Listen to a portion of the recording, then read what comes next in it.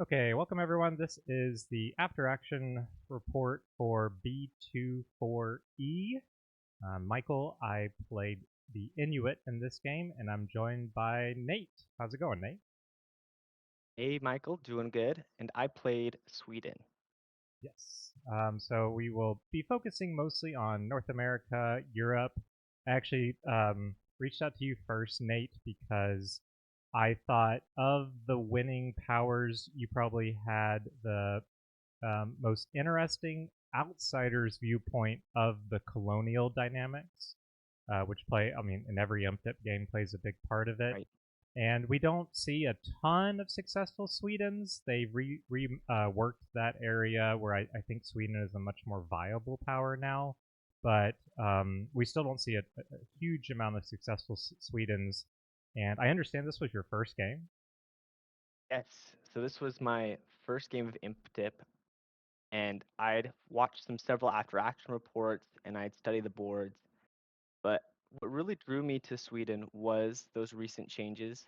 I was familiar with the history that they hadn't necessarily performed great in every wave, and just being able to be a regional for my first game, something more manageable, but yet still have more influence on the colonials than, let's say, like a Ming or a Safavids, where even if they're having a great game, the colonials can sometimes dictate their own tempo. So I wanted that little bit of pressure where, I can influence London or Amsterdam and have an impact on the game. Very cool. I picked the Inuit. Obviously, I've played in several waves before. Back to the A2 wave, I do try to pick a new power almost every time. And based on what I'd played before, I was interested in the Inuit because I had not played in North America yet.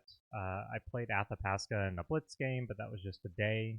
And a lot of my play has been in Africa and Asia, and so I really wanted to, especially because they've reworked this area several times. I used to love when they had a Sahara Desert. I thought that was really interesting, which has been removed, but is here in spirit as basically the Great Plains, a an inland high sea province. I think with the armies makes for some interesting dynamics. So Inuit was definitely my top pick of the American regionals. The other reason I wanted to play them is I hadn't done a real naval focused power, and there's arguments that Inuit really isn't a naval focused power anyways, but um, also the geography up here is just so tricky. I forgot for about half the game that Hudson connected to Arctic, and I've always avoided this area before because of how annoying the split map is. And I didn't do it for this video. I'm keeping the traditional view, but every phase, basically, I would open this map in this little software. I can like copy this section as it loads, and then I would place this section over here, and I would draw my moves out based on looking at this area. So if you look through my void, you'll see a ton of maps like this just because I wanted to be able to tie my Asia to North America, understand what was really around MPO and how I needed to move around the Bering Strait. So really exciting. I can't say I'd be eager to do it again. It is a bit annoying, but a really fun power. So Copying the map across, I think, is a genius idea. I was looking at your void and definitely helps wrap your brain around the power and makes it more a cohesive game. oh yeah, especially the northern sea provinces. There's actually like you can jump across the top here in a And couple having of to go back and years. forth. Um, let's see. Before we look at the spring, I'll talk about the other players in the game as well as our first takes on players during opening press.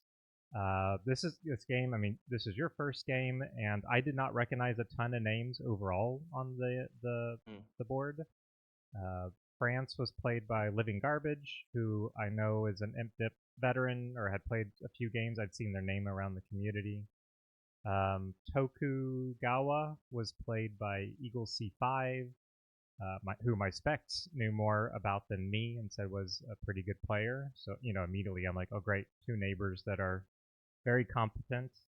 And then I did know the Dutch player Zutrol as a pretty good player in the community, well respected.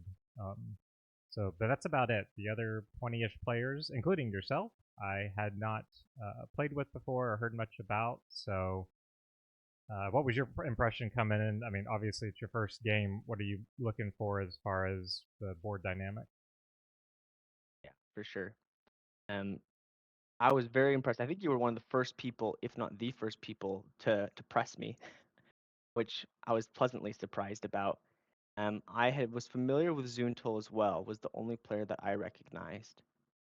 Um, but overall, you start pressing with people, and you can kind of start to see pretty early on who is a veteran of the game, who's really focused and dialed in. I think some big notes here were some absences of press. I think we both agree that England was very, very low press. And then in my realm of the board, Poland was really, really low press. Mm-hmm. Um, but everyone else was around me: Russia, Safavids, Austria, France, as you said. Definitely seemed more experienced. They had a few games under their belt and had a very positive press style, very open. Yeah, That's kind of my the take. the Russia player I forgot to mention was actually in one of my previous games, the Ottoman game B1L, which is my only solo and had a lot of shenanigans towards the end, including they played a pivotal role in that decisions on the final phase. So it was very cool to see them back and playing as well. And yes, you did get a message from me immediately because one thing I do like to do is not everyone can do this, but as soon as press opens, I try to make all 24 one-on-one Mm. chat channels, and I also group them in the comms by area or by importance, and I do the naming so that the power I'm talking to is first and I'm second. It just helps. I mean, if you're gonna go clicking through these chats for 3 months, I just like to be organized and clear and who I'm talking to, who's in the channel. There's been some sneaky ImpDip strats of creating a press channel, and I think it did happen in this game. Someone, I think, was it France or someone else, made a regionals and I think included it was themselves. Abyssinia. Abyssinia. So it's also good to control your press channels and you know exactly who's in them and this game press is king. I mean you will. I did a screenshot in my void. I reached out to the Mugles, didn't hear anything. They had a bad first year, and I commented on it, and then they still didn't press with me. And spoiler alert: about a month into the game, they're dead. And so I took a Yeah, screenshot. And it's just a one-sided chat, me reaching out to them, no response, and they're gone. So press, that's the easiest way to die, yes. just simply by not pressing. From my side, as far as who I was talking to at the beginning, of course, all the neighbors. The biggest ones with how quiet England was being. I was fine with that because I think as Inuit, you want England and France fighting sooner rather than later, so that their focus is south. So I was quite happy that there was some anti-English vibes going on. Athapaska was started out kind of rough. They started out with a big long like song verse to me or a poem, which is not the way Very to interesting player. yeah, which is not a great first impression with me. But very quickly, I think it was just an icebreaker. They got into more normal press and were a very competent player. The Ute was, I know, another beginner player who struggled a bit to keep up with press with real life stuff, school, I imagine. And so it was an interesting dynamic. I had Athapaska more experience than Ute, but both of them were talking, and of course I'm pitching anti-Ute moves to Atha and anti-Atha moves to Ute, and just seeing at the end of the day where do I want to make my moves. But that's about it as far as pre-spring. I didn't have anything else that stood out to me. How about yourself? Yeah, so first honing in on the regionals, with England just being relatively late to even begin pressing and then just having really low press. I got talking with the Dutch and France very early on. Especially France was really trying to push that anti-English coalition, and probably right before, Kate really committing towards this anti-English movement, which I'm all for, right? I don't want to see a strong England as in Sweden. In looking back at past boards, I think my biggest fear is as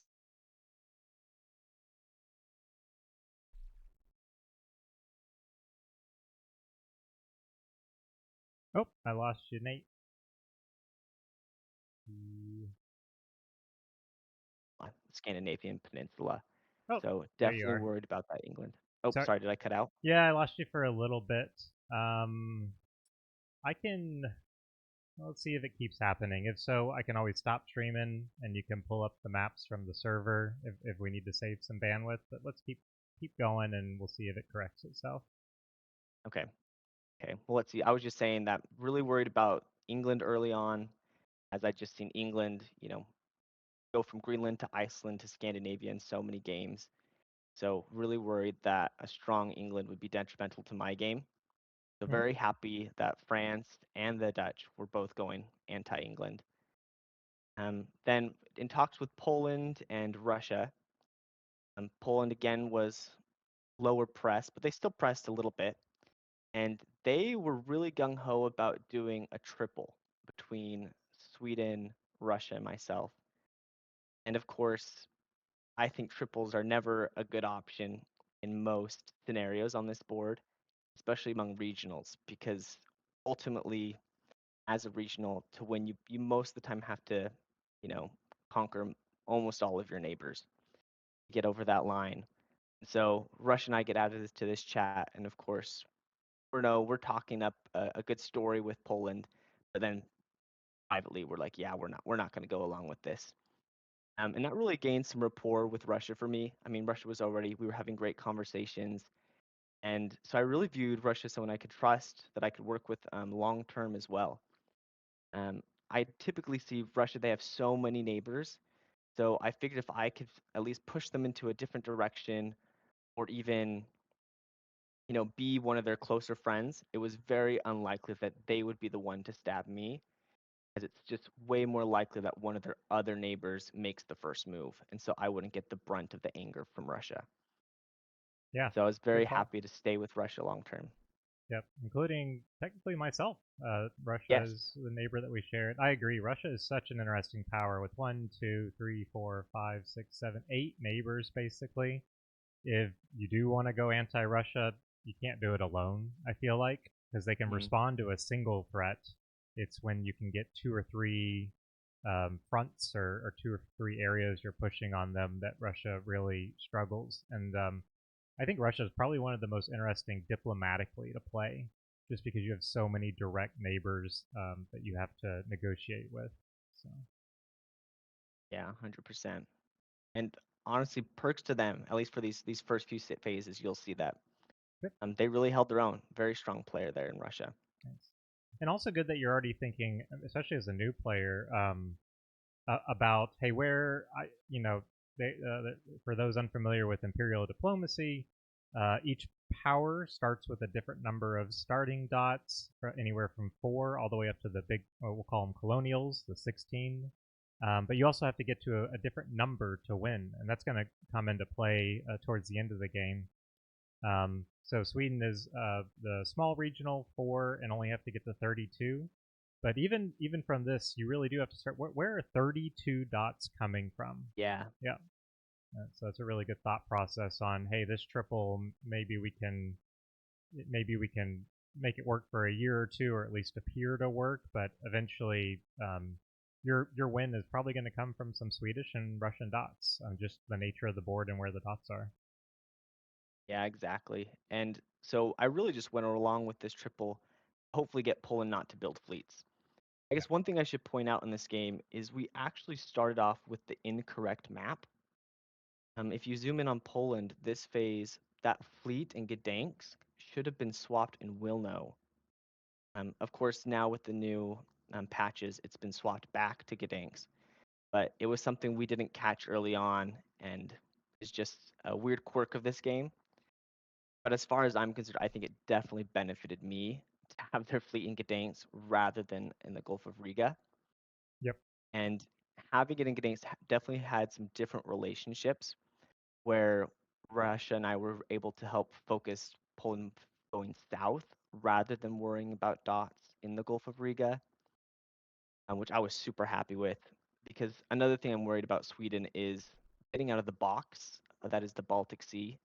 It's really easy for, I think, Sweden to be very fleet heavy. And very naturally, I think it is fleet heavy. So I was very desirous to, get my fleets west, which is why I was so happy that we were going on England. And so I definitely told France, well, I'm not willing to make the first move year one. If y'all are already going that way, I'll definitely help out. But really, what I was worried about is how can I get armies onto the mainland? So that really got me talking with Austria. Um, Austria early on told me that they really had interest in those pre-corps in Bremen and Berlin. And maybe this is my own take, but I think this is a mistake by Austria. It gets you spread out going way up north to northern Germany, and it gets you stuck between the Dutch, Sweden, and Polish. While this can work in most games, I think most games it's made more advantageous for Austria to focus on Italy right out at the beginning.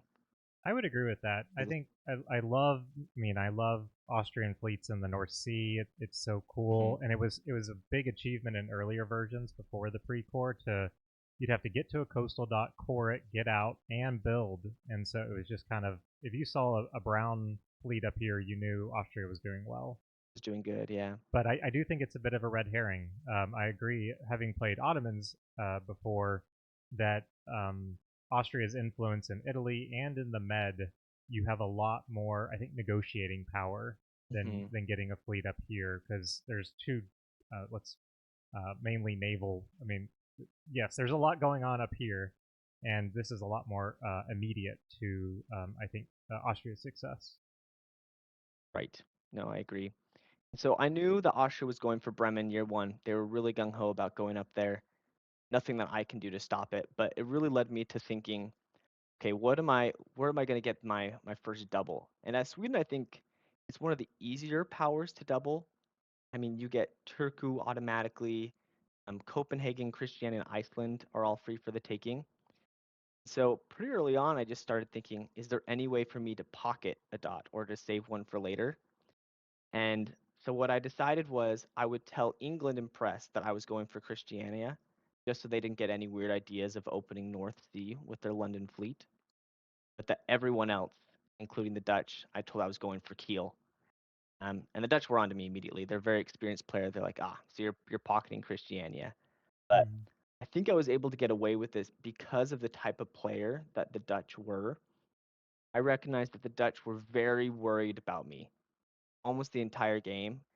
Naturally, the Dutch are in this precarious position in Europe where it's so much easier to take their capital. And of course, one of the win conditions is to own your capital at the end of the game. And so most of my discussions with the Dutch were how to keep them protected or how we could both expand without them feeling threatened by me taking their capital. So you'll see that play out through a lot of this game. But because that a lot of times they were very favorable to me as far as where the dots would go or the split. And so they basically told me they weren't really interested in expanding into any of the German dots past Cologne and were hoping to mainly get their dots in Europe from the United Kingdom and or like Ghent and Luxembourg. Yeah, Mm-hmm. about that line. Well, dang, and now I want to see some moves. Is there anything else you want to cover pre-spring? Um, no, I think I covered everything that I want to cover. So let's go to you. Oh yeah, that's mostly everything I want to cover. Okay. It's kind of amazing that you're all already thinking about pocket dots and how many. Where am I going to get my 32? Because that's also what I'm thinking. One cool option, and I'll actually just go to spring moves as we start Okay. talking about how we're doing this. Um, I also want to pocket a Lutz here, and Athapaska was a bit belligerent on kind of where we were going for, and one thing I um, told them was, no, I can take Tucson, I'm guaranteed to take it because I can move and then support myself then. So you're not going to be able to bounce me. I'm not giving you this dot, and they were asking for this dot early on, and I just don't. I didn't even if I wanted to maintain good relations with Athabasca, I'm not going to give up dots that I feel like I'm owed. The Yeah, danger of I think that's a little strange for Athabasca to be asking for that one. right, and I mean I don't. Hey, I don't blame them. You know, you never know the. I mean, I asked Utes not to go for a Lutz Sure. because they do have an option on it, of course, coming out to the Cape and going there. But I convinced them to go for Quack, and so I understand like just I mean you never know what people will say yes to. I'm surprised sometimes when people agree to things that I don't think is in their best interest, but that's the game. That's diplomacy. If you can convince people to do things that may not be and you point out all the benefits and not the negatives, that's the great part of this. It's really a social game that happens to have a board in my opinion. Let's see. May have lost you on your side, but I'll go through mine. I'll regain connection here. Okay. Everything else was very I want to say pretty normal here. I'm gonna go for Gotthab. Um, Pretty early on, we discussed Greenland, and we're all gonna Portugal's. I was a little surprised Portugal was coming out to Brathlid because when I was Portugal, I gave this dot to England. I had a very strong England player, and I pretty early on was saying I don't want to play in North Atlantic. I wanted to play a lot more down in South Atlantic, and similar problem with the Dutch where you have to hold your capital, but I was fine with them going and taking it because I thought, well, they're not ever going to have a super strong presence here, and that lets it be a dot that I can probably take later without them being able to really respond to it. So happy That was my there. thought Oh, exactly good, yeah, with Portugal. That was actually one of my first press with Portugal. I was like, is there any way he would take Brautaland, because I did not want England in there. I did not want them having influence over Greenland and Iceland in that whole area. good. Yep, same thought, same thought. So France and I got along well. They're not going to bounce me in EU, and then the anti-England conversations continue. So I believe I'm going to help them against England here in Newfoundland. They're already starting to make. I mean, it's spring, so some of these can be arranged or just obviously the best move. But everyone's going for their neutrals. I will flip over to Asia here, which does have one interesting thing: is Russia commits hard south and is not going to get their pre-core in Yakuts year one. So of course I'm starting to look at that as a year two option for me if they since they didn't go for it. And the Utes not going for Aleuts was the other thing I noted in spring, and very happy to help France here against England. I want France and England fighting. I um, I will offer several apologies to the Athabasca player in this. I promised them I would because they do get the short end of the straw here. But I look back at all the Inuit victories in Imperial Diplomacy. Every single Inuit victory had Athabasca on 0 centers, not even alive as a Oh, vassal really? or. Um, and that's not to say it can't happen in the future. I would love to see Inuit Athabasca victory, but I look more conventionally and I say, okay, this area of the map has undergone a lot of changes. This big, I call it the bubble of Palatuk, Huh?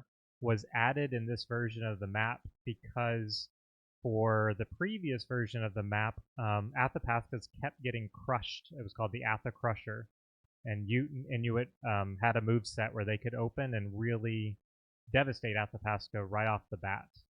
And we saw, I guess the GMs or the game leaders saw it happen so many times. They redid this area slightly to give Atha a bit more protection from the Inuit and even this out a little bit more. But still, I said I'm probably going to go after Athabasca here. So that's my spring and the things that I was happy to see, and not a terrible amount of surprises for me. How about yourself? Yeah, I covered a lot of my thinking at first, but I want to touch more on the Polish Ottomans front. Okay. And So I talked about how Russia and I were both, you know, with our mouths saying that we were in this triple. So we were both trying to get Poland to do moves that were disadvantageous towards us. So both of them, we probably spent 30 minutes drawing just up moves of Poland to see different tactics that they could do to go south. And the big story here is that Russia convinces Poland not to go for Riga. Mm-hmm. And so I am disfounded that Russia was able first to do this, and second that Poland went along with it, as this is threatening their potential double in Europe. Yeah, because they don't have But Okachiv guaranteed. Ottomans can exactly just with the support hold. armies going in the south. Mm-hmm. Yeah.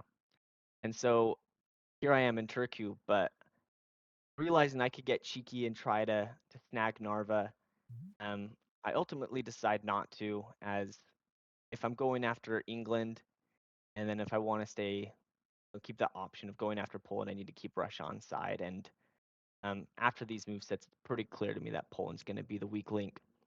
But I'm trying to, with my diplomacy across the board, trying to weaken Russia a little bit. I think as all people do with their neighbors, they try to fearmonger a little bit.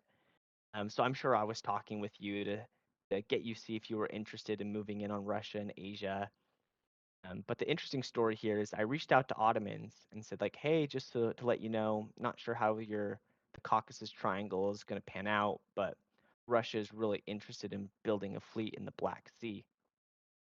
And then the next thing I hear from Russia is that Ottoman thinks I am Saruman, that have my paws all over the map and I'm trying to dictate people, which just got me laughing. Yeah, I And so go ahead. I go for it. Oh, I was gonna say, I saw some of this. Believe it or not, from the Ming player. I was, as one does, searching Inuit in the server after it opened up, and Ming was throwing out a lot of disinformation about my intentions. I'm like, what did I do to Mm, you? But I think that is a mark of good play: is how much disinformation can you spread in this first year, and then how much can you make sure it doesn't get back to you, right? You don't want people exactly, catching yeah. you in a lie. You're spreading rumors, you're feeding the rumor mill to your, hopefully to your advantage. And I am a lot more straightforward than that. I'm trying to get the feeling of every player based on how they press, the length of responses, their reasoning, the politeness, just the whole thing. Because I want to identify an early game long-term ally that Mm, I feel like I can work with, even if we're at odds. We're gonna be trying to negotiate something. But no, the disinformation is very good, and I'm glad that you're trying that out, and especially with a purported triple, and then this is my favorite triangle in the game. I love this fall, oh yeah. yeah, year one. It's just so there. The map maker, I've watched a couple of videos explain how he thinks about it, and the triangles are everywhere. You'll find triangles all over this map because it leads to interesting decisions and people siding and having to make choices between powers. And this is just like the rawest example of it, I think, in year one. Yeah. And so while I do think the disinformation can be good, from this I did learn, okay, maybe I can't be so proactive at trying to get people to do what I want. So I took a little bit more hands-off approach as far as neighbors if neighbors went after that phase, but Oh, definitely a fun story. Um, yeah, other things to note. Poland's going into Lubeck, and so Austria and I already start talking. Okay, what are we going to do for the future? But really, just in this phase, securing my double. I am going to get that pocket of Christiania, as none of the powers are even threatening Kiel. So I was very, very happy to see that Utrecht open to Cologne. So yeah, very, very happy with this phase overall. I agree. It's a good start. Have you, as Russia, like, have you and Russia agreed that he's going to have Riga? Yeah, so there was a little bit of back and forth, and ultimately, the agreement was that he would be able to get both Narva and Riga. However, the deal was that he would not build any fleets in Arkhangelsk, and then he wouldn't put his fleet into Greenland Sea, Okay. which I know he can easily back out of. But based on the press with Russia, I felt like It was a reasonable thing, and I really couldn't, put much of a fight for Riga. Um, Not like I could argue for it, and him just letting me have Narva was a hard sell at this point. I think that's a good call, especially because later in the game you have the ability to build 2 fleets here in any year and move in this Exactly. area pretty well. 3 fleets with Yeah. Turku as well. So Yeah, this is also an error on the map where Turku actually in this phase technically isn't a pre-core. It's Iceland that's the pre-core here, and so I do end up coring Turku because I think it's just such a helpful place to build. But yeah, I had the same thought where I was like, a lot of these dots, whether they were Narva, Riga, or these northern ones in Germany, because I was going to have such fleet dominance in the Baltic Sea, I could pretty much grab whenever I wanted. yep. Anything else for spring? No, let's go to fall Perfect. or talk about fall moves. Yeah, no retreats in the spring. It's not possible. So we go straight into fall moves, and I'll stick with you. I'll go ahead and let you talk through the fall and what happened. Yeah, so pretty much um, followed through with everything that I said that I was going to. I take my double. I don't bounce Russia out of Narva. Everything's really happy. Let's see here. Again, very happy with Portugal and their moves taking Greenland. Happy to see across the board that Russia's getting stabbed. So I think, yeah, for me, that's all the things I have to know. Um, Ottomans are on the downside of the triangle. Mm-hmm. Russia's had a very good phase, which was a little scary to me, but not too worried as it's just year one. And you see the Polish opening problem here. It's very Yep. easy to defend against. So honestly, if I might have thought to, Kiva cuts and Jassy bounces, you are going to stick with this triple just to deny autos a dot. But I don't know. Year one, auto is a big power. They're going to be able to build where they want to, basically. And Exactly. yeah, I will go to my moves in the fall. We see something very interesting in fall is that the Ute player shows their inexperience and moves out of a dot. I looked through their void. They did have 2 specs who were very helpful and just missed this in the move set. The Ute player thought because that it was a pre-core, which is what this brown, meaning that you can build here without having to core it. This isn't an ImpDip explain video, but the idea is you can build here and not in the supply centers that are white. You can spend 2 turns to make it a core so that you can build in it. But the map makers, I think it's very interesting. They've used pre-cores as a boost to a power so that they can build without wasting tempo, and it encourages um, it gives them a little more strength to the east than they would have had otherwise. And so I think that's a very good call, and it also leads to interesting negotiations as well. If it's a pre-core, you kind of feel like you should own it because just because how the map is. Same with Aleuts here, right? Is it's a pre-core for Right. myself. So a bit of inexperience showing here moving out. Not the end of the world. They're still +4, but it's a sign of weakness to the board, right? As it's a little bit of blood in the water, and the sharks are circling if you are making some board snafus like that. Yeah. Um, It's definitely made waves around the board. yeah. Yep. It's unfortunate. I hope the player does end up subbing out. We'll talk about that when we get there. But I do hope they come back for another game when they have a little more time and we all. I mean, you go back and watch my first video with Abyssinia. I still like to point to. I didn't realize a fleet could move through Cairo, and I was playing Abyssinia. I didn't know you could go Red Sea, Cairo, Levitan until about 3 years Oh, into yeah, the it's a game. sneaky one.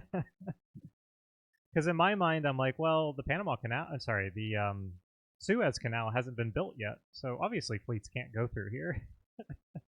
Right, and it's that way in Panama on this map, so understandably why. Yeah, and fleets can't go through this way because, of course, Panama Canal is not built yet. So the game's set in 1642, and a lot of work has been done to make it somewhat historically accurate, which I really appreciate. Um, so Yeah, that's a big move on this side. It does make me really have to think about, okay, year 2, am I going to side with Athapaska or am I going to side with the Ute player? And the Ute player is much lower press and more inexperienced, and so that definitely goes into the decision making. I do Yeah, help. I'm Go ahead. interested to hear for your part.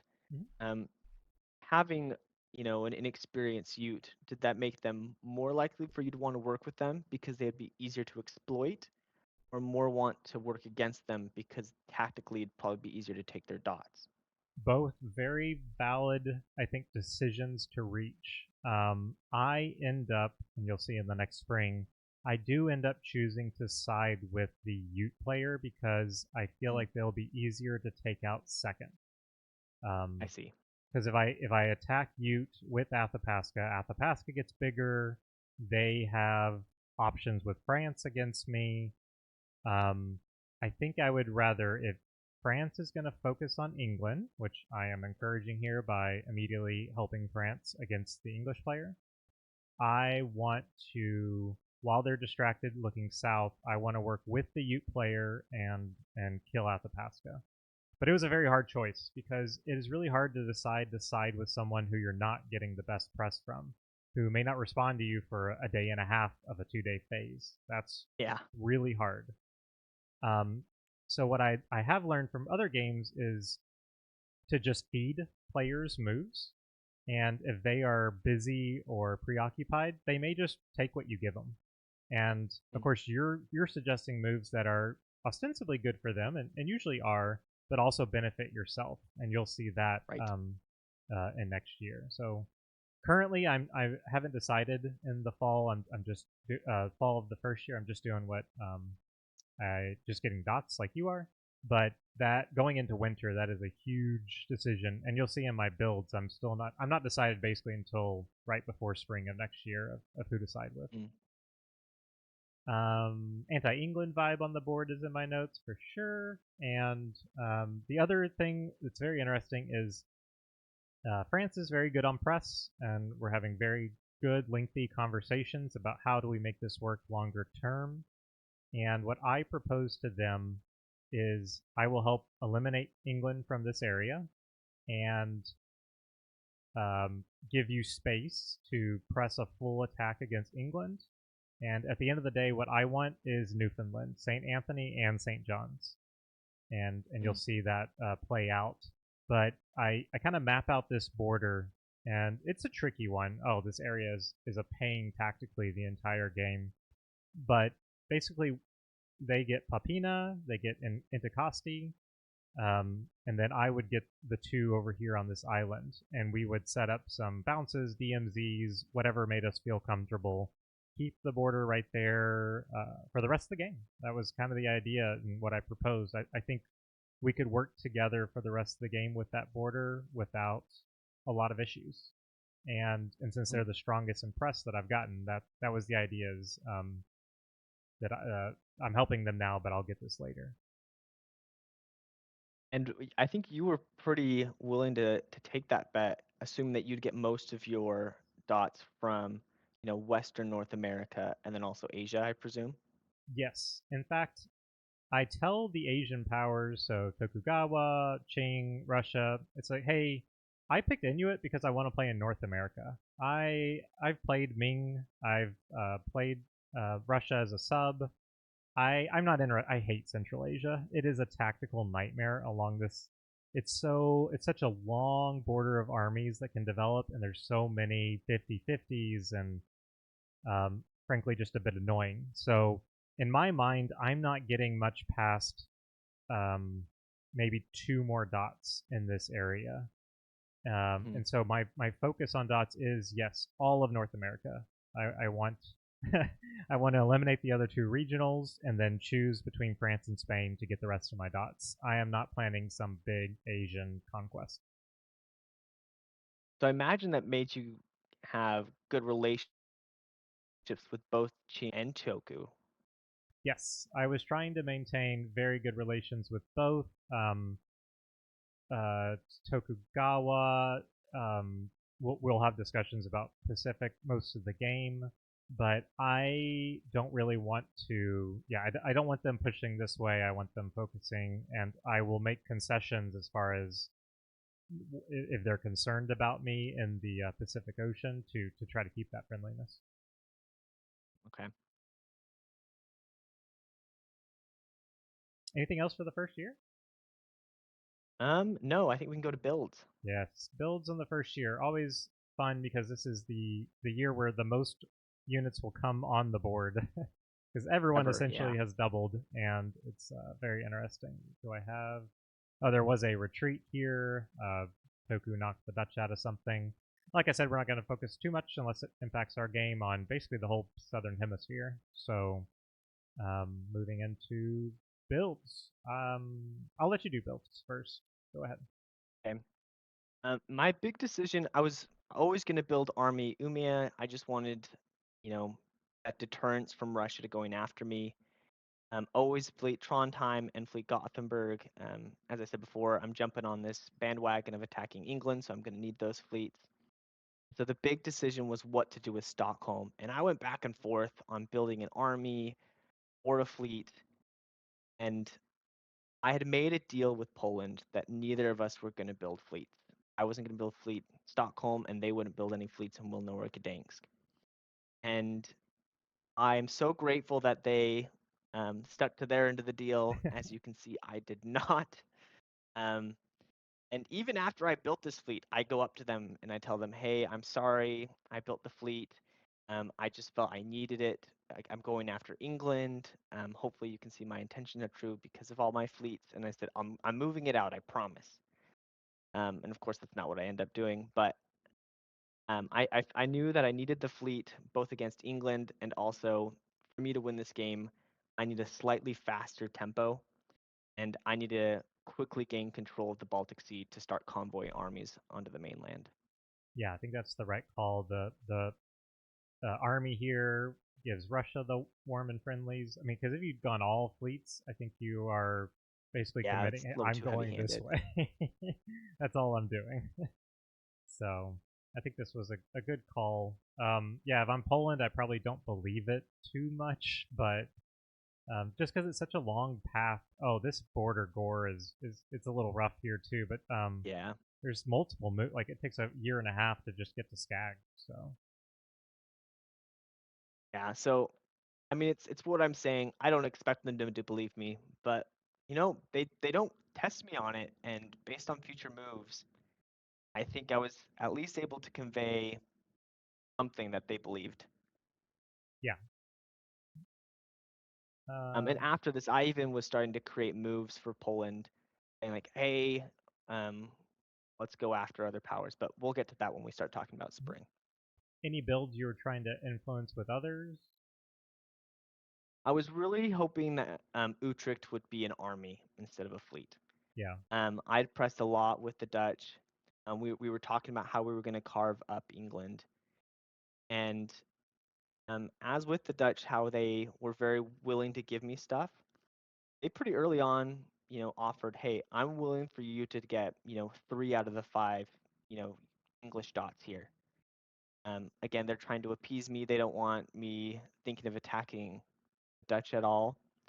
But then also in character with the Dutch, they also want a very defensive line to prevent me from going after them, which I think is smart. But yeah, I was trying to get them to build an army Utrecht. Didn't quite work out, but seeing the moves of the Dutch player being anti-England already, I wasn't too worried about the fleet being used against me. yep. And I like the fleet. I mean, I think it's a better call for them here. I think it is too, yeah. Yeah, establish a protective bubble against hostile fleets here, and you'll be able to protect your capital honestly, and then additional armies if you get a chance. But I think an army here would have been a little restrictive on even just playing defensively. Yeah. And I think for them, because they're, allied with France, France isn't going to like to see the army. So No. definitely the right move for the Dutch. Yep. My builds, everyone just wants me to build fleets, all fleets, which, when someone, both France and Athabasca, Atha actually promises to never build a fleet. reading their That's a void great deal. afterwards, they didn't realize they could build fleets up here because this is an island, so you can build fleet show and move out to the island and then out to Arctic. So they made that promise before they realized that, but I think they were still genuine, that they also had North America dreams and wanted me to go east and Mm. west and just kind of stay away. I do mostly fleets. I do put down another army in Kwaktok just to satisfy. I mean, the reason I put it down is pretty obvious. This is All terrifying. the French armies. And I don't blame them. This isn't, they didn't lie, they didn't, it's just when you're colonial and you double, you have to fill every core basically. And they have a potential to build, I mean, 2 fleets, but honestly, one of these could be a fleet. And then you have a line of 1, 2, 3, 4, 5, 6, 7, like 8 units on this border. And it's, yes, it's Pretty worrying. scary. I make a big deal about the army build here to Athabasca. I said France told me that was going to be a fleet. They've lied already. Just to, and I still haven't decided at this point. If I did want to move on Athabasca, I want them thinking that France is less friendly than they are to me. Just to kind of cement the fact that we're in this together. France is evil. So a lot of negotiation here. The one that really sucks, I can tell you, I knew I hadn't made the decision yet on who to side with because I stick with Athabasca and builds. They didn't want armies here. I probably could have convinced them they were going to get convoyed over to Asia, but I do stick with the fleet, and you'll see it. It really hampers me tactically when I do decide to go in on Athabasca. And then Yeah, finally, if go you ahead. had built an army up there, if I'm Athabasca, I don't know. I probably wouldn't believe you. I also probably wouldn't be terribly alarmed because, again, it's also defensive in your nature. Mm-hmm. So I think that is an okay move to build the fleet. But as you said, yeah, you'd much rather have an army up here. Yeah, when I do decide to move in, you'll see the issues that it presents in this area for sure. And scrolling all the way over, looking back, I realized I completely flubbed this. The army should be in Chukas and the fleet should be in Mm, Karax for easier movement to Yakuts. And you'll see why in a minute. So that was just something I noted in my notes as, wow, that I could have done this better. And where's my last? Oh, my last note is a bit of a salty note, and it is Qing builds no fleets.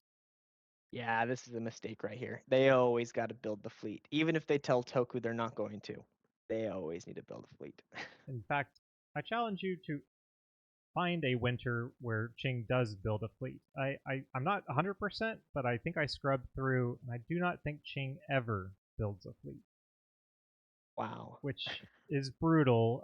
This is a red flag if you are any power in the Pacific Ocean or next to the Pacific Ocean. This indicates Qing and Toku are either Best very friends. friendly or Toku's about to murder Qing. In my opinion, at And either least. way, that's probably not the best for you. So I guess if Exactly. they go in on Qing, maybe you get 1 or 2 dots, but Yeah, I could join in, but it does give Toku a lot of flexibility to project power in the Pacific without having to worry about anything behind them, and that is can be a problem. They have the one fleet they started with, but all army builds makes me. I should have been probably more alarmed than I was, but big red flag here. I think yep. that's all for me for winter. Um, Now let's go into your spring moves. What are your thoughts there? Yes. Oh, and I'll do leaderboard Oh, between the first pick. years. Yeah. The only thing interesting here, I would say, is I really think mathematically about these games, to my detriment sometimes, is Okay. if, okay, so I doubled. So now I am at 14 and I have to get to 42, which is a difference of 28 dots. I know that ImpDip games on average last until 1650. If you Okay. if you go through every game played, that's the average end year, and that means we have what 8 to 9 years to get 28 dots. So I need to be averaging +3 every year. And I judge my performance based on that. Am I below +3? I'm behind tempo. If I'm above +3, I'm ahead of tempo. And I think it's a good rule of thumb just to, especially this game, you'll see towards the end just how much I'm worried about keeping up and maintaining that. And I think it was justified based on where we get to. But that's the only thing to note here. Otherwise, the board is very typical. The colonials stay up top. It's actually kind of crazy that England is down at 7. That usually they should be 1, 2, 3, 4, 5. So you see England already Especially having the first this bad year. wave. I believe England's have been doing extremely well. Or maybe it was the previous wave. And so maybe that's why it was also so easy to get an English coalition going. That's a good point. England is the current meta is constantly ranked probably the best or highest ranked colonial. So maybe there is a pushback from people saying, hey, well, let's take them down a notch early on. I think this England just suffered from low press. Low press, yeah. Mm-hmm. I think you're right. Yeah, I saw this and I wasn't too surprised by anything. Everyone pretty much got their double. Yep, I agree. Nothing super done out. Spring moves, we'll go right into it. I'll stick with me. I do decide to side with the Ute player as the weaker player. I thought they'd be easier to deal with second. So the big choice here, I tell Athapaska I'm supporting Chilcotin to Quack, and I tell Ute I'm supporting. So I just have to make the decision, and I decide to side with the Utes, and I do feed them all these moves. I think they did take these moves almost exactly. I think I actually asked them to support Crow and then backfill, but so I would love to see less bounces and more progress there. But and of course, the great thing about telling both of them you're siding with the you're siding with them against the other is I also get anti-Ute Atha moves here as well. It's just a shame they didn't get further out of position. Yeah. This is really good diplomacy by you, though, getting both your neighbors to attack you. Very well done. Yeah, to attack into each other while I can. That's where you want to be. You want to be making the choices and having them attack in. So I have vague plans with Spain. We're already talking. It's a pretty obvious target, Utes between us. Right. So they're on board with that, just not now. And so we'll see if they stick to it when we get there. But that's the grand plan: kill Atha, then kill Ute with Spain, then choose between Spain and France, and win. So here's the arrangement here. You see I'm taking St. Anthony from France. This was all agreed. And I should be getting St. John's next year as well. I think I try to propose to them, as you take an English dot, I will take your dot, so that we're doing that on the same tempo. I'm looking through my notes. They choose not to go after Athapaska here, which I think is also the right move for them. Correct. And I didn't expect them to here. I knew they were focusing on England first. So it's not like I was expecting a lot of help, or this is really a non-aggression pack at the moment. It's not an alliance. So we're not attacking each other. All these bounces are all arranged as far as a safe way to keep this border. So nothing. It's we're just saying, hey, you go do you, I'll do me, and we'll see where we are in a bit. I'm gonna get Aleuts. This moved. Yeah, I just have to get out. You see, I am moving the fleet across. Better use for it. Yeah, there's nowhere else to go. And I'll flip over to my Asia. So here's the problem with these two armies like this. And actually, Qing was also slightly lower press. I think I had pitched I go up to Sakha and then come through. I forget the exact details, but I don't get enough from them that I trust them, and so we end up wasting a turn here. We were supposed to arrange to get Yakuts together because Russia's going to put 2 on it, and if I had moved up, we would have had 3 on it and could decide the fate, but I just didn't trust them enough in the moment. So, and this bounce Were here, you nervous about a strong Russia here? No. Having Qing be so low press? No. Russia has so many neighbors. I wasn't overly concerned with Russia at the moment.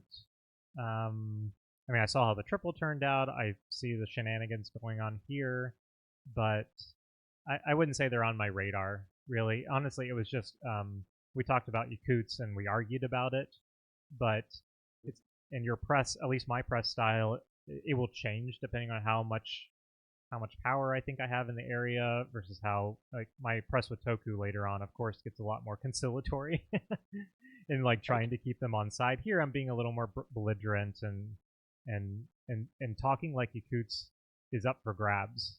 Because if you, I mean, they didn't go take it year one, so in my opinion, this is up for negotiation now. If they had moved and taken it, Mhm. I wouldn't have said a word. But now I want to argue with them. Of course, because I don't trust Ching, they get in position to have the say on it, and I backtrack and say, "Yep, all yours, no problem." And what were your thoughts on the two cores by Ching and Toku? Hate them. Oh my gosh, Yeah. I could talk for years about. Do not, in my opinion, just because you have nothing better to do with a unit does not mean you just core. And you see it all over. I'm like, oh, I'm holding here. I'll just core. I'll just core. And I think the majority of players don't read into that as much as I do. To me, a core is an act of aggression. If you're coring here, it means you can get this way faster. And so, whether you're going to use it or not, or finish it or not, to me, this is an anti Inuit move. And I go and I talk to the person and I say, hey, why are you doing this? What's on your mind? Do we need to have a discussion? Because I am less likely to work with you when I see this happening. Um, at least that's my take on it. What do you think about coring in general? I I'm just not a huge fan of coring when you have nothing better to do. Core should be more strategic. Right. I agree that they should be more strategic. I think I'm less worried about cores in general. As you'll see, I will core a couple of times when I have nothing to do. But most of the time when I saw my neighbor's core, um, as long as I felt I had a strong enough presence in the area, I wasn't too worried. Like take Russia coring in Spitsbergen.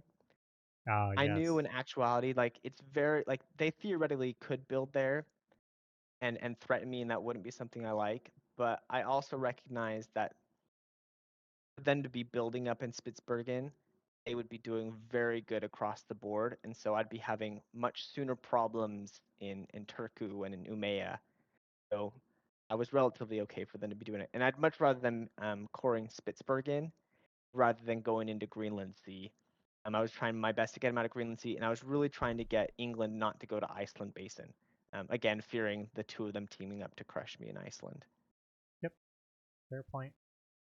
Yeah, and I think with your focus on England at the moment and friendly, you really can't make a huge deal out of this, Right. and maintain that cordial relationship. But yeah, I would probably have made a bigger deal than you did about it, even though I think your reasoning is spot on. Like you'd rather it just hold, but okay, you know, a hold feels Yeah. so bad as far as tempo. If you do want the unit It to sit does. It there, does. okay, okay, you're coring. And But maybe I'm guilty of that too, where I get a little antsy. If my units aren't doing something, like you see, I self bounce here in Kola, and I wasn't happy about it. I was like, man, these units, they're just staying. They're not doing anything. I thought about moving Umeå down to Stockholm, but reasonably, I wasn't convoying anything onto the mainland this turn. So I ended up just self bouncing to secure that, hey, I wasn't going after Russia. I am kind of saying, hey, I can, so hoping Russia sticks with me here. yeah, I think this self bounce is way better than a core in Turku because there's a world where Narva holds and they got three on Turku next, and you can't do Right. anything about it. So I like Yeah, this. that's what I was very feared of. Yeah. You will see. I'm not against coring. I think there are times when it works. I will never core this game. I am always concerned about tempo, moving forward, Mhm. taking more dots. So there is some middle ground, right? I'm more anti-coring than most. I think. Yeah, I think I am with you with anti-core. I core 2 dots. But yeah, I almost always think there's always something better a unit can do than coring. And the only time I would core is if diplomatically it's better for me to be passive for a phase. Yep. Yep. I agree with that. Yep. Anything else for spring? Let's see. Oh, the big note here is Austria, if you want to zoom in on Yes. them. So Austria has many reasons to concerned when the Dutch and France are aligned, because that typically means that a bunch of French armies are going to barrel towards them. Hmm. And so I was reading in Austria's Void, and they at first were waffling about, do I trust Sweden? Do I work with them against Poland? I had warned them that Poland was going south against Ottomans, so if they wanted to jump in on that. And this phase, out of their best interest, I think Austria just decides, you know what? Yep, I'm going to go with Sweden. So we coordinate that I take Lubeck from Poland, and that Austria is going to get Berlin and Krakow hopefully soon. So just some minor tactics there, but this phase, our relationship definitely strengthened. We talked a lot back and forth, a lot of positive things. Um, and Austria is a very strong player, and I'll have to apologize to them multiple times. You know, they're just a really good person, but unfortunately, it just had to be that our relationship wasn't always strong. But at least for now, we're working very good. They're very much a balance of power player. Though I also learned this phase they're a very leaky player, um, as am I, as far as things are considered. But talking with France, I knew pretty much what Austria was going to do. Wow. I didn't pick up on the Dutch French coordination. Obviously, you're closer to Right. seeing because like they're both tapping English Channel here instead of trying to dislodge. Now this is very friendly. A guaranteed dot they can't do anything about. Right. Yep. So Yeah, I think I was able to pick up more just because the press I was doing with both of them revolving the English, since we were all coordinating together on England.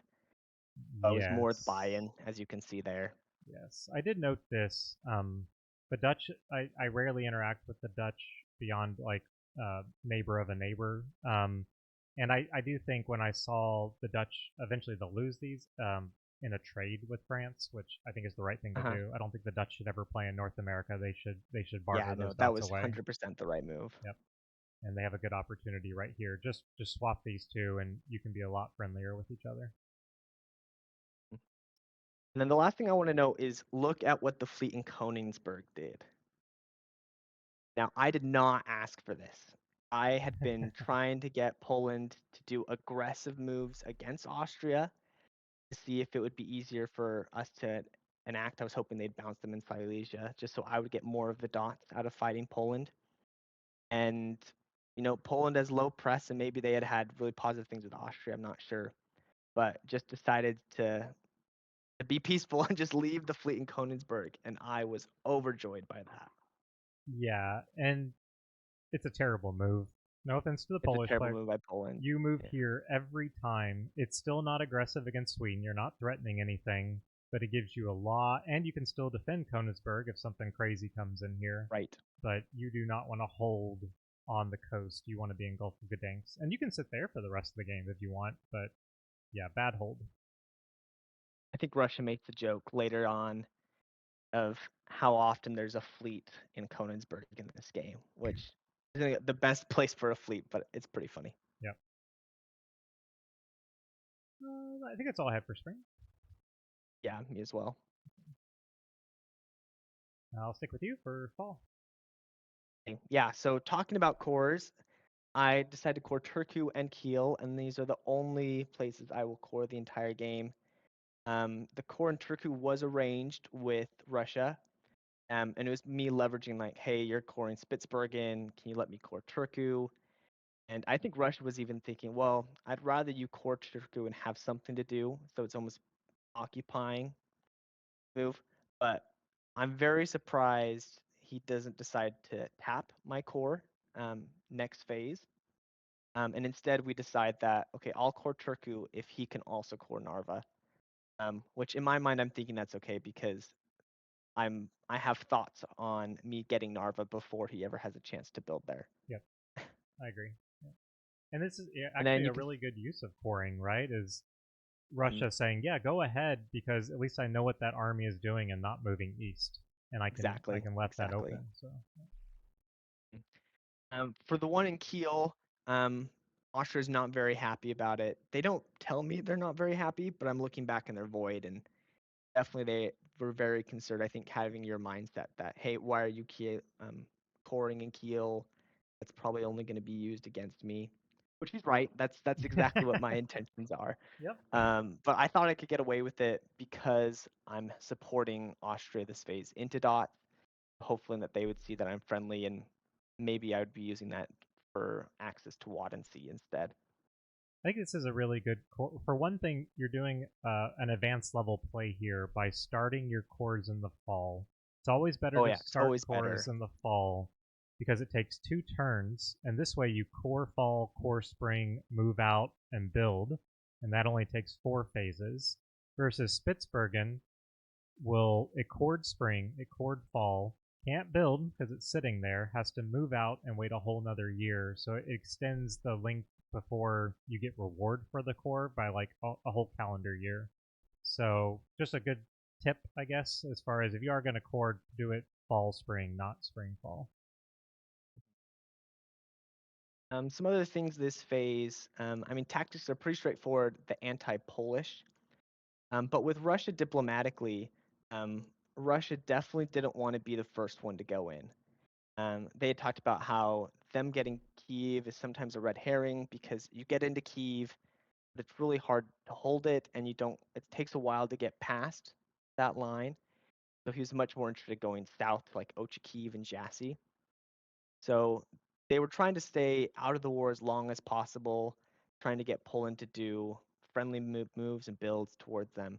But it was at this phase where you can still see he's still positioning himself to be in a place to stab and go after Kiev. And so you see he goes into Zaporizhia here and Bucharest. And he's, telling Poland, oh, I'm going to help you support hold Ochakiv against the Ottomans. Yeah, that's We what all I know note. that's not his intentions. They're not really helping Poland. No. They're attacking autos, but yeah, this is a rough Polish position. They've already lost or have been dislodged from Jassy. Austria's moving in. If they were going for a triple, they have kept you guys relatively friendly, but they haven't been managed to exploit it. Right. And Russia and we exchanged back and forth. The trying to convoy that army um, to Trebizond, that was actually my idea. Nice. Unfortunately, my tactics weren't super sound here, but I was trying to show Russia that I'm still on side with him, and of course trying to get his units as far away from me as possible. Yeah, and they had. I mean, Otto does good defensive moves here for what they could do. So Yes, no, Ottoman did do very. I think tactically, the initial Ottoman player is actually pretty sound, whereas diplomatically maybe not as much. The funny thing is though, as Rush is doing the exact same thing for me, all this phase, he's like really encouraging me to go after England. He's like, in fact, you should see if you can convoy an army on to the British mainlands. And of course, I'm already kind of planning to do that. Hence why I move Umea over. Because the easiest way to convoy an army is being in Christiania, and I knew I wanted to convoy um, over in the fall, and so I just needed the Trondheim and Gothenburg course to do something else. mm-hmm.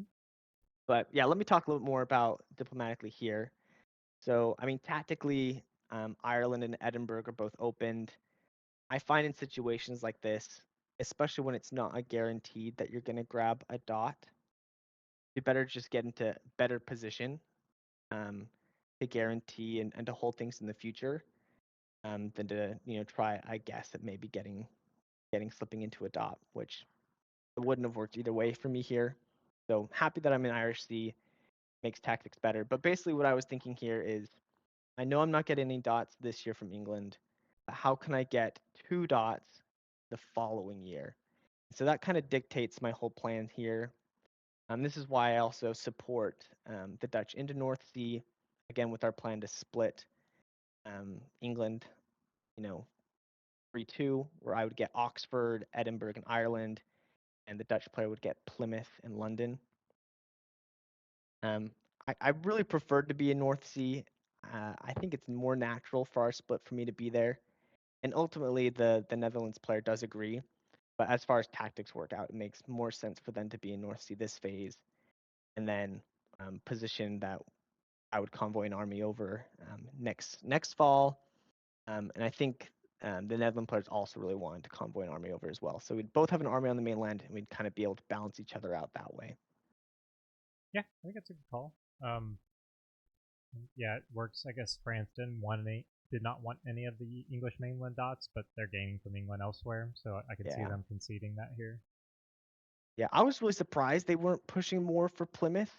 I think it was just because the agreement was between the Dutch and the French that they would get all of North America as long as Dutch would get a secure position in Europe and then take over South America. Yeah, they also, I know I saw some moves early on. They were worried about Portugal and Hmm. Nantes. So, and they only have the one fleet versus you guys have a lot more fleets. So I think Exactly, it's a yeah. good call. And that fleet in Nantes, I think, stays there almost the entire game. I don't think it moves. Maybe one phase. Yeah, it's a good spot to be. I mean, it's It is not. a good spot to be. I'll switch over to mine if you're good. Yeah, go for it. Let's see. Oh, Look at that convoy. first of the fun convoys. Atha loses their mind with this because the original stab. I mean, of course, they are very unhappy. They do start to make moves against me, but I think they were willing to forgive this. And you can see I'm stabbing you as well. And I love Uh-huh. there's a message in Atha's Void where he's like, I didn't realize you could just attack everyone in this game and it worked out. I know, sometimes you were biting off more than we can chew. Yes. I would not have done this move except for the disposition of the Ute player. With their Way more. inexperience and lack of press, I honestly moved here and then just kind of gaslit them and said, "Well, that was the deal. You get Chilcotin and I get Quack." And they were not. They weren't. They were tuned in enough. They realized that was not correct. So they're unhappy, but I am. I mean, I'm still attacking Athabasca. I'm still. I mean, this convoy is super fun. I at this point, I do realize Hudson and Arctic are next to each other, and I'm like, well, that is cool, and it deals with this whole bubble situation. Getting an army here means I have influence on every single one of these northern Canadian um, provinces, and it's a lot better for an army to be there than just like moving a fleet in. I think, and in fact, this is the reason I wish this was an army because I would much rather have an army here as well. Right. So yes, not agreed to by. Um, oh, sorry, I've scrolled through my fun convoy, the safety bubble. Yep. Yeah, you definitely knew this was a stab. Everything else is pretty normal. Of course, when I'm attacking Athabasca, my first thought is, well, I lose this battle if Atha can go tell France, I'll support you in the EU, right? And why would Atha not? Is hey, I'm getting attacked by both of these players. I need an ally, and the best way to get an ally is give them a dot.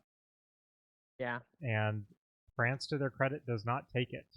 This is kind of what we worked out. Is they are very much focused. They love a good meme core, which is you'll see a lot of like meme Yeah, cores. they love doing that. But they are very focused on England. It's going to take a little bit to clean up, and they don't want to start this war as well. And I've done everything I said I would. I'm convoying an army away. It's like why poke this front in the near future? It can really throw off. They're okay with this dynamic. Why shake it up? Yeah, and seeing you convoy out of there really just shows you're going to be bogged down with fighting, Athabasca for at least a little while. Yeah, and notably, this is a fall move, and for a year where I decided to stab Athabasca, I'm getting 0 dots from Athabasca. Yeah, I never like a 0 dot stab. No, it's kind of hilarious. Ute's the one that gets the dot, but then I take the dot from Ute. So Mhm. I don't know quite what we achieved here, but I just do know, like I said at the beginning, I think this war has to happen. I feel like they're not growing here. They're going to go down one, and I never want Athabasca to grow again. And even if it takes a little bit, we'll slowly crush them. Yeah, as long as they can never build a fleet, then Inuit will just win. Yes, yeah. There's a lot of danger here if Atha was able to get a build somehow, and then having pink fleets in Hudson Bay would be tragic. So Yeah. I think, but they're even covering all of their cores anyway. So even if they could build, they wouldn't be able to. also correct. They get out of Oh, OG3, but oh, they do. Okay, they could do Okachiki. Never mind.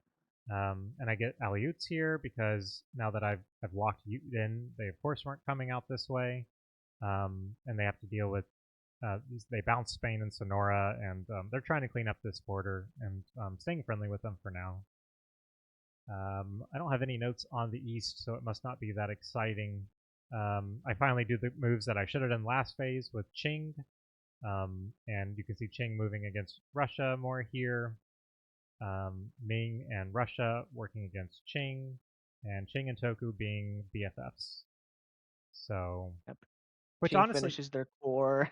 Qing finishes their core. I think I asked them to stop, but I have no.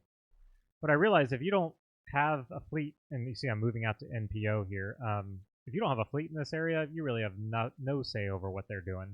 And Yeah. so that was they're going to core here, and then I don't think, of course, not build a fleet, but I don't think they ever get a chance to build. So it's kind of my anti-coring mindset is okay. You've used this fleet for an entire year, and you're not really going to get anything out of it. Not going to use anything. Yeah. Yeah. Much better if they'd moved it out. Yep.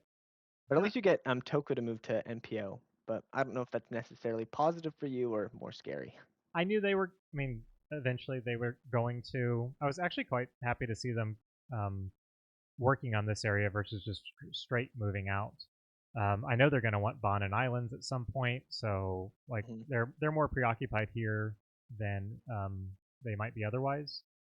And it's Tokugawa. I mean, they have a SC on NPO. They're going to be out here, and we're just going to have to manage it. Right. Um, Yeah. But it looks like you're getting everything you want out of Asia. You're getting your dots. No one's attacking you. yeah, I think that's fair. It's Yeah, good. am I really looking for, like I said at the beginning, am I looking for more here? No, not really. And it is a distinctly secondary theater to what I'm trying to do in North America. Well, I guess I should ask. Um, Portugal cores their dot in Greenland. Um, I hate it. I don't know if you had any thoughts here. I didn't really care much. I was like, makes sense. They're just gonna go back to North Atlantic. I didn't have ever. I've never had a fear, at least at this stage, that they were gonna come after us. I hate it more than you because they build army and they immediately take Gothab. That's true. That's true. So That's I more of a concern. always have to have, not that I wouldn't want to otherwise, and you can attest to this, I'm constantly worried about NAO fleets moving into Lab C.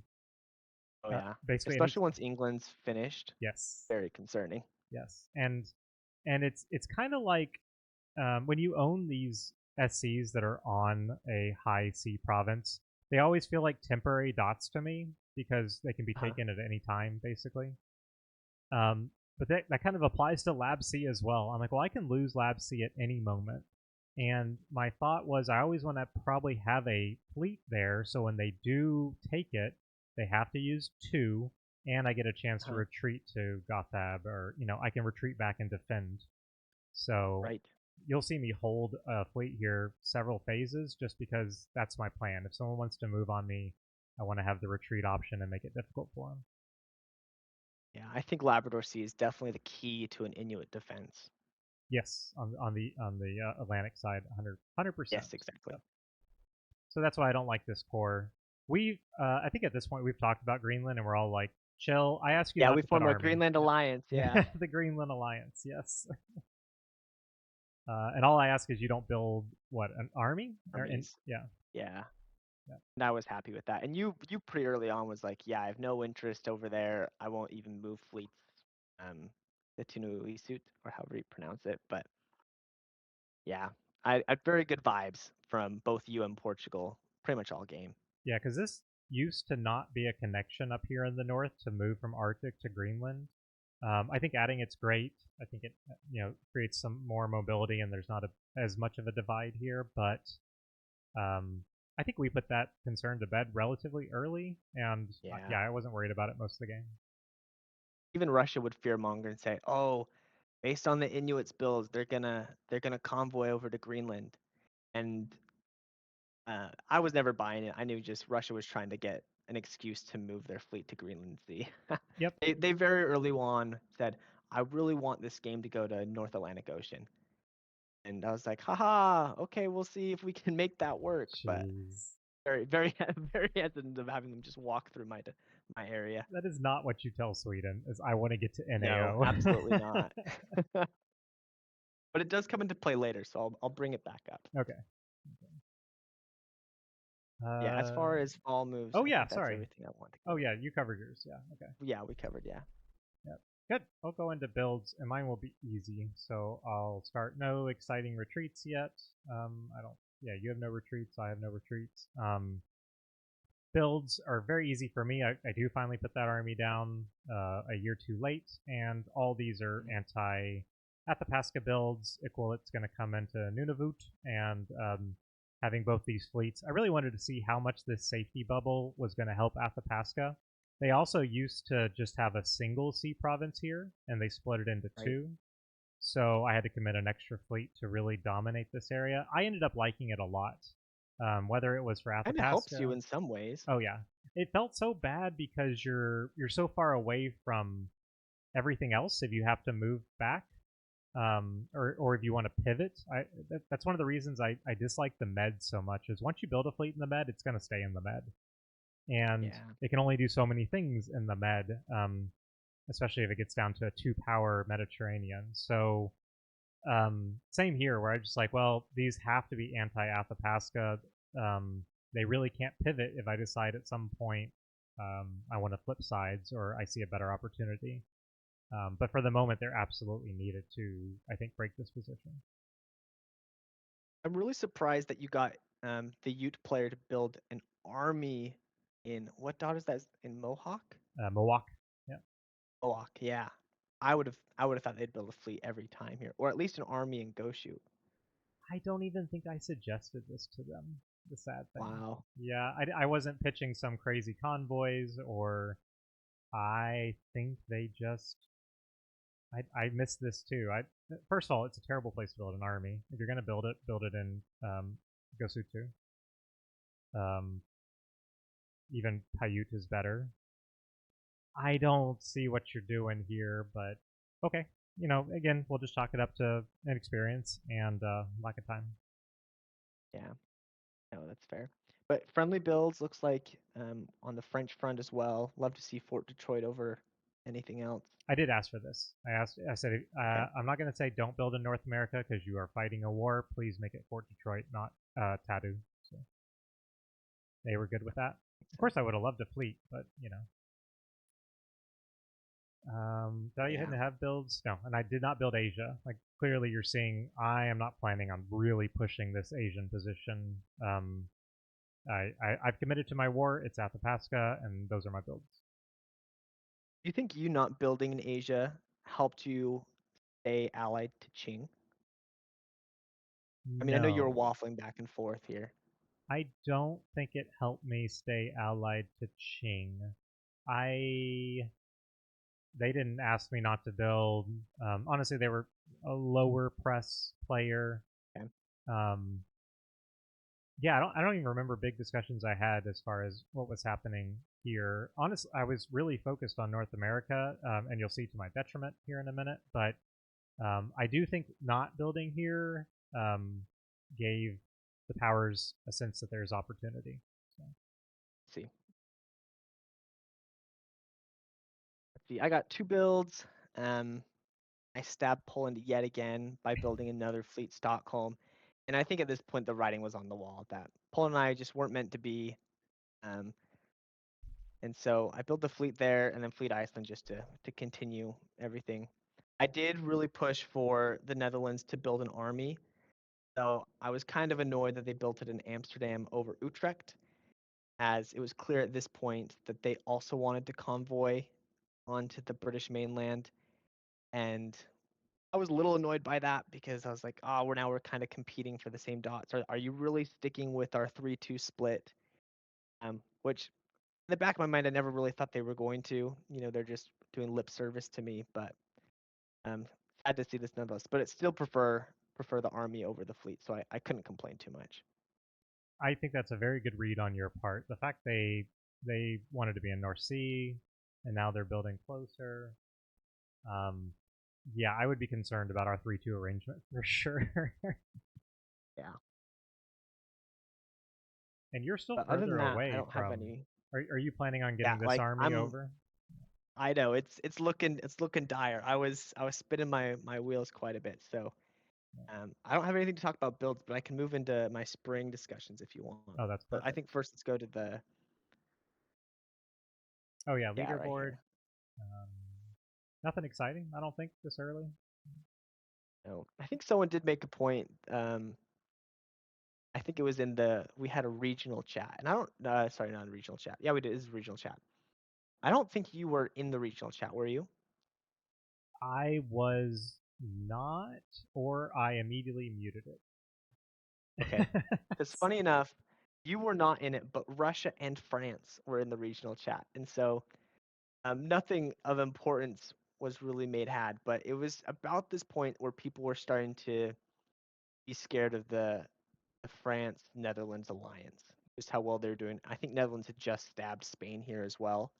They were looking to get a lot more dots in Southeast Asia. So I was trying to be a little bit worried, and I would start getting people to press me, especially Austria, to like, hey, we need to do balance of power here and hone in the Dutch. So something on the back of my mind here, but not something I was particularly paying attention to yet. No, it's way too early. Everyone does, Yeah, like, they're concerned about the colonial. I'm like, the colonials are going to be at the top of the leaderboard until year 4, as long as they play halfway exactly. decent. So don't worry about it. And there's going to be a mid-game colonial stab. Um, any talk that's board leader in year 2, I just find someone trying to use a bad argument for their own means. Um, let's see. I went and checked. I was in the regional chat, and yes, I immediately muted it and never because I saw France was Nice. in it, and I was like, okay, so this You're is like, what is this? this is a meme channel now. So I didn't. I Pretty mean, much, yeah. I mute Public Square and Council of Nations too, so I'm not the best example of honestly group chats and ImpDip. I feel are until you're getting to They're like just for memes, not yes, unless it's a contenders chat near the end of the game. They really never agreed. have a sizable impact. Yep. Let's do your spring year 3 1644 moves. Okay, so let's start on the English front. Again, I'm really focused on how do I get 2 dots by the end of this fall. And so first, I guess I should know. I think England. Oh no, they didn't disband this phase. It's later on. But I was like, if I can guarantee Iceland Basin, then I can get Iceland get it easy. And then my goal is to get that army that's in Sweden right now and convoy it over into Edinburgh. And so my thought is to use it on North Sea. But I have this problem because the Dutch isn't going to let me just walk in there willy nilly. So I worked with them on tactics for a long time and really fighting back and forth. They finally agreed that okay, they would tap Oxford so that we could, you know, prevent this London fleet from going there.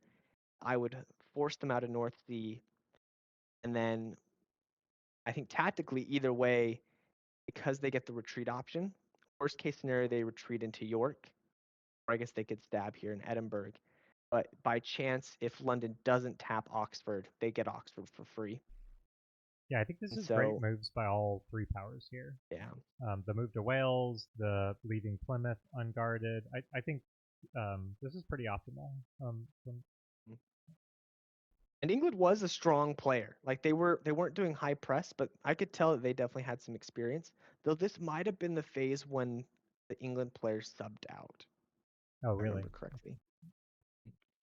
But oddly enough, the New England player was also similarly low press. But I think it makes a little sense too. They see they're getting coalitioned hard. There's not much they're gonna do. So you'll see come these next few phases, they make some very interesting builds slash disbands. Okay. Um, Yeah, so that's my plan here in England. I finished coring Torku and Kiel. Sticking with Austria right now, and this move into Gulf of Riga is arranged with Russia. Yeah, to take Wilno. The plan is that actually I would be convoying Turku down to Wilno, believe it or not. And I don't know why Russia agreed to this. I'd kind of floated the idea before. I was really just trying to push for dots. At this phase, I'm realizing the way the board is situated, I'm not getting any of these Polish dots. Maybe I get into Königsberg, but it's going to take a lot of effort and it'll be with a fleet. And that's really not going to benefit me long term. So I basically go to Russia and say, like, hey, two options. One, you support my convoy Turku to Wilno, and then I can get Königsberg and Gdansk. That'll be my two dots. Or, and this is kind of what I actually preferred, I support you into Wilno, and then I just take Narva behind you. But Russia didn't want to do that, and I can kind of see why. They don't want to be the one taking the risk on bad tactics or Poland defending against them. But you do see that Russia full-on commits against Poland in this phase, which I'm very happy about. Even so much of moving their fleet in Spitsbergen away. That was a very good sign for me. Yeah, I think that's. I'm trying to think. What would I want as Russia here? Because if I convoy I you know. from Turku down here, you're finishing the core right now, so I can have Right, two so I two can Swedish build there armies. immediately. Yeah, I don't. So I probably would have given up Narva here, knowing that it's going to take forever for me to get a fleet. Sweden's going to want these dots anyways, like we discussed earlier. And if I'm really siding with Sweden, I probably say you can have all the coastal dots. Wilno, Königsberg, Gdansk, Berlin, and we can make this alliance work if you give me everything inland. And at least the inland dots, I can put up a good enough defense if we get to odds. But staking a claim on anything on the Baltic coast, I would have trouble with as Russia believing that was going to make sense. I think if that were the case, if he had let me into Narva, I think there's a very good chance that Russia and I would have stayed together almost for the entire game. I think I may still had to make some moves near the end, but um, I ultimately, we'd been talking that, okay, though Austria is working for us, that is ultimately going to be a big adversary for me. There's much more dots to be had, by taking Bremen and Berlin and continuing to move in that direction. And so I had very much didn't have long intentions with sticking with the Austrian player. But because Russia and I had such good press, as long as we could get armies to kind of crush this Poland position, which I found is very hard to crack. Poland has tons of armies, and all of these dots are all connected to each other. So it takes a lot of units. You almost have to fully surround them so you can tap everything.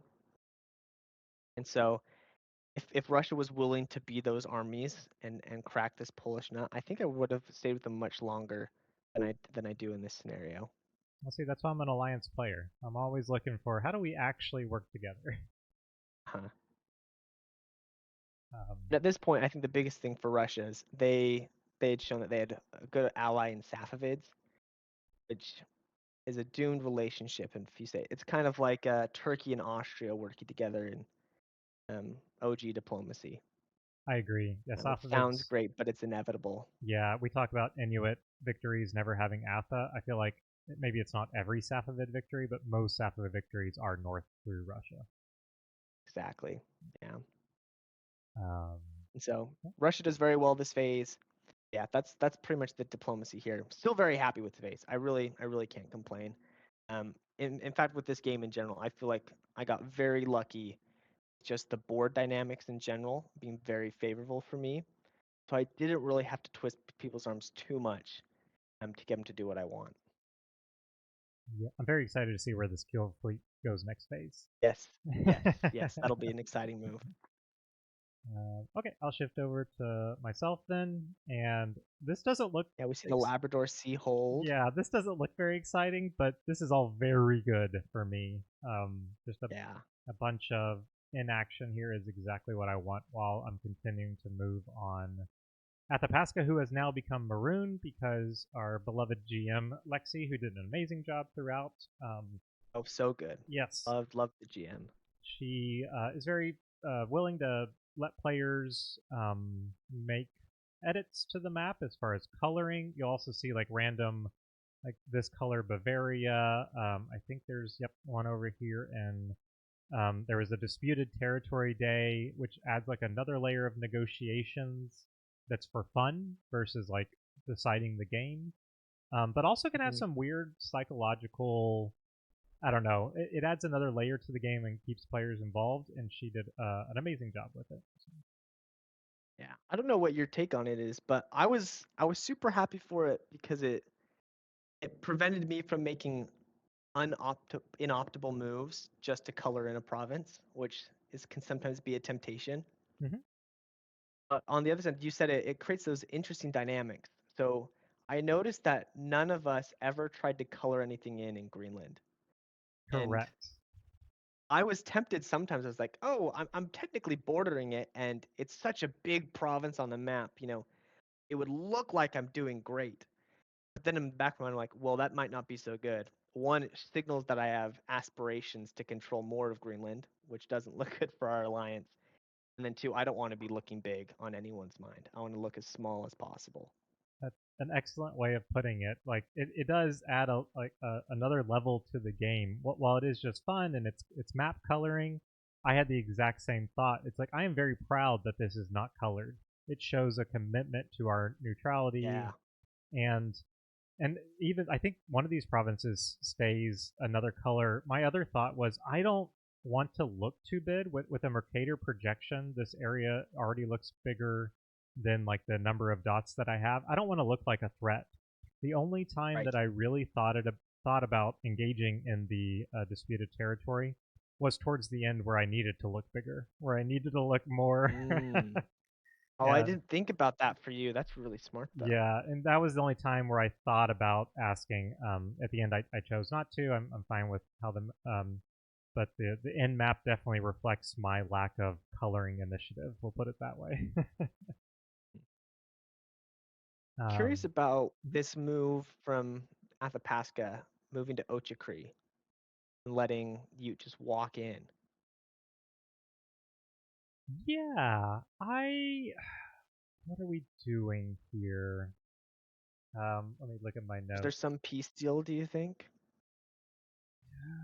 With the Ute player, I'd be surprised. They were pretty fed up with, and I do think we'll have a Ute sub maybe uh, after the fall. So we're in spring. They do sub in after this year. I think they were first of all probably just making a few guesses and thinking that I was going to be moving these fleets in and they would have to defend this. I think they probably thought they had a better chance of piecing out Ute, considering I took Quack from them. And so if they are piecing out Ute, maybe they did work something out. I didn't go read their press, but that's my guess moving out here. That makes sense. They also need to grow. And so you'll see they are not attacking. They must have had something with Utes to move GPL away. Yeah. I think they are realizing I got to get dots somewhere. I've got to, and I get it. Like, and again, sorry to the Atha player. You do, when you start shrinking this early, you are looking for a lifeline anywhere you can get it. Yeah, you're looking for a friend. Yep. Anyone who is going to be even slightly friendly, you're offering everything you can. It is not an envious place to be in, and very frustrating. So I was in the IDR championship game. I ended up with Abyssinia, and Uh-huh. I lived to the end, but I got crushed by Ottoman Congo Ajuran very quickly. And Ah, I see. it's the same thing. Like everyone's probably lying to you. You're trying to find someone that you can do anything with, and that's probably what they're doing here. Yeah. So yeah, no fault on them. They're trying their best here. No. And sometimes you're just dealt in a bad situation. There's nothing you can do. Yep. And I think this was a good phase to try to be friendly with Utes because Utes are very unhappy with me because I took Quack. Yeah. And so the deal I make with Utes is I say you can have Quack back.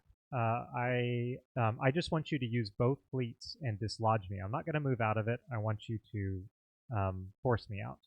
The reason I do that is so that this fleet can't work with this army against Tushan Ah, I see. Okay. because I can't defend Tushan. I don't again because this is a dumb fleet. I can't even support this if I wanted.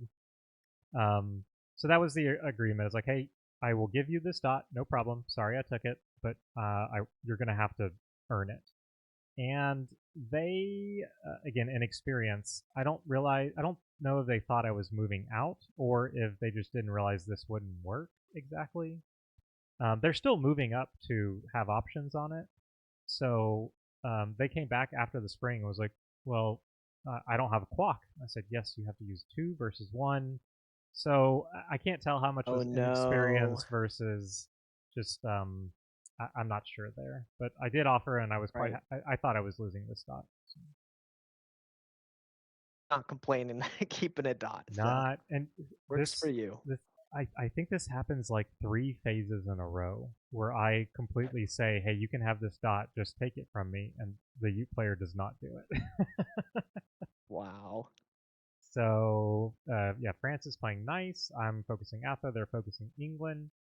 Um, and that's basically what's happening here. Just all moving in, doing everything I can.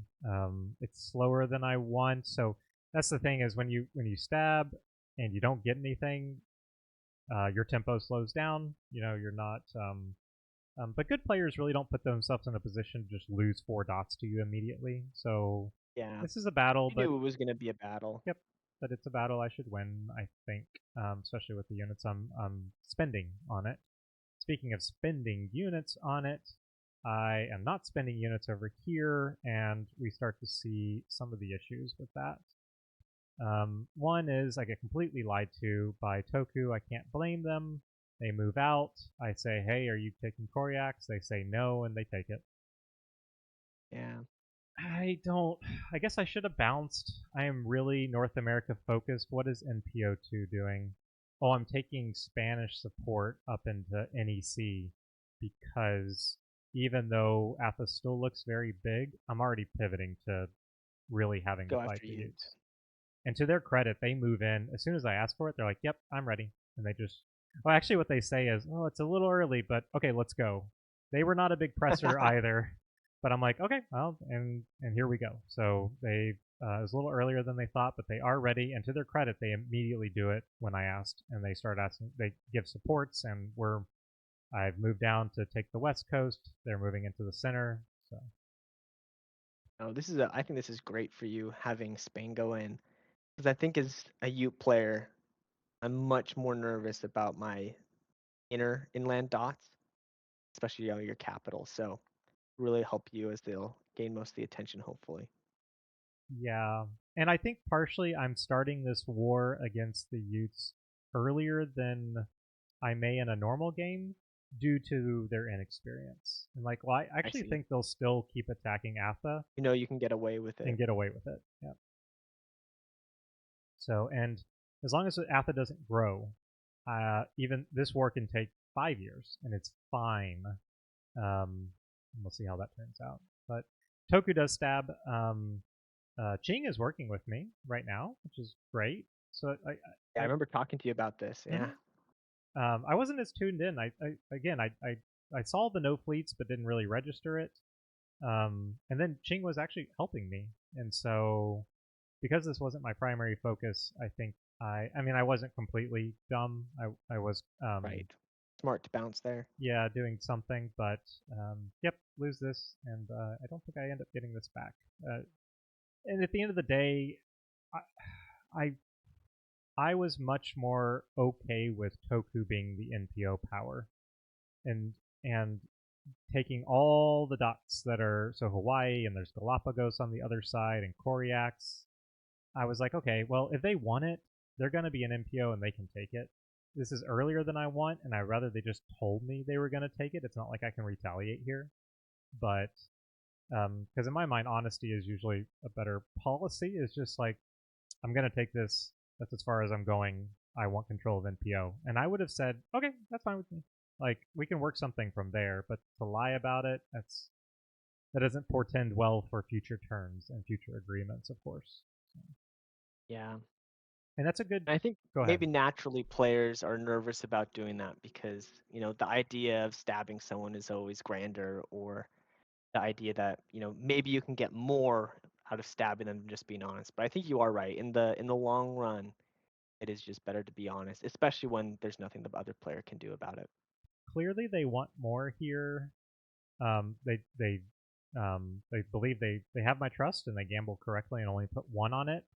But their argument after this that all I want is Koryax, if they made that argument, I don't remember, isn't going to work when you also move the Kara Gulf.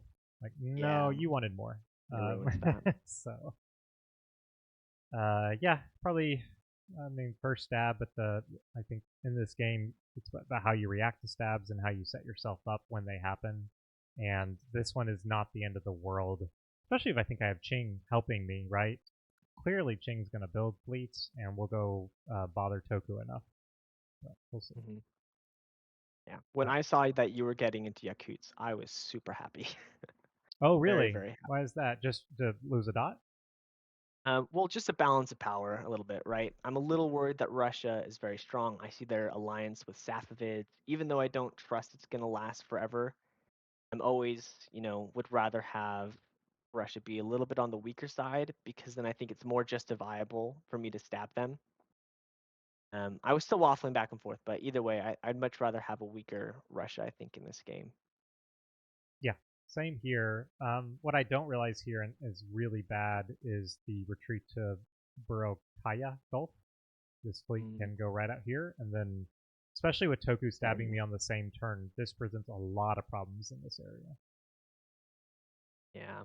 So, but a dot's a dot, and it makes up for Koryax. And besides Qing and France, we're fighting Russia, we're fighting Toku, we're fighting Athapaska, we're fighting the U player. Athapaska's comment rings true. Yes, and the frustration. It's like, how can you get away with this? You're dotting everyone. I think at this phase, Athapaska even reached out to me trying to see if I would go in on you. But Yeah, I would. just Good. wasn't in the cards. Yeah, good for them. They should be. Like Yeah, so they were a good player reaching out to everyone. I agree. It's just unfortunate the way the game went. Yep. And honestly, this is all possible because of this friendliness for the moment. Exactly. Yep. I think that's all I got for the spring. Yeah, I think that's all for the spring as well. Yep. Why don't we start with you since we're already here? Yeah, to do it. I wrote in my notes, this is the first case of what I call black magic. I somehow convinced the Athapaska player here to make pro Inuit moves, moves that are friendly to me. I try to put myself in their shoes and realize they are looking for a friend. The Utes' spring moves were not exactly friendly. Atha also moved towards France, and I go back to making a big deal about that army, which is, by the way, completely gone now. Like this is great for me. I love to see all this. But I just start to make arguments that we both have reasons to be anti-France. I am making moves on the Ute player. Like I've took a dot from him last phase. I'm taking a dot from him this phase. Spain's going in on him. Like we can be friends now. Hey, sorry for the early stab. Let's be friends. And they do buy it. And they're in a position where they can take this French dot and they can move in. And of course, I tell them I'm not doing this. Right. And yes, let's go. Let's go attack France before they consolidate, because England's basically dead here. This is the last phase of England existing. So let's do it. And like I said, it sucks because they're looking for a friend. They buy it, and the Utes actually do this move correctly, and it doesn't work because Atha's helping me. Oh no way! That's so funny. After all this time, you've never defended once. Yeah. And I saw a couple of comments on this, like, what the hell? Like, how did they convince Atha to support you here? I'm like, yep, that's just good Diplo, thankfully. But yeah, I do. I'm looking at this. I don't know if, as Athapaska, I necessarily would have believed you. I think I would have done the same moves as Athapaska because this is my only shot. Like it's a small chance that Inuit's telling the truth, and maybe even just the rapport that y'all have had, and maybe some respect. Like at least you're still like communicating if Ute is not super high on press. So I'd much rather if two people are attacking me do moves that are anti the one that isn't trying to make peace versus the one that is trying to make peace. Yes, and that's what happened here. Is I just had enough press, and I stepped in and made good enough arguments that I think they decided, well, what the hell? I'm dead anyways. At least someone is giving me options, and hopefully they stick to it. Because if they And don't even side with after this, me, go sorry, go ahead. for it. Oh, I was gonna say, even if they don't side with me here, like I can force several of these, and I'm moving more stuff in. So um, if there was a chance to be friendly and I would move stuff away, I think I'd tell this army's going off to Asia. I mean, I'm really. It takes a stretch of imagination, but again, they're looking for anyone. Right. No, for sure. I was just gonna ask if, I mean, I see over here that the France dots you in St. Anthony. That Ooh. changes the calculation at all. Yes. Yeah, I think because I stabbed Atha again for the second time, that bridge is mostly burned. I can't turn around and say, look how mean France was when I just took two. I just really devastated this position. Yeah, taking 3 dots. Yeah. And they didn't full stab here. They did not move in or tap EU. They're still moving against England. But yeah, at this point, they realized they did not have to give up St. John's. They're supposed to move out and this army move in behind. And that was just too friendly for them. And I understand. Um, I don't know if I probably would have done the same thing, honestly. And they only go like +3 this year, so they did kind of need the dot. They kind of need the dot, Mhm. yeah. So I don't. I mean, I'm very angry and I'm making a lot of angry noises in press, but I can't blame them too much for it. I just really thought that if I was in St. John's with an army, by the way, I'm not even like really threatening them at all, or this inland Mm. position here. I thought this would be a nice, stable border, and my goal with these borders is not just that we're not dotting each other, but that we can use the resources elsewhere. I want minimum defensive borders, and you can see, like, I'm trying to make this stable, but project strength elsewhere. Hold on, I got a Discord server that's going on.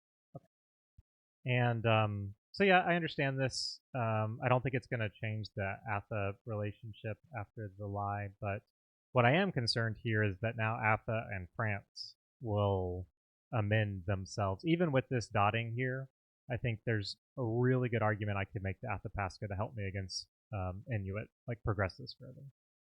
Hmm. Yeah.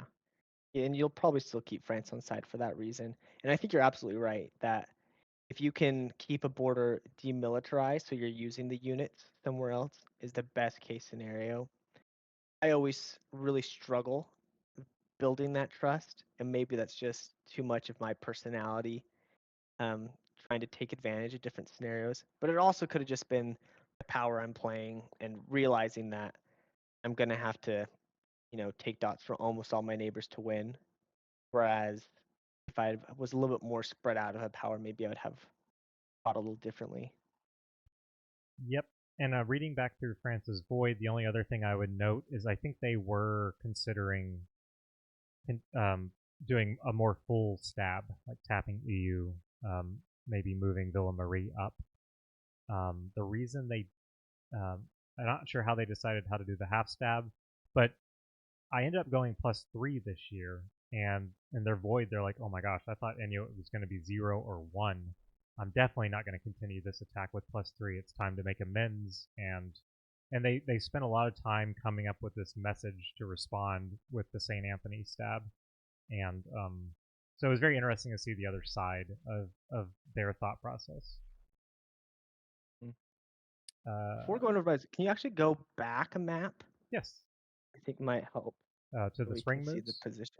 Yeah. Okay, So, I mean, kind of imagine here that my units are in their new spot. I don't think you have a blank map, which is fine. I have a retreat. Um, That's fine.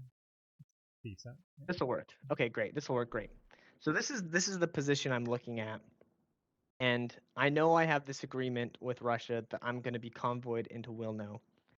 But really, I'm like, there's a good chance that it doesn't go through anyways.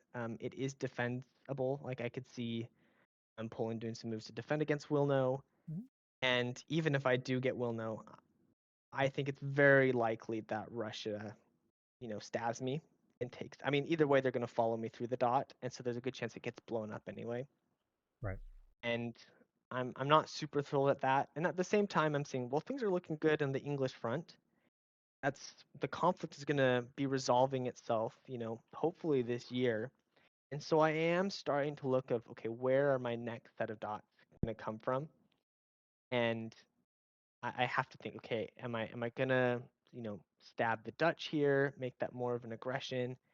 They are the board leader, and so they can very easily, just pump extra units in Europe and overbuild. And that's not something that I want right now.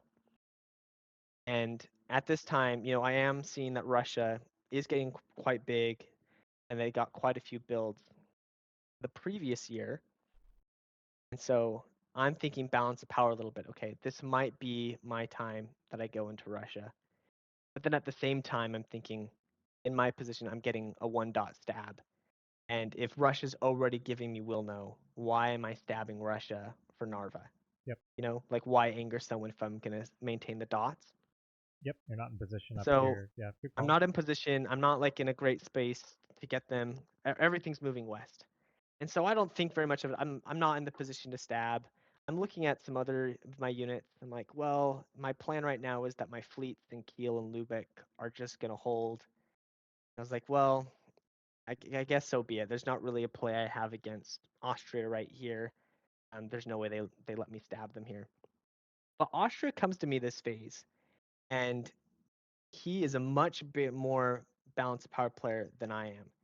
And he is really terrified of Russia. He is looking at the board and saying, "Oh no, the Ottomans' position is crumbling." He's in his mind, he's thinking that Russia is getting Wilno and Kiev and Kiev this turn, and so he is really worried about Russia becoming a big problem.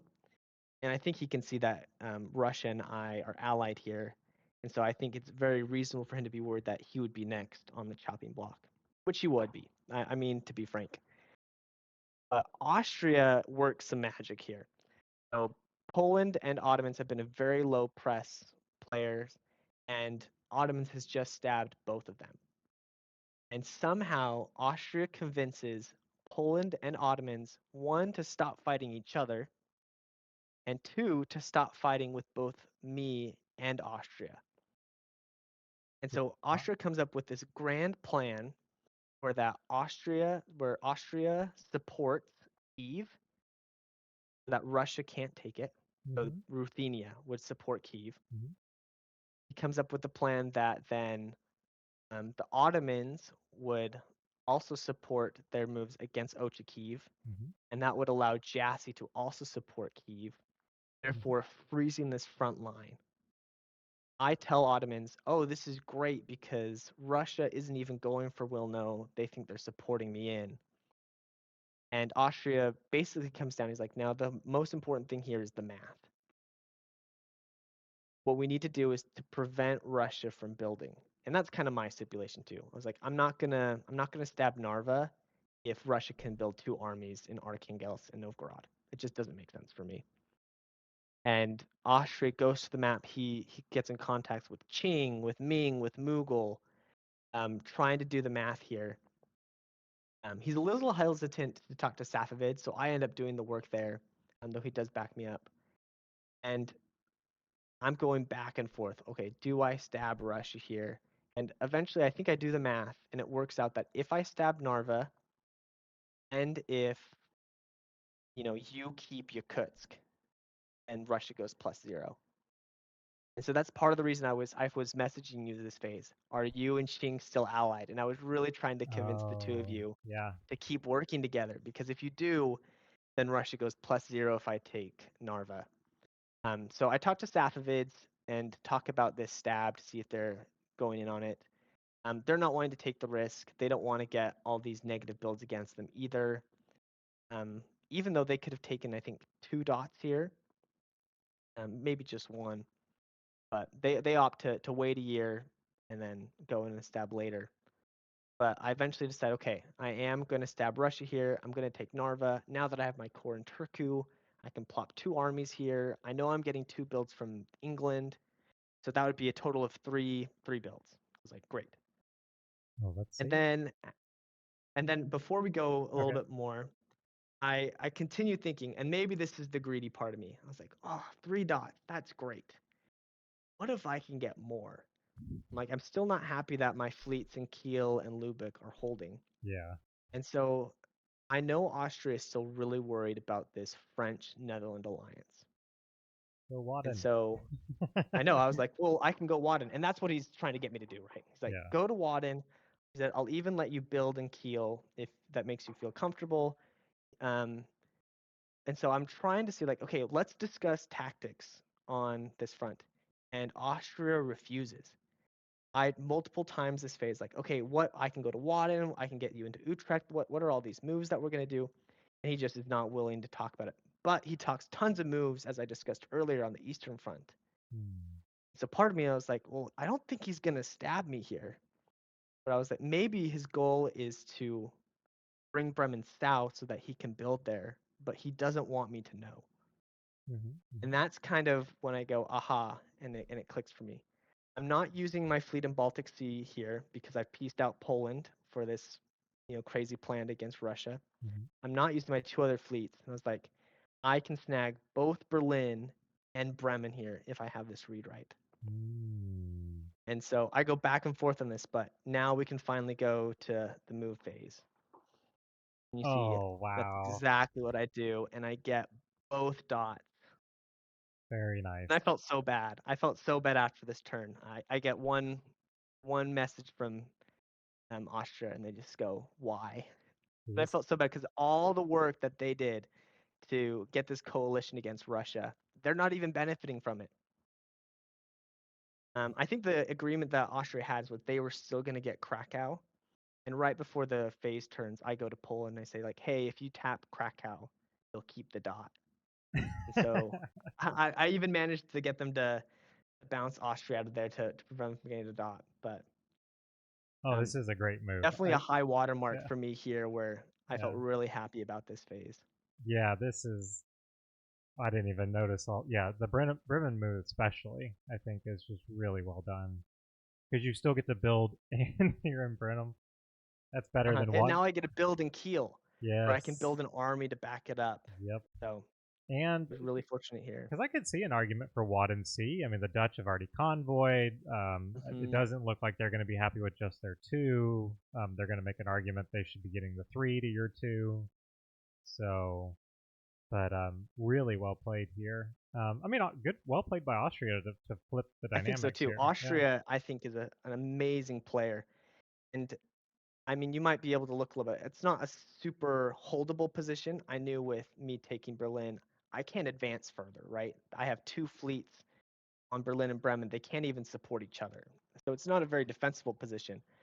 But I still decided to make the calculation to stab to get all the dots because I knew even if I go -1 or +0 the following phase, it would get me more units that I could be better in position in, on the Russian front or get an additional fleet out, by the UK. I figured it was a good enough calculus. Yeah, this is a huge phase. I agree. Like really well done. Was this arranged, or I cannot imagine you That wanted to? actually was arranged. Wow. So this is part of the phase where, Russia's like, hey, can I go to Greenland Sea? I want to go to North Atlantic Ocean. And because I can't give away my stab, I'm like, sure, you can go. Hence why I move up to Norwegian Sea. Um, in hindsight, I probably just should have said no, and I think Russia still would have believed me. But part Yeah. of me just felt bad, like the fact that Russia's giving me will no in this situation. Why are And they I think going also this part way of me when was I just thoughting. I stabbed? know I would have thought they would have gone to you anyway. I was like, maybe he's just telling me so I don't leak it to Inuits. Yeah. But, oh well. Because I'm in a terrible spot here. I don't think I have a unit in Chucky C, and I'm dealing with this. So, oh, and this makes a lot more sense for my Russia discussions next phase. Because honestly, I was not looking in Europe as much as I should have, and so yeah, he just got stabbed by you in this position, and is probably trying to shore up this northern area a little more too. Hmm. And I think props also need to go out here to the Dutch player. Um, their press just made me so hesitant to ever want to stab them. They were so favorable towards me, and even just a great talker of talking things out if there was disagreement. And so it just made me, in my mind, help everything get resolved in United Kingdom. And so I didn't want to stir up the hornet's nest. Nice. Well Yeah, played. I mean, and just the, I mean, have you thank you. played regular diplomacy or other, I don't know, tabletop strategy? Because the whole Yeah, thought I play a lot process. of tabletop Okay. strategy, and I've played a lot of diplomacy. It's been maybe a few years where I actually played a full-on game, and sometimes it's harder to get a group of friends together. But yeah, I used to play diplomacy quite a bit, so um, I love thinking of these strategy things. But I also got to think, luck was definitely on my side here. If Austria wasn't that neighbor, it wouldn't have been possible, right, for me to do this. So I Yep. really got to go props to Austria here. Very good gamble. Very very good gamble. You could have explained it if it didn't work out. You know, trying to tap things or just safety taps, right? So I think that was. Mhm. I mean, you technically you had to be worried that I don't know, Dutch were going to bounce them in Hesse or Yeah, something, I right? I messaged them during that phase, and I was like, because they had tapped Hessen the year prior Mm-hmm. in the same move, and so I go to the Dutch and I say, hey, did you not bounce Hesse? And I'm pushing an angle that was like, hey, we're worried about a France here. I know you are allies, but we'd much rather have Austria fighting France here than either of us. So if you could let them in, that'd be great. And I'm not sure if the Dutch player caught on to what I was doing, but either way, they agreed, which was very nice of them. Yep. And they get to finish their core. So, Yeah, or maybe start their core. I'm not sure. huge. You're +5, and you've cored enough where you can actually build all five. So after Yeah, 3 years, this is not much better Swedish positions than this. You've convoyed nothing I to could ask for England. better. Yeah, this is great. Let's see what you do with the builds. All Yep. armies. So all armies, and this is a little bit controversial, but I think looking at the position, it does make sense. My fleets are kind of in bad positions in Bremen and Berlin. I know I'm going to need the armies there. So the thought is to move Gothenburg eventually down. Um, I'm moving Umeå and Turku over to try to get Archangels and Novgorod. And then, of course, I'm just trying to convoy as much over as possible. And so I Go- know I'm going to be a little backlogged, yeah. but for long-term growth, I'm going to need the armies. Yep. I And I agree. fortunately have just great position where it's not like Poland is contesting me in the Baltic Sea. Yeah. You don't need another fleet in the Baltic Sea. You're 3.5 to 1. You have the North Sea. And I agree. I don't think Trondheim is useful enough this year to build with this setup. So yeah, this is great. I would have gone all armies too. I Yes, that's nice to hear the reassurance. And I'd think. actually in this phase, I talked to both Russia and Austria and kind of made peace deals with both. With Russia, we had a long conversation where I was like, "Hey, listen, um, I know we have a lot of respect for each other, but I think we're just gonna fight this year." We tried making some phases where like he was just gonna give me Riga and that would be it, but there was nothing guaranteed that I could take Riga, so I wasn't willing to make that chance. And so I just essentially I'm like, hey, we'll have, a gentleman's fight for a year, maybe two, then we'll reevaluate and probably peace out. And I was pretty set on that. I wasn't expecting to, once Sweden gets to Moscow or Novgorod and Archangel, there's not much more progress there. So and I still had to deal with this Polish problem. So I definitely wasn't having in mind that we were going to death war here. I think that's a good. I mean, also a very mature press is I don't want to.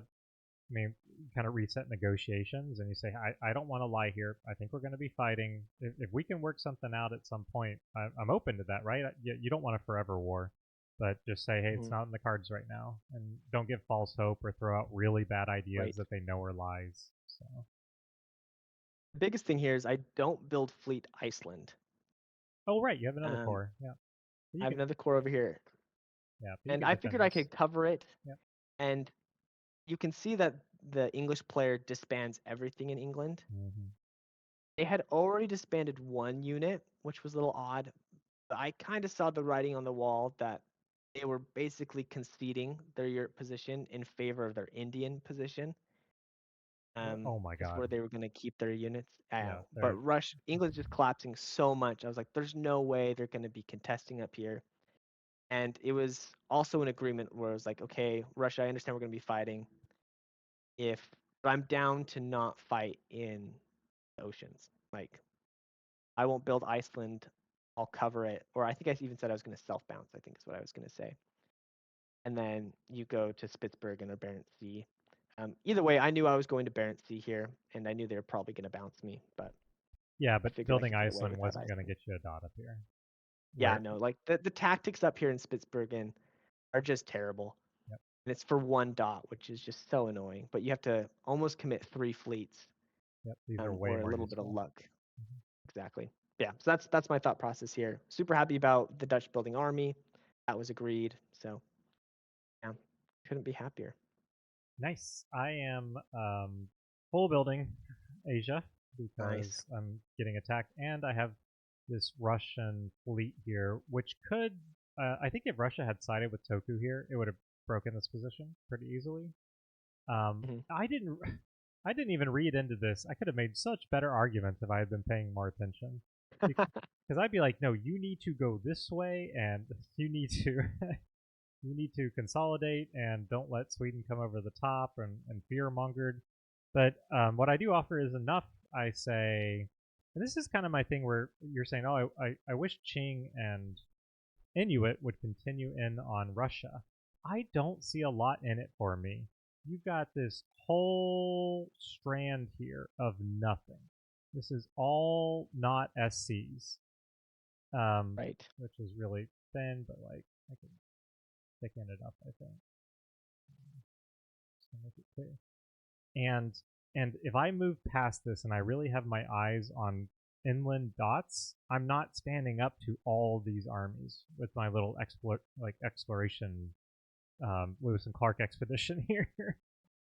So I am doing just enough to keep Qing friendly, and hopefully they want to move on Toku.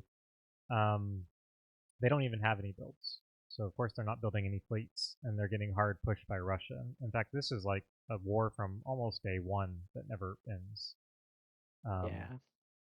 so what I tell Russia, because this fleet is so detrimental to the position, I say just take Yakutsk. I'll blow up the army. I don't care. Like you can have it back. I know you need dots. I can't hold it.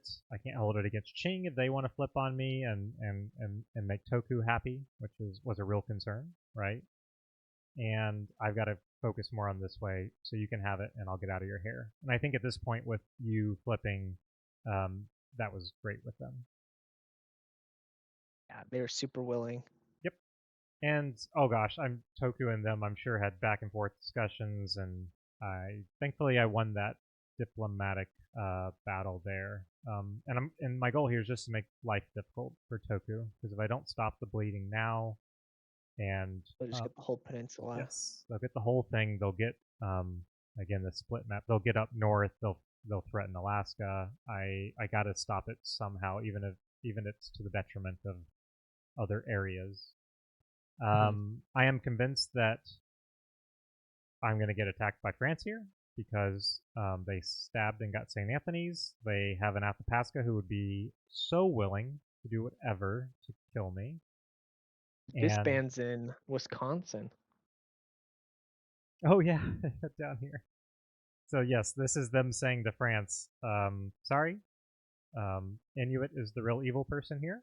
You can have Wisconsin back and let France back fill in this area. And so I'm convinced Atha is just like vassalizing to France and will do whatever they Pretty want. much, yeah. And France will take the opportunity with England dead to use that and to destroy this position. So hence the army here, which I do not think will be convoyed away. You don't think. I don't remember. It's a while ago. No, it's all good. But I think you building army there, pretty much every phase is always a good move. Yep. Because it's kind of like the same position in Iberia between Portugal and Spain. They always need to build at least one unit there just in case the other stabs. So It's very really smart flexible. here, Um, I took this army to Paluk last year. It can right? bounce. It can get across Hudson and help here. So that's why I say Inuit is definitely an intermediate level player power, because you just, and I'm not even great about it, but there's so many tactical options with convoys Mm, and ways to get units around this area that I think behooves someone who has a little more experience playing. right. That's Let's look at that Ute disband though. That's really oh friendly towards yes, you. it is friendly. This was part of the strategy here, is supporting them back 2 years ago. This fleet kind of sucks. Like it can still do stuff, but it's stuck inland, especially with me Mm, coming in behind. And they had to get rid of something. They're having more success on ground, plus Spain coming behind. So I think I did advocate for this one, and that was a pretty easy one. I think our new Ute player joins immediately after winter. yes, he's very friendly. We'll get to The new Ute player. that. I think that's all I got for winter. Try to keep this going. Yeah, let's go. Let's keep going. Yep. Board. Look at you. +5. I think it's Yeah, actually the happy to see standout that. power here. Yeah. To have a Yeah, regional fastest +5, moving. keeping up with the colonials and growth. Very nice. So yeah, you're definitely making a name for yourself with this year. I think. Yeah, definitely probably some coalition rumbles from Austria and Russia not happy. Yeah. Yeah. But yeah, but at least across the board, no, definitely in a good position and people treating me seriously, which is always good. I was surprised at this time, and then even throughout the game, I rarely got any suggestion that I attack you through NAO or through that Greenland Really? opening. No one really. There was a couple of times people are. I mean, France and I think a couple other powers asked me to go to Greenland, like convey an army over there, which is just Mm. obviously not that great for me. Um, but like, yeah, if you do like, that was always in my mind. Is eventually I'll convoy an army and I can get Brat and then put up a good defense here. But I was very I think we happy even with you. talked about working together on that. I was like, hey, there's always a world where we work against Portugal here. Very You know, quick. I would get Azores, you'd get Broadalade. Yep. But I was very happy that I hadn't had to worry about this area at the moment, and Yeah. I was just happy to keep it that way. So, Mhm. yeah, let's keep it going. Oh gosh, spring moves. What do I got? What do I got? Okay, so this is a new Ute player, and Yes. I'll just put out at the beginning. This Ute player has been COC'd and is not in the community for I think the next 6 months. And so Really? Oh, I didn't know about that part. yes, they got code of conduct, and Wow. my understanding, I don't keep up with the wider community super well, but they had subbed into several games. I mean, I think we're in like 5 or 6 where it was like, why did we let All this at once. happen? Yeah, all at the same time. And they were better, more press than the previous Ute player. Um, so what do I offer here? I offer again for the third phase. Hey, you can have Mawak. Just take it with these two. I feel like a broken Huh? record. Just take your dot. So I will not be defending it. Now, I will say that I didn't fully arrange this bounce. I forget even who I'm bouncing with. But I knew when I put in this move to NPO, there was a high likelihood it was going to bounce. Ah. So this move out of Milwaukee was, oh, I can say I tried to move out, but I did tell them to put to dislodge it. Now, of course, I told them that because I can move into You can just Yakuts. retreat, yeah. But if they had done what they said they were going to do this phase, I did plan to not retreat to Yakuts. I would have retreated to NEC, potentially Mm. disbanded. So I did have a plan. I was honestly trying to piece out the Utes here. What Why? was your reasoning behind that? My reasoning behind it is I thought these two were going to be Ah, attacking me. the France. Yep. I see, yeah. And I had Toku attacking me over here, and I was like, oh, I bit off more than I can chew. I need a friend. We have a new Ute player who I assumed was going to be capable, and I need that was the easiest friend to make. Mhm. Now France doesn't. I'd love to see this. This is full on. Well, not full on. It is not. It's not anti Inuit, but Right. it's very non-committal, which I think is a good mark of this French player. They were very cautious, making good moves for themselves without giving away too much, and it's a scary good Diplo player when you're not sure what they're doing. Hmm. Oh, they're very strong. Yeah. Yep. So I tell the Utes, hey, take Mawak from me, and I will support you into it, Apodot. And I do here. I yes, it gets me. It helps me keep Kree. If they do tap OG Kree, I don't lose Kree here. Right. But so I am offering them. They would have gotten OG Kree, and they would have gotten Mawak back, and would have gone +2. Instead, what they do is completely move away from Spain. They lose 2 dots to Spain. They don't take this dot back, and they help Atha into one of their own dots. So they go -3 instead of +2 by not siding with me. Wow. I am flummoxed by this. Like Toku stabbing me. Yep, makes sense. Here, I really did not consider Ute would not follow through because it was such an obvious. You need someone to be friendly, and I am offering good friendship. And there's not really a world where me lying hurts you too much. I'm offering you support and telling you to take something. At worst, I waste a little bit of your time. But it's not like I'm saying, hey, I want you to do something with these units other than defend against Spain. So, Yeah, because even if you go to Yakuts anyway, they backfill Miwok. yeah, they can move. I Um, mean, they they're could take it. losing Chikutin anyways. Yeah, it was in their best interest to work with you. Yeah, Well, even if you look at their move in Crow instead of to cover Go Shoot. this is embarrassing. No. Yeah. There's no reason to do this. And the coring of Asin Abyssin. Yes. Yeah. Yeah, I Yeah. always wanted to shorten that to ass. And You're like, it doesn't sound great. no, it doesn't sound good.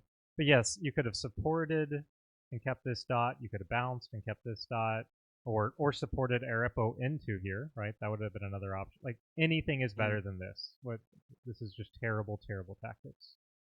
yeah. So they're not. I don't know. It's frustrating for sure to have a player.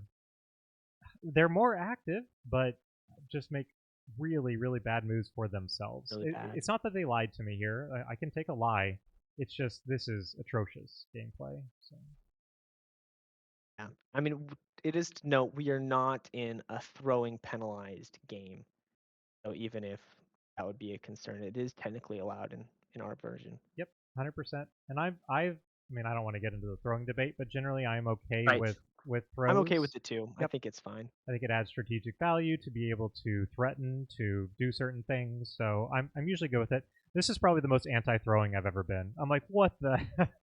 Oh, and this move Just right because here. it's so early, and I feel like they still had so much more game to play. Yes, and instead of getting a dot, you go over here to annoy me more. Oh, that's so annoying for you. Yeah.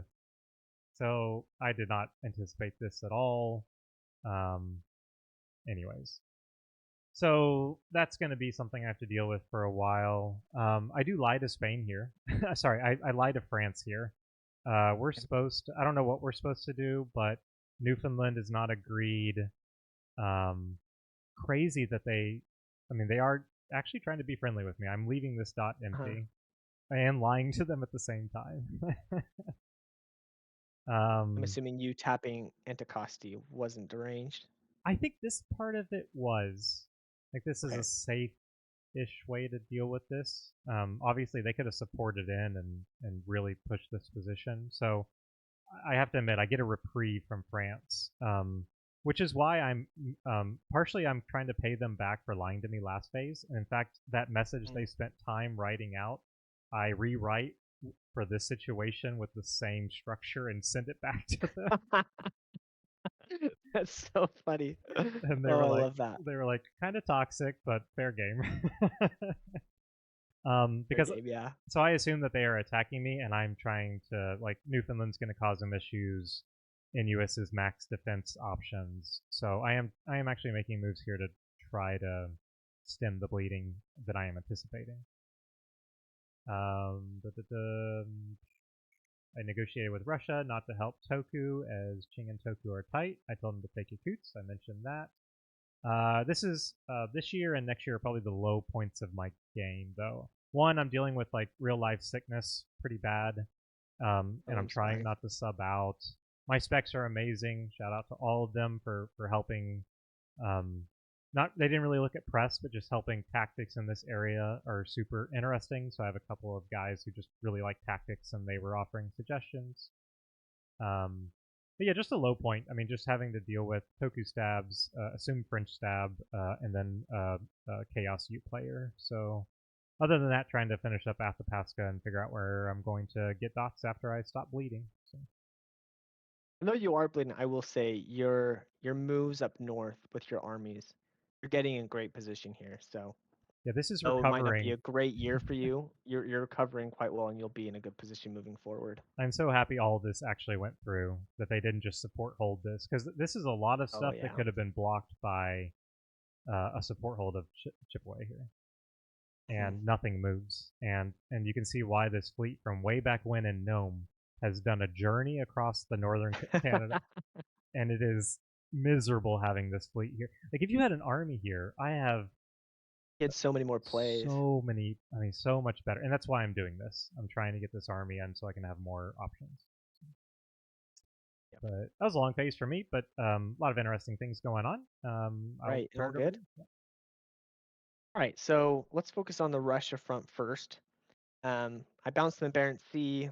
Was expecting that. Wasn't necessarily arranged, but um, just trying to get them.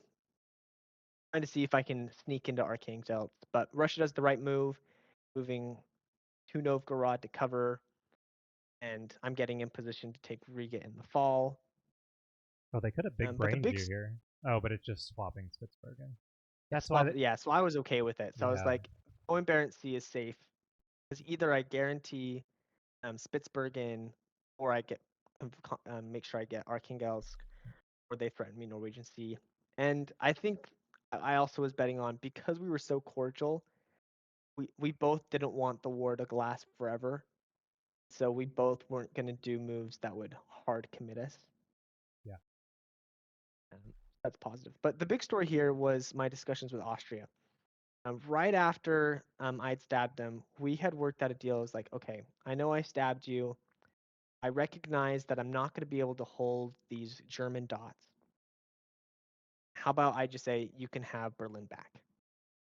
You retake Berlin, because then I still need Austria's help if I want to get any Polish dots. Mm-hmm. I need to somehow get Austria back on sides. And props to them for being forgiving. They take Berlin back, and then my thought is here, well, this will be a great opportunity for me to force into Gulf of Gdansk. I should also note here that Poland had stopped pressing to me altogether. Otherwise, I definitely would have tried to work with them against Russia and Austria here. If someone doesn't press you, there's nothing you can do. Yep. Don't stop pressing, even when you hate their guts. Keep pressing. Yep. Yep. So getting no response there, so I'm like, okay, I'll get into Gulf of Gdansk, get them into Berlin.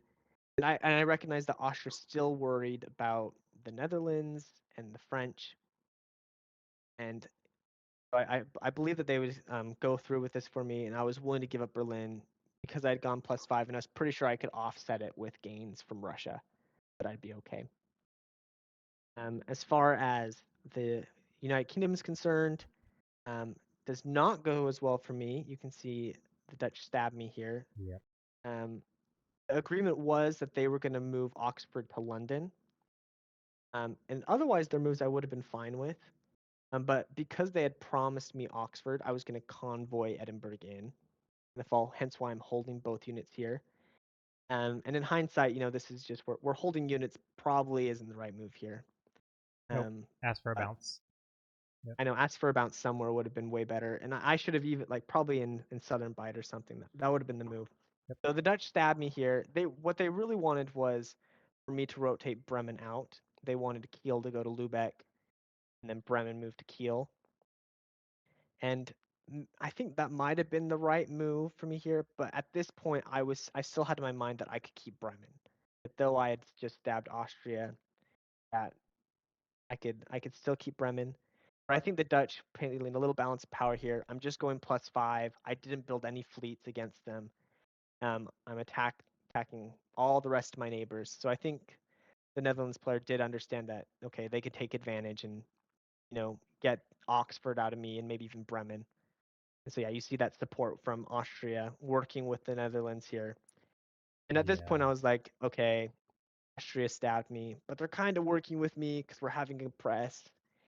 And I kind of realized this is a situation that we're going to be working together against Poland, but then they're going to be working against me in Germany. I see your As weird as that conundrum. is. You're really worried Austria is going to retaliate immediately and take Bremen back. And so Right, because they know I'm walking out of Berlin. yeah, and so you can't do a self bounce there, and yeah, it just limits your options. But yeah, tough spot.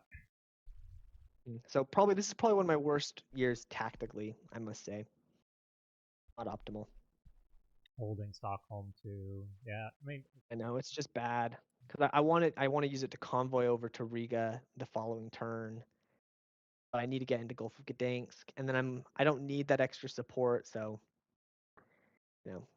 this could have been better. don't worry. I mean, you've seen several tactical mistakes from me. That is not my Yes, yes, strong yes. suit. No, it goes that way. So sometimes you have good phases, sometimes bad, and sometimes you have to do something that's tactically not very good that year or position later on. Like I know I have to keep these fleets in Baltic Sea and Gulf of Riga because they ultimately do need to be for convoys. And so even though if they hold, like you're doing in Labrador Sea, it's better if they stay put there than, risk getting out of position. Yep. I think that's actually why I didn't try to tap with the Dutch, because I was worried that they could just support themselves in to North Sea. And like if I said, hey, let's tap Wadden Sea, and they would, not tap there. I get into Wadden Sea, but then they're in North Sea threatening Christiania. So, a little Yeah, complex, but yeah. They could get North Sea here if they really. I mean, if they were lying, I don't know. It gets a little ticky I know. tacky, But but then I guess I retreat into London. So yeah. a lot of different options we don't need to go too far into. I don't think I talked about the East, but Russia does Oh take yeah, back. let's go over there. Russia takes back Yakutsk, and then Yeah, well, there's not much you could have done. you want to talk about ticky tacky? This is such a Oh mess. man. It's. I mean, I'm doing this on purpose. I'm relatively happy with how everything. I do realize I have to get into MPO to at least threaten this area because it doesn't look like I'm going to be able to clear Carricks again to build West Coast. Um, but I don't want to spend a lot of time. It's annoying and not much is going to change, but it is just a bunch of trying to minimize losses. I knew even key was anytime you know that a dot is lost, like here they have 3 on it. Uh-huh. They didn't have to do the self bounce. Anytime you know they're going to be taking a dot, make it the mover, and that gives you one Yeah, more unit to do something with.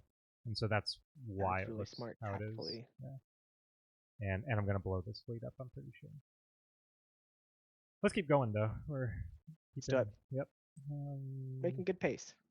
I don't blow it up. I bring it back. I think Okay. that's the right move. Yeah. Um, just for defense purposes. Yep. I mean, and you can always disband it later, assuming you're having a bad year. True. I don't think Russia's gonna be bothering me, considering they retreated, didn't help Toku, took their dot back. I think this is a free support for Chuckus or work on even key. I think that's the reason. Hmm. You have no retreats. These are probably Yeah. only place they makes a lot of sense. And then North America, I have one retreat over here too. That's got to be your next goal. Have a retreatless game. I was so close. I think I had one retreat and I was Of I was a little annoyed. course, you can always make the arguments like if you're not retreating, you're not taking enough chances. It's true, it's true, it's true. It's worth the risk. Yeah. So yeah, I retreat back here because I still assume France and AFTA are going to be find some common ground here, and the border is filling up. We'll go into fall. I'll take your fall first to continue Okay. the storyline. Yeah, as I said, I was using those fleets in the Baltic Sea to convoy Stockholm over. You see here, Russia doesn't put up a fight, and the reason is we decide this is where we're going to make peace. I basically tell them my move set, and very easily he could have blown up Pskov here. I say, Mhm. hey, I'm taking Riga. I recognize that you'll just bounce me in Arkhangelsk. I'm just gonna move south so that you're doing better in Asia anyway. I'm gonna move south. I'm gonna move against Poland. I'm kind of pointed to my move of my fleet taking Gulf of Gdansk. And really this goes over quite well. Interestingly though, this is also right when the Russian player gets a temporary substitute for 1 week. And so he's very much, still trying to keep in line with the old player. He's not trying to go his own direction, which is nice. But also very, very nice player, and everything goes to plan here. Oh, sorry. That was my OBS. Go ahead. All good.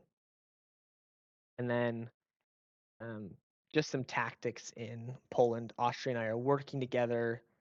That he gets Krakow, just to ensure that that goes through. And the big thing is here, Austria does continue to stab me, takes Bremen. However, I am able to rotate my fleet out. I was worried that it would get blown up, and so I'm able to support it into Kiel and save that fleet for another day.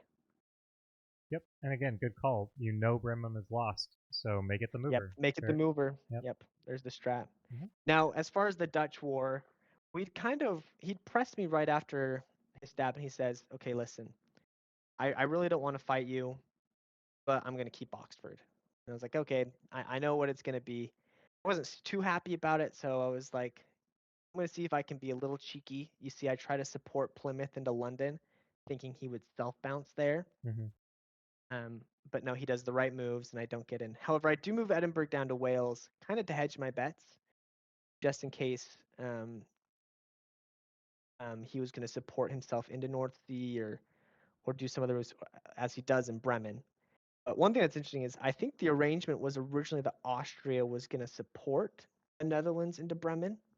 Mhm. And so, oddly enough, Austria does stab the Dutch player here, which is unfortunate because this is the same year that France stabbed Austria.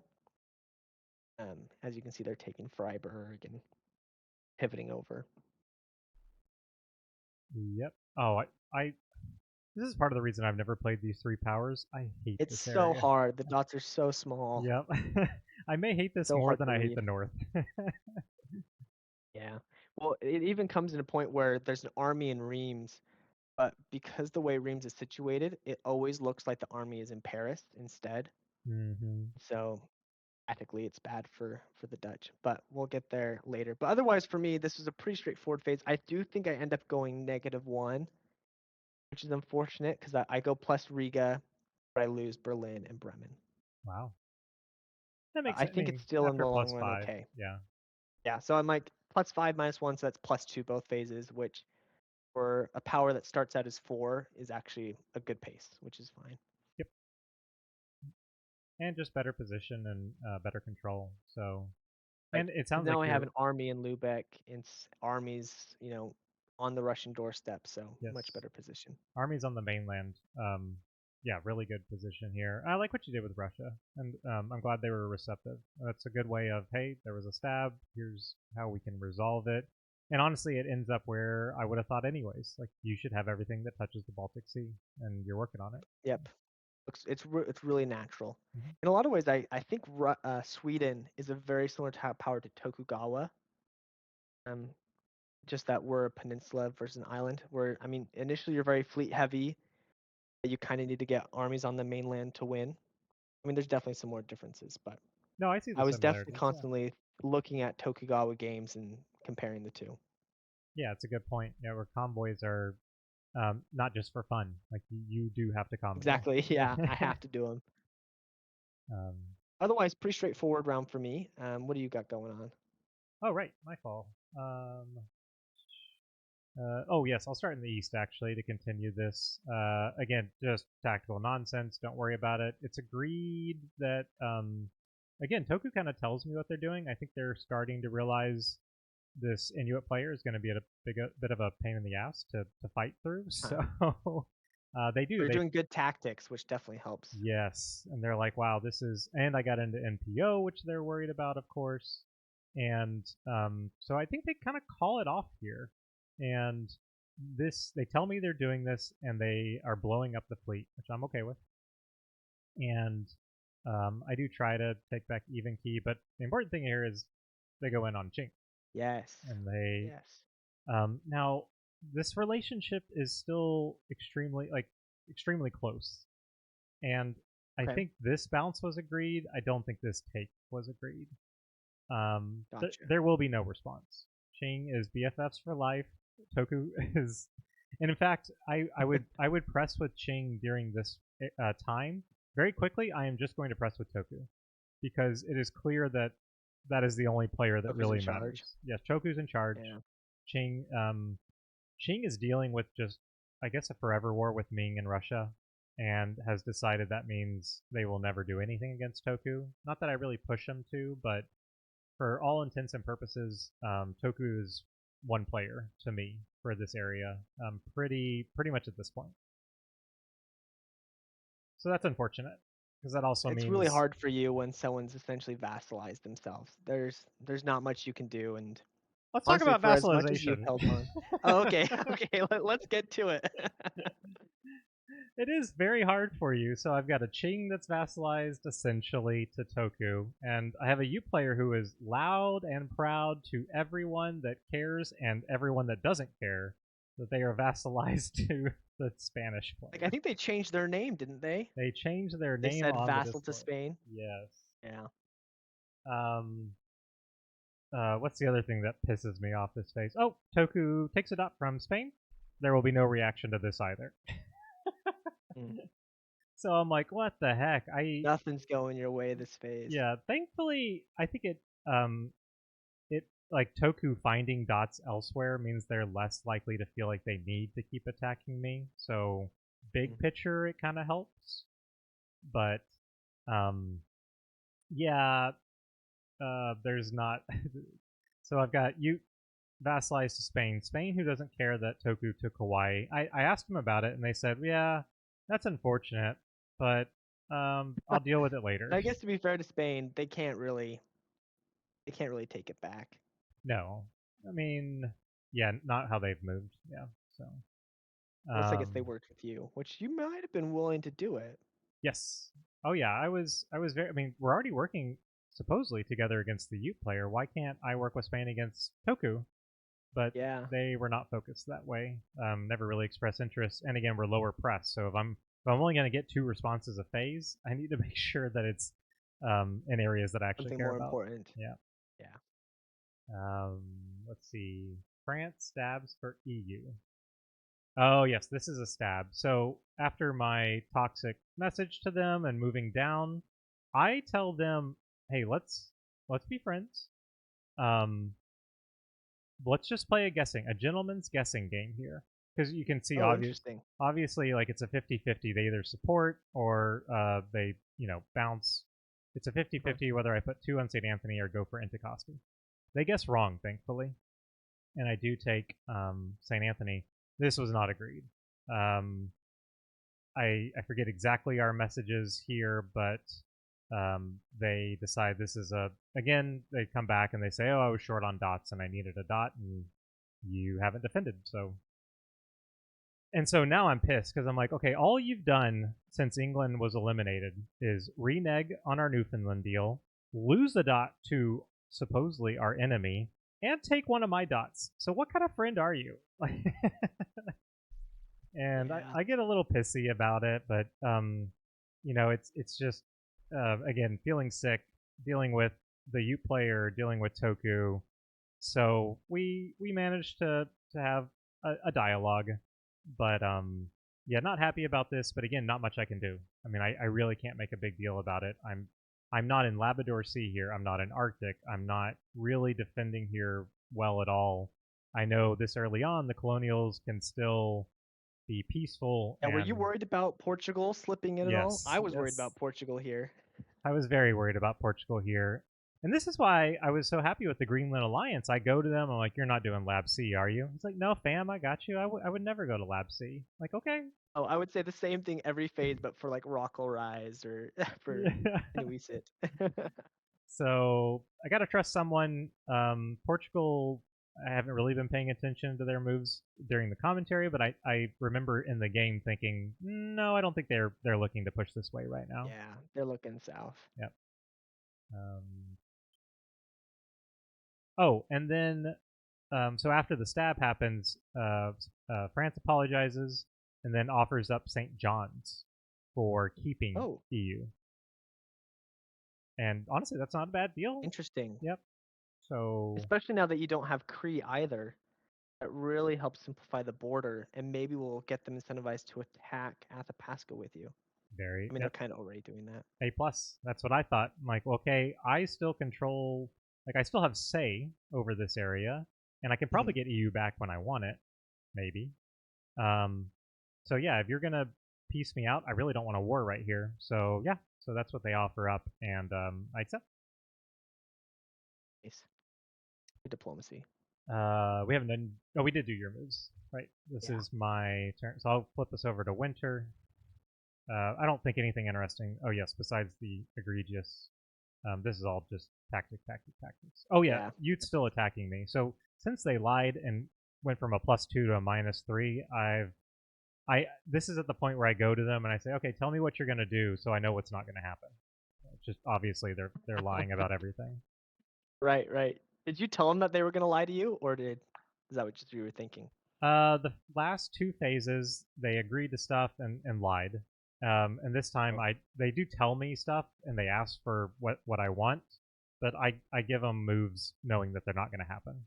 So Mm. I guess luckily, I mean this is so annoying, right? I have to worry about Denalia or Dina.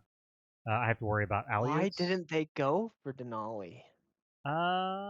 My thought, I do play defensively here, so if they do go for Denali, I've got one and the fleet That's true. You got backfills. it covered. But then they get you pick, which I forget if there's a unit up here. But anyways, yeah, it was basically a big distraction that I didn't want to deal with because it wasn't really beneficial. And Hmm. while they're also losing everything to Spain, I think my anger hits maximum anger. Let's see, that this is retreats. I do have to retreat back to Montag.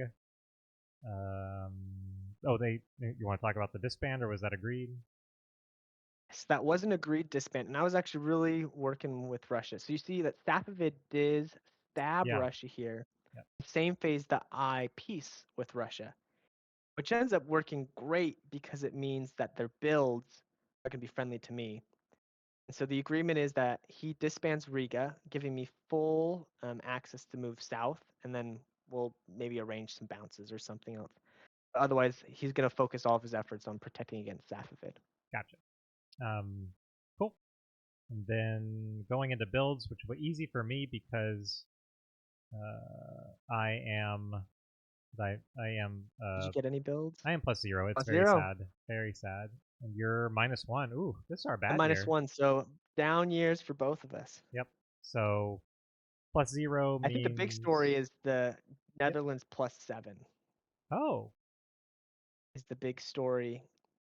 and we are 4 And years in now, so now we can start actually, now it's reasonable to actually start talking about it. And so I think Tokugawa and I finally make a chat here. We're like, hey, are you worried about it? And I'm kind of worried about it, especially because Netherlands and I kind of stabbed each other and I still want my dots back. So I'm like, oh yeah, I'm going in on them. But oh the good. big one that surprised me was France. France here is the one that comes to me, and I think also to some other powers, and that hey, they're gonna make a stab. And France makes multiple moves this year. I think they stab Spain in the spring, and then they stab Netherlands in the fall. Oh yes, yeah. I looking at my notes, I remember this. I did have in Maybe some winter. spoilers there. Um, we'll talk about your disband in a minute. I just want to note how egregious this is. Both armies coming off and this fleet staying And the on. fleet stays on. That's terrorism. It's terrorism. Thank you. It is, and this fleet stays on, which is this one's more understandable, I guess. Right, right. Um, but this fleet staying on for me, who's worried about tempo this entire game and worried about falling behind this entire game, this is a big tempo killer. Think about it. I did an early war. I was trying to push Atha and Ute, and what has happened? Uh, Yeah. only got half of Atha. Freaking Ute got this Atha dot, and now Spain is getting all of Ute. And I'm not advancing in Asia. I have a stale boundary with France, and I'm thinking I'm falling behind. Like I'm a +0 year is also just where you kind of get a little sad, and you're like, how am I going to flip this because this isn't working, Mhm. and it's And maybe frustrating. having us both have a down year is maybe why we trusted each other so much because we're like, yeah, neither of us have the Yeah, resources to be bothering one another. yeah. I mean, you've got a ton of fleets here, and I'm not worried at all. Yep. Yep. And I've left all this open, honestly, longer than I should have. But I mean, look at this. It was necessity. You had to do it. Yep. So anyways, you had a disband and you chose Baltic. I chose Baltic Sea, and I was kind of torn upon this. Um, the Netherlands, of course, really wanted me to disband Faroe Banks, or Wales is what they were really pushing me. They're saying, hey, if you disband Wales, we'll be friends forever. I won't attack you. And I just told them no. I was like, no, I definitely have interests on the island, and I'm not going to let you just get Edinburgh for free by me disbanding Wales. So ultimately, I was just thinking about the moves I was going to make. And as you see, I don't have any armies to convoy over this turn. So I knew I was sticking with Austria this turn, so I wasn't going to be using Baltic Sea. And my thought was if I disband Baltic Sea, Austria would trust me even the more. And now that France stabbed them, would be very friendly towards me. I like this disband. You still have control of Baltic. If Right. eventually if you want another fleet, it's like you're not abandoned. Like it took so much effort to get this army over here. If you disband it, Exactly. it is years before that can happen again. This takes one phase. So good Yep. call. And you see Russia builds Astrakhan, which I'm super happy about. Though I don't think was necessarily the right move for them. It kind of handcuffs them tactically moving on. But Oh, either way, excited to see the builds there oh instead of Moscow. yeah. Oh God, never at the same year. I Oh know no. it always how it works out, isn't it? Yeah, you want to sneak that in there. But okay. Yeah, let's keep going. Okay.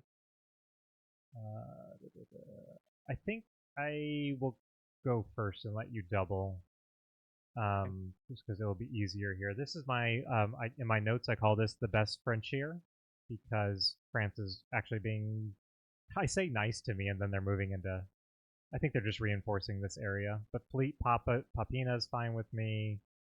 They finally help because I made a big deal, right? I'm like, you've done nothing and you've taken one of my dots, and they're like, okay, okay, okay. So they help this convoy, and like I can't take this dot without them.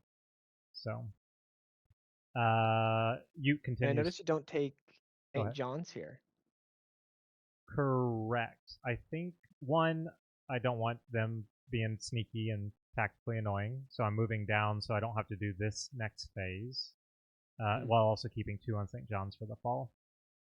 I see. Um, Smart tactically. Yeah, a lot of it's like, hey, what do I do in spring to give myself the best chances in fall? So a lot of spring moves is just positioning, in my opinion.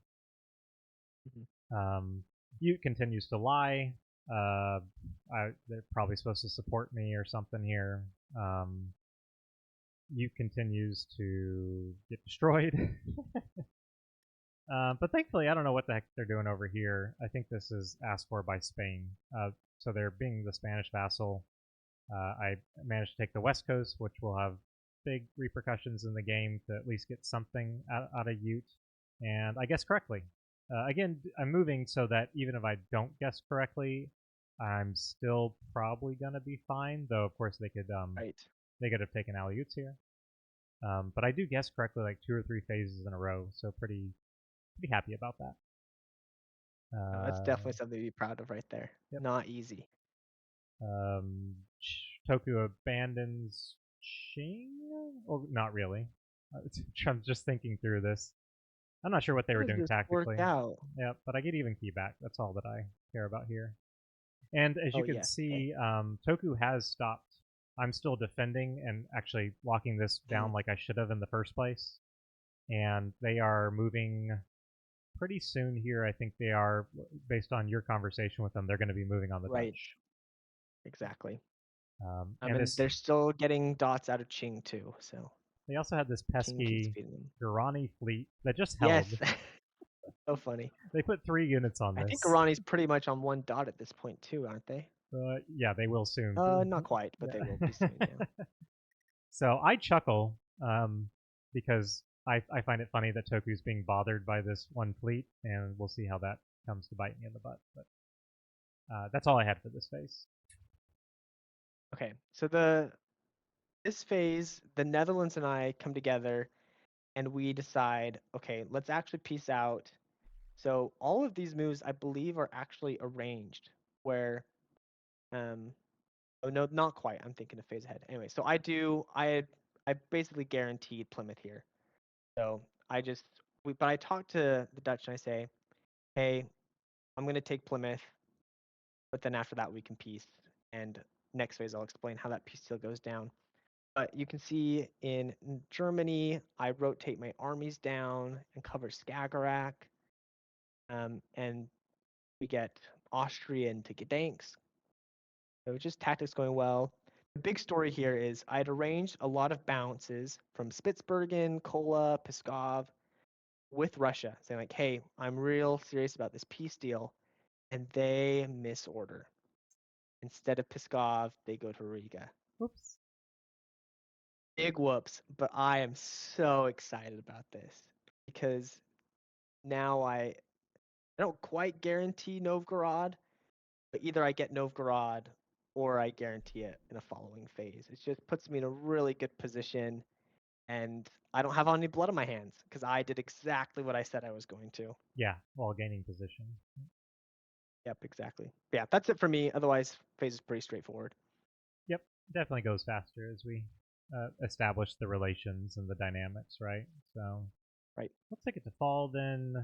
Uh, Disband the army in Poland. Love to see it. yep. Is that a probably a forced disband, right? Yeah, it Yeah, was. Yeah. they just did. Your fault. Go ahead. Oh Okay, so yes, this is. look I'll at go you back to the go. Netherlands. Oh, So this Netherlands. is. Oh yeah, sorry. We'll go to Netherlands first. So this is where the peace deal comes in. Um, and these moves were all agreed. I knew that they were going to support themselves into North Sea. I was tapping Oxford, that I was getting Plymouth no matter what. But I was okay because in the back of my mind, I still want Oxford. So I'd almost rather them take North Sea and then I would be retreating to York. Then I would have pressure on Oxford in the following year. And then the big news here is that Austria and I worked together because that Dutch army had slipped into Bremen. And so we're working to take that back. Oh, nice. Yeah, there's like Mhm. general anti-Dutch moves on this board, Right. right? Like the whole board. And France, pivots, and this is where they stab the Dutch. I'm a little annoyed. I had coordinated with Austria for them not to tap Utrecht.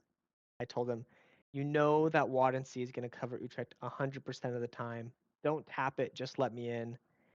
And you see they don't do that. Reading their Mm. void, it looks like it was an honest mistake. They didn't have like ill intent towards me, but it was unfortunate. Cool. Either way, I'm piecing out with the Dutch here, and you'll see in those later on. But yeah, I do stab Russia here, What is this move? and I don't know. Russia had Oh, so much faith in me that ah, I had, tapped in our deal. So the agreement was, okay, we won't bounce this year because I'm now in position to take Wilno, right? right. So I said Smolensk is tapping Kiev, Courland is going into Wilno, and I actually take quite a risk here. There is several scenarios where Poland's able to defend all three of these dots that I end up getting from them, Mm-hmm. or maybe two of them. But I gambled that they wouldn't be protecting Wilno here. And I decide, you know what? I'm in such a great position on Russia. I just need a stab. Yep. And yeah, I was not expecting to get Novgorod, to be honest. I was expecting just to, have them support hold and me get into Kola, but wow, did it work out. Cool. I'm trying to think. Yeah, go ahead. Yeah. I mean, there's some other small tactics or disagreements, but yeah. That's Yeah, good stabbed news. Russia, and after the stab, they pretty much agreed to vassalize to me, at least as far as the European front goes. Because Russia, they're actually doing in Asia, they're doing quite well, but they're really worried about the Safavids, and so I said like, hey, give me Arkhangelsk and Moscow, and then I will hold you in Kharkov. I will help you in Jassy, if you let me into Kiev. And then I said, I'll let you keep Spitsbergen, and this whole game you've been wanting to get into North Atlantic Ocean. Because you're giving me these dots, I will let you finally go to North Atlantic Ocean. And so that is the deal that we come up with. Yeah, I think a closer look at the Russian moves this phase. There's a lot of questionable things, but hey, growth for Yeah, you is what you want, and growth from someone who's accepting of it even better, because you can see when you don't have acceptance, it gets a lot it's harder. very hard. Yeah, you got very unlucky in that regard. Yeah, well, unlucky, and I mean it's some of it I've invited upon myself. What I did not invite upon myself was this Guarani fleet retreating to Cape That's toxic right Mendocino. there. Yes. So now I've got you and Garani just hanging out, trying for dots. And so you can see the problems this presents. I got 1, 2, 3, 4, 5, 6 units that I have to use to defend my dots against 2 rogue fleets. And Utes, fair game. I don't like it, but you know what? I have taken your dots. Garani, I'm like, what the heck, man? You changed your name to what was it? Odyssey to Edo, And and then didn't even go for Ito. didn't go for Edo. I forget where this. Let me see if I can even see where the retreat options. Oh, that was the one. Oh, was that the only one? But they could have gone here, right? Unless there was a There's no way. Is there southbound. really nothing else that they Yeah, could go they to? could have gone curl. Oh, okay, okay. It just doesn't show up on the map. That's closer to Edo, in my opinion. And It's also, probably got to be them with that the color change, right, in Edge. yeah, It's got to be they have some diplomatic tie that he was like, I'm losing the game anyway. Might yeah, as well. why not retreat here and make this fleet? Because of course this is problematic for me. Why not Right. make this fleet have to bounce you? And no, anyways, I get to deal with this fleet over Chesky here. fleet. So yeah, woe is me, yada yada yada. Meanwhile, Spain just gets to walk into dots. Just walk, walk, walk, walk. I mean, 1, 2, 3, 4, 5 dots they've gotten from Ute. yep, Crazy. 6. 6. I've got Alawala. Yep. So great war for Spain, terrible war for me. I've advanced nowhere. I got the West Coast, which does end up mattering, and Okay. finally get a dot from Utes here. But yeah, not a big fan of when I decided to go in on both of these. I would have wanted further progress in the into the fourth year here. Yeah, and that one Austrian fleet means you have to use 4 units up there in the northern Pacific to defend. Yep, I was pretty happy with this defense, but yeah, I don't want all these armies moving not south. That's a Right. problem. You almost would rather he tapped Denali here. Yes, Tap Denali Yeah. or Chap Quoc would have been great. This is fine. Like I'd rather stay in Gulf of Andar too, Right. but Yeah. lots of problems here. France still bros. France and I are doing great. All this nonsense is arranged. He does give me St. John's. These are defensive moves in case I did want EU back. Really fun tactically coming to these agreements, and then like usually we come to agreement. Someone would slightly modify it in the actual moves, but we'd both be like, "Oh yeah, that was a better call in case I was lying." So Oh, I that see. I see. was fine. It And looks like France has gotten some peace deal with Spain where they give him up a bunch of dots. yeah, that's what it looks like. It's amazing. I think they knew they couldn't defend these two, right? So again, Right. make them the movers. Go protect the things you can. Go elsewhere. So I don't think this was like, hey, I'm really happy to give you these dots. I just know you can take Right. It them. was just necessity. Yeah. Yeah. But I'm very happy to see France committing against Spain for the longest time. Of course, I was worried these two would continue the colonial push into me. And this is the first sign where it's like, nope, here comes the colonial mid game stabs. You guys going against the Dutch, going against Spain. It's starting to break apart, and that's exactly what we want to see about this time.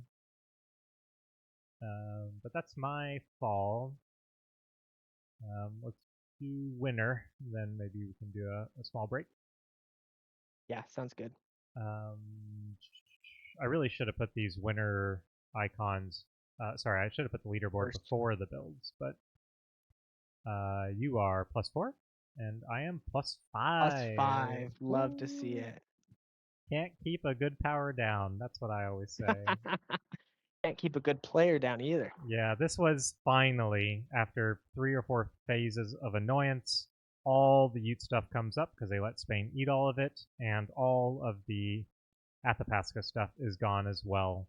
And this is a perfect time because if this had happened before France had gone in on Spain, I think they might have continued here. But I'm glad to see France actually showing commitment against Spain. Mm.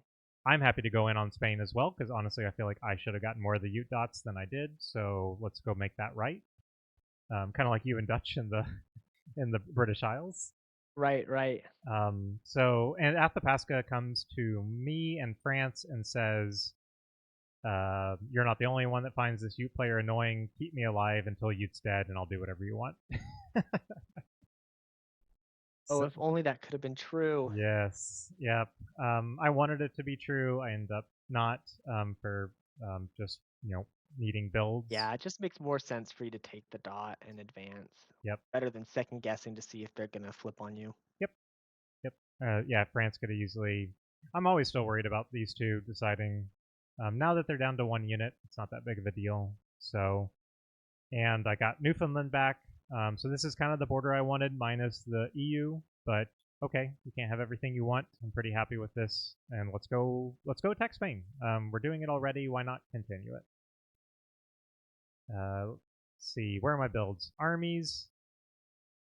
Armies. These two. I'm trying to think. Of course, like you said, always building here is this is never a bad decision.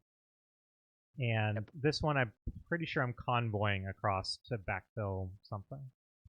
And then more fleets because one, I'd kind of left this area open, so this fleet is actually probably going to Arctic. And then here, I wasn't sure if these were going to come off. I thought you might keep this fleet on as their last unit, so I wanted to force it out with these two fleets if I had to. Now these fleets are conga lining down the west coast with the idea that I'm going to expand this base and get these armies convoyed into Western North America. Yeah, that'll allow you to get some good growth. Annoyingly, Garani still keeps that fleet on though. Oh yeah, that will be a problem for next year. Okay, problem for next year. Let's see, builds a more balanced build set. I build a fleet in Gothenburg just to protect Christiania here. The Iceland as well because I need to cover Faro Banks, and then 2 armies just because I need to start moving them down south. And per our agreement, I get Archangelsk and Moscow, and as you can see, Russia disbands there. Yeah, this is part of their agreement. They're conceding this point, and it's almost not even theirs to concede anymore because Safavid is up Right. here. Yep. In Safavid's Eye, come this phase, and I draw a map that Nice. to make like, hey, this is where we're gonna split it. And I was actually pretty open to Safed getting most of the dots. There was an argument where I could take Verkataroy or Bakhchisaray, but I said, hey, I made a diagonal. I get Ninets, Moscow, Kyiv, and that line there. Yeah, right there. That's There. the line that we established.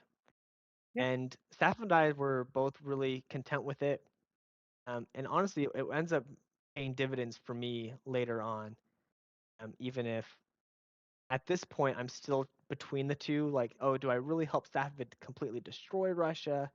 Or I had just made this deal where Russia's my vassal. Do I still protect them and Kharkov and help slow down Safavid's player to see if I can get enough ahead of the leaderboard? But We'll see what happens in, I think, the next year. But otherwise, super happy now that France has stabbed Netherlands, that Netherlands puts down 2 armies. They're now at the point where they're reliant on me to be their ally. Otherwise, they just lose everything to France. So it puts me in a really comfortable position where that I can argue to get Oxford backed and know that the Dutch aren't going to really argue over me. Yep. And so the deal is actually that for us to confirm our alliance, that I will hold English Channel, and then the Dutch will convoy London to Ghent. That's a really good agreement. Yep. Yep. And so I'm super happy about it.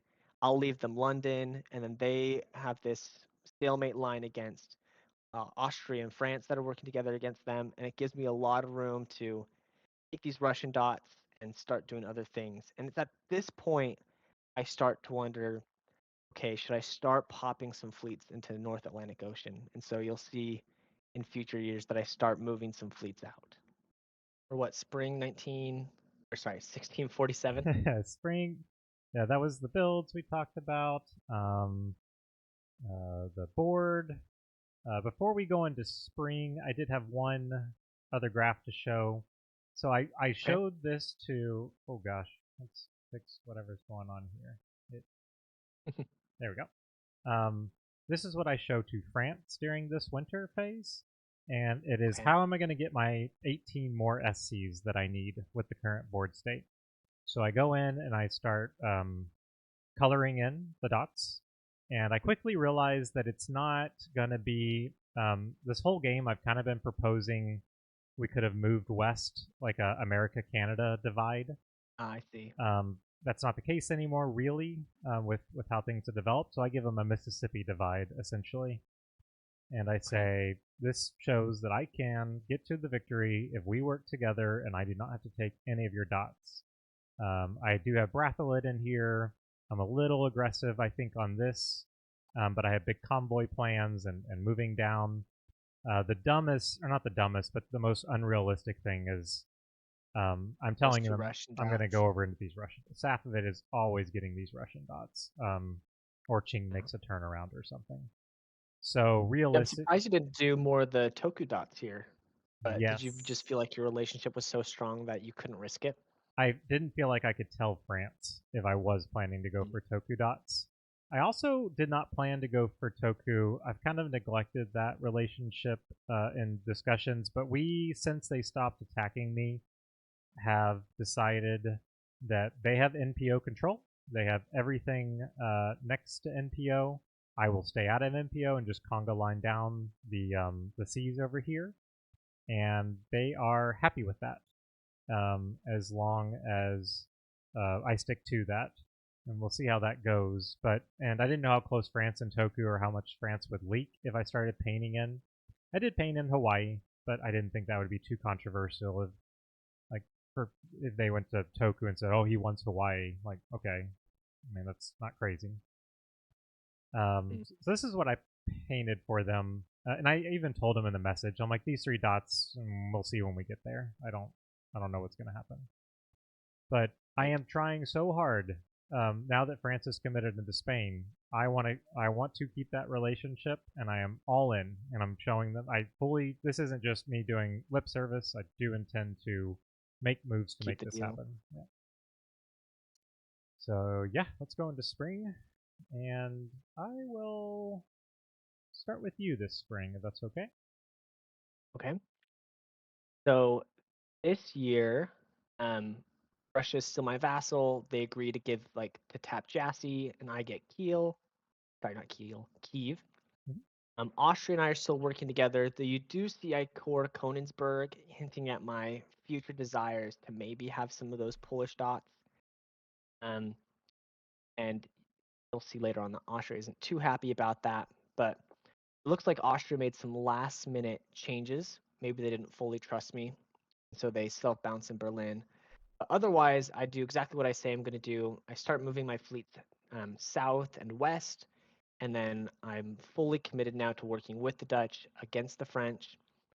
I get 2 interesting messages after this phase. The first is Portugal. Portugal comes to me first, just kind of to read the room, like, how am I thinking? We haven't chatted in a few years. And then I explained to them that, yeah, hey, yeah, we're both in a position here to take French dots. And they're like, oh, I didn't realize that's the tactics you were doing in English Channel, because as you can see, it's just so messy. Yeah. And so it's very clear to me at this stage that it's kind of a Netherlands, Portugal versus France, and then the France-Spain relationship is complicated, That's a nice way of putting it. Yeah. to say the least. And so um, at this point, I was also considering, because I was kind of hoping to, now that Spain had taken that dot in Greenland, I'm like, oh, it's up for grabs. I Me can too. take it without angering. And then, darn it, they they immediately make peace and Take it back. dash those dreams. Same. I But it even just painted shows how it. good our relationship with Portugal was. That, like, as long as Portugal had that dot, we weren't interested. Yep. Yeah. To me, that was always going to be like the last dot I needed. I I I, Mhm. I did not want to go take it because one, I know it's hard to hold next to NAO, right?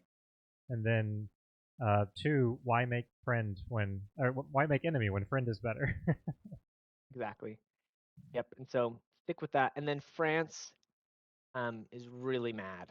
Is really, really mad at this Yeah. stage. We had previously talked about that we would actually take Amsterdam to prevent Austria from soloing. And the deal was that the person that would get Amsterdam was whoever was lower on the VSCC count, because it would ensure that they could get over the hump.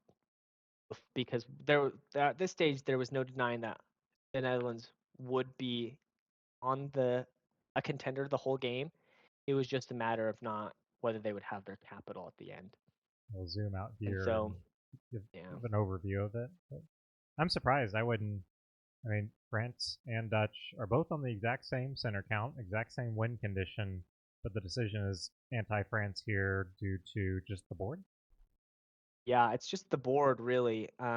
Because originally you would think I need France to help me against Austria. And Right. that's kind of what I was thinking too. But their relationship had been so odd, and they had just previously joined Austria in stabbing Spain. And I didn't think that they were going to stab the Dutch and Austria at the same time. Mm-hmm. And I'm not sure if I'm right on that calculation. And it kind of made things more difficult for me in the long run, because I kind of lost France as an ally from here on out. But ultimately, I decided to stay with the Netherlands, because I knew in this position, as long as Netherlands and France were fighting, the Netherlands would basically do whatever I wanted, would let me do whatever I wanted in Europe. Yeah. And that's what mattered more to me at this point. Yeah. So this is all arranged as far as movement. Yep, everything's arranged where I take Oxford in the fall. Everything's arranged. All my moves, I actually this move. I let everyone know what I was doing. I let Safavid know. Safavid's really starting to break out here, really making a name for themselves. Yeah, we agreed to that split as talked about earlier. But yeah, everything's chugging along this phase, and I'm just biding my time before I pick a new target. Yeah, and unlike the early game, you're not really too concerned. You're getting left out of some arrangement. Like the worst case here is, I mean, you're really not worried about Russia. Uh-huh. I mean, what are Dutch and Austria going to turn around on you? No, like Yeah, that's I didn't see it. yeah. They don't have the so like it's a very safe, good position with with Russia neutered. I think, and yet to your point, gives you time to think about, well, where are my next dots coming from, and where can I get them? So, Yeah, and Austria and I kind of make this agreement that, like, oh yeah, we're gonna stick together for the end. We crack the Netherlands. We stay with France. Um, but he was saying this, and I was just looking at the math, and I was like, there's no world where one that Sweden and Austria win the game, and definitely not a world where Sweden, Austria, and France win the game. no, So it's at this moment where I know that I'm eventually going to be stabbing Austria. yeah, there's not 34. It's very dot rich, but there's not 34 dots There's not four. in the Yeah, time it would exactly. take. So. My side is relatively boring. I only have 2 notes. One is this Guarani unit, much less of a threat to my dots or position. Like, obviously, I can defend here. What it was a threat to was my desire to convoy this army. I really was overly fixated on getting this army down into the west coast, getting these fleets off the west coast. And so Guarani obviously down to 1 unit. Oh, that was the other thing. They kept it here instead of keeping a unit in their last dot. So again, I'm dealing with like a rogue unit. They don't press at all. I'm asking. I probably asked like 5 or 6 people. Have Guarani reach out to me? Has anyone heard from Guarani? Are they still alive? They finally do get back to me.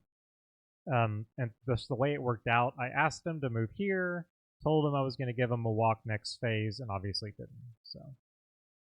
But it allows me to get in position for a convoy into Milwaukee.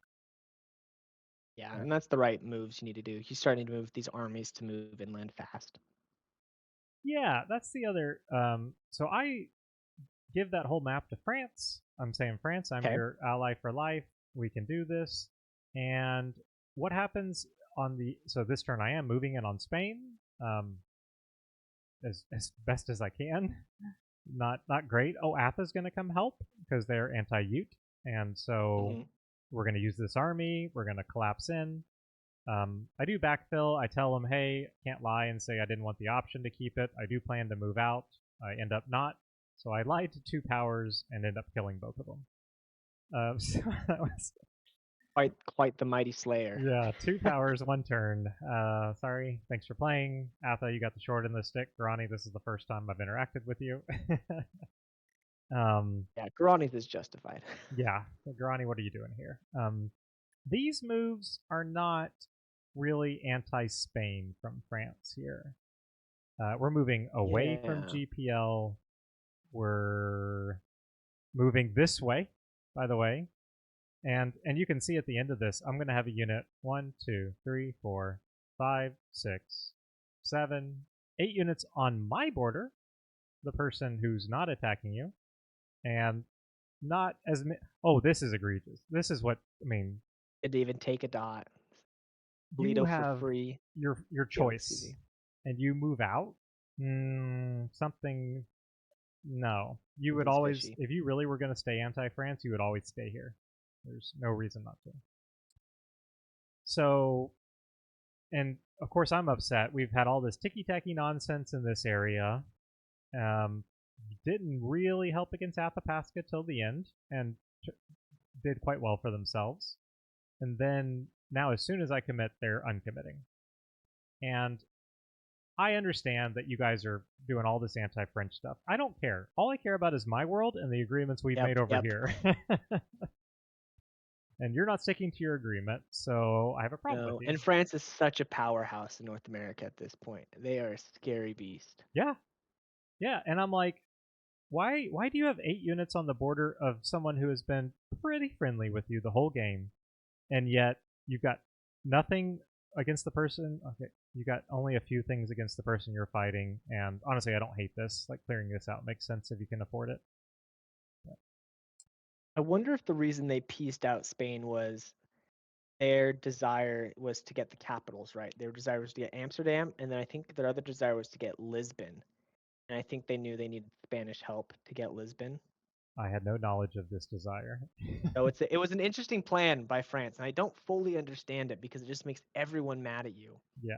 But their idea is if they stabbed all the powers in Europe and got everyone's capital, they could bargain to make sure that they could get into the win.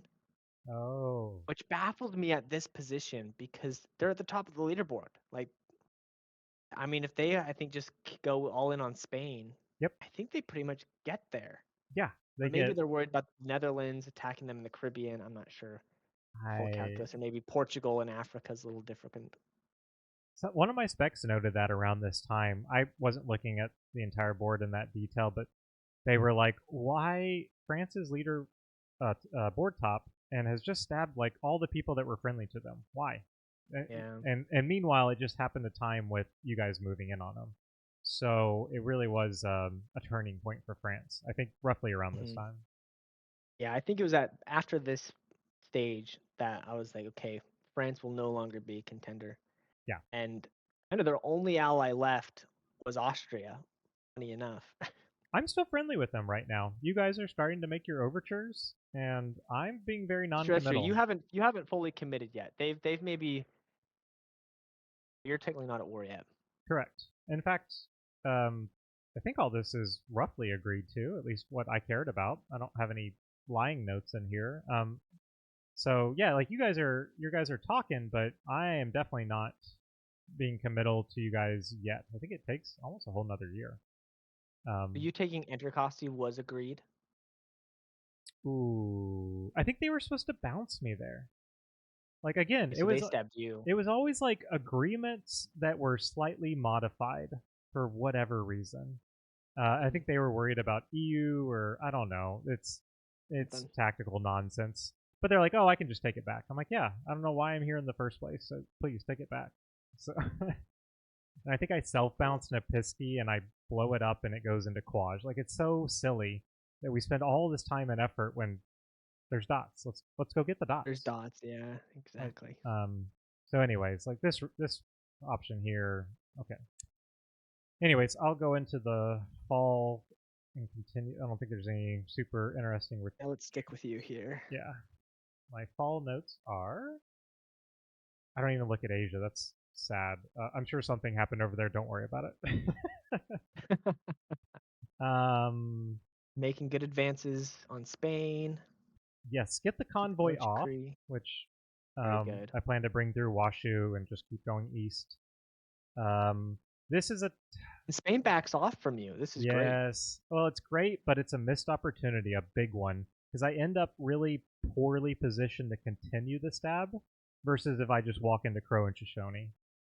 I And see. Yeah. I shoot myself because I'm like, no one's going to be that trusting. We just agreed not to. I think we DMZ'd this whole area. I immediately moved into the DMZ, and I get one message from them. It's like, dude, just move your armies east. And that was the only message the entire phase. And I assumed they were going to be defending, and they did not. And I just end up in a poor position when they turn around. Another good thing, like you going into what was it, Irish Sea? Like, don't go for the dot. Yes. Go for the You go into position. Socrates. Same thing. Much better. Um, yes, this is all agreed. And he's like, "Did you mean to blow this up?" I'm like, "Yeah, I didn't really want to be in the Pisky."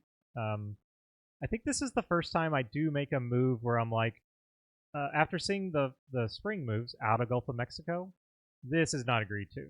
France does not like Mm, this. Because why am I continuing on? This is the border I've asked for years. Why am I all of a sudden breaking it?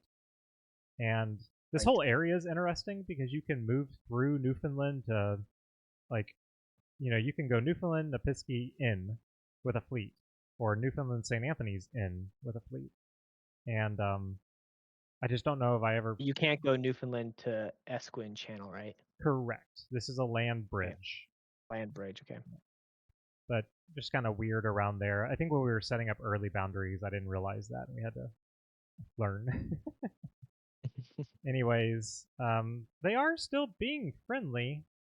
Um, and oh gosh, we got a. I think because Athapaska was telling them that they would do this, so I end up not getting out of OG Cree. I think the idea was that I was backfilling Tus here, but I needed the dot, so goodbye Athapaska. Sorry. And Spain, look, Spain's like in Delaware Bay. What a lovely spot to be. And So good spot. you guys are coming in and you're continuing to ask me, France, France, France. Yeah, I think And we start maybe a group chat at this point where it's like, okay, where is it best that I go? yep, here or next phase when I fully commit, just so that we can Maybe once we coordinate fully better. commit. Yep. Yeah. But starting to see the writing on the wall that this is not going to happen fast enough. That's all. I'm always thinking tempo, tempo, tempo. I got to get French dots now, especially if you guys are going to come help and be nice. Why not? Right? I don't want to do this myself, but if you guys want to come bother him and help, then I'm all on board. Yep. I just needed to see you And France actually has a come over lot of here. open dots right there. A lot of open dots. And again, I was pissed because they were still all on my border. Though I would say this phase is a lot friendlier. Yeah. I will look at Asia because things happen. You get Oh, I Yakutsk. get Yakutsk back again. This is great. And you're in position strongly against Qing, so they're not threatening you anymore. Yeah, Qing's getting wiped out Pretty here much pretty dead. quick. I think Toku was taking like 1 or 2 dots from Qing every year. So like they would just slowly eat them. They still love Qing because of course Qing's been an amazing player to them the whole game. So they are still helping and like it's just one power. It's slowly becoming blue, but it's one person. Right. Yeah, and I do this all by myself. I can show to France, hey, look at me move towards these Russian dots. Look at me, keep committing to what I'm doing. The one thing With over this here, moveset, there's honestly is a world where you do slip into those two. You wouldn't true, hold them forever, but you could have captured them temporarily. yes, before Safavid finally gets over here. Exactly, yeah. But I was like, why go that far out of my way? The one thing up here of note is I did not like this core. We fought a Right. war. You stabbed me to fight a war. Why are you coring this? Please stop.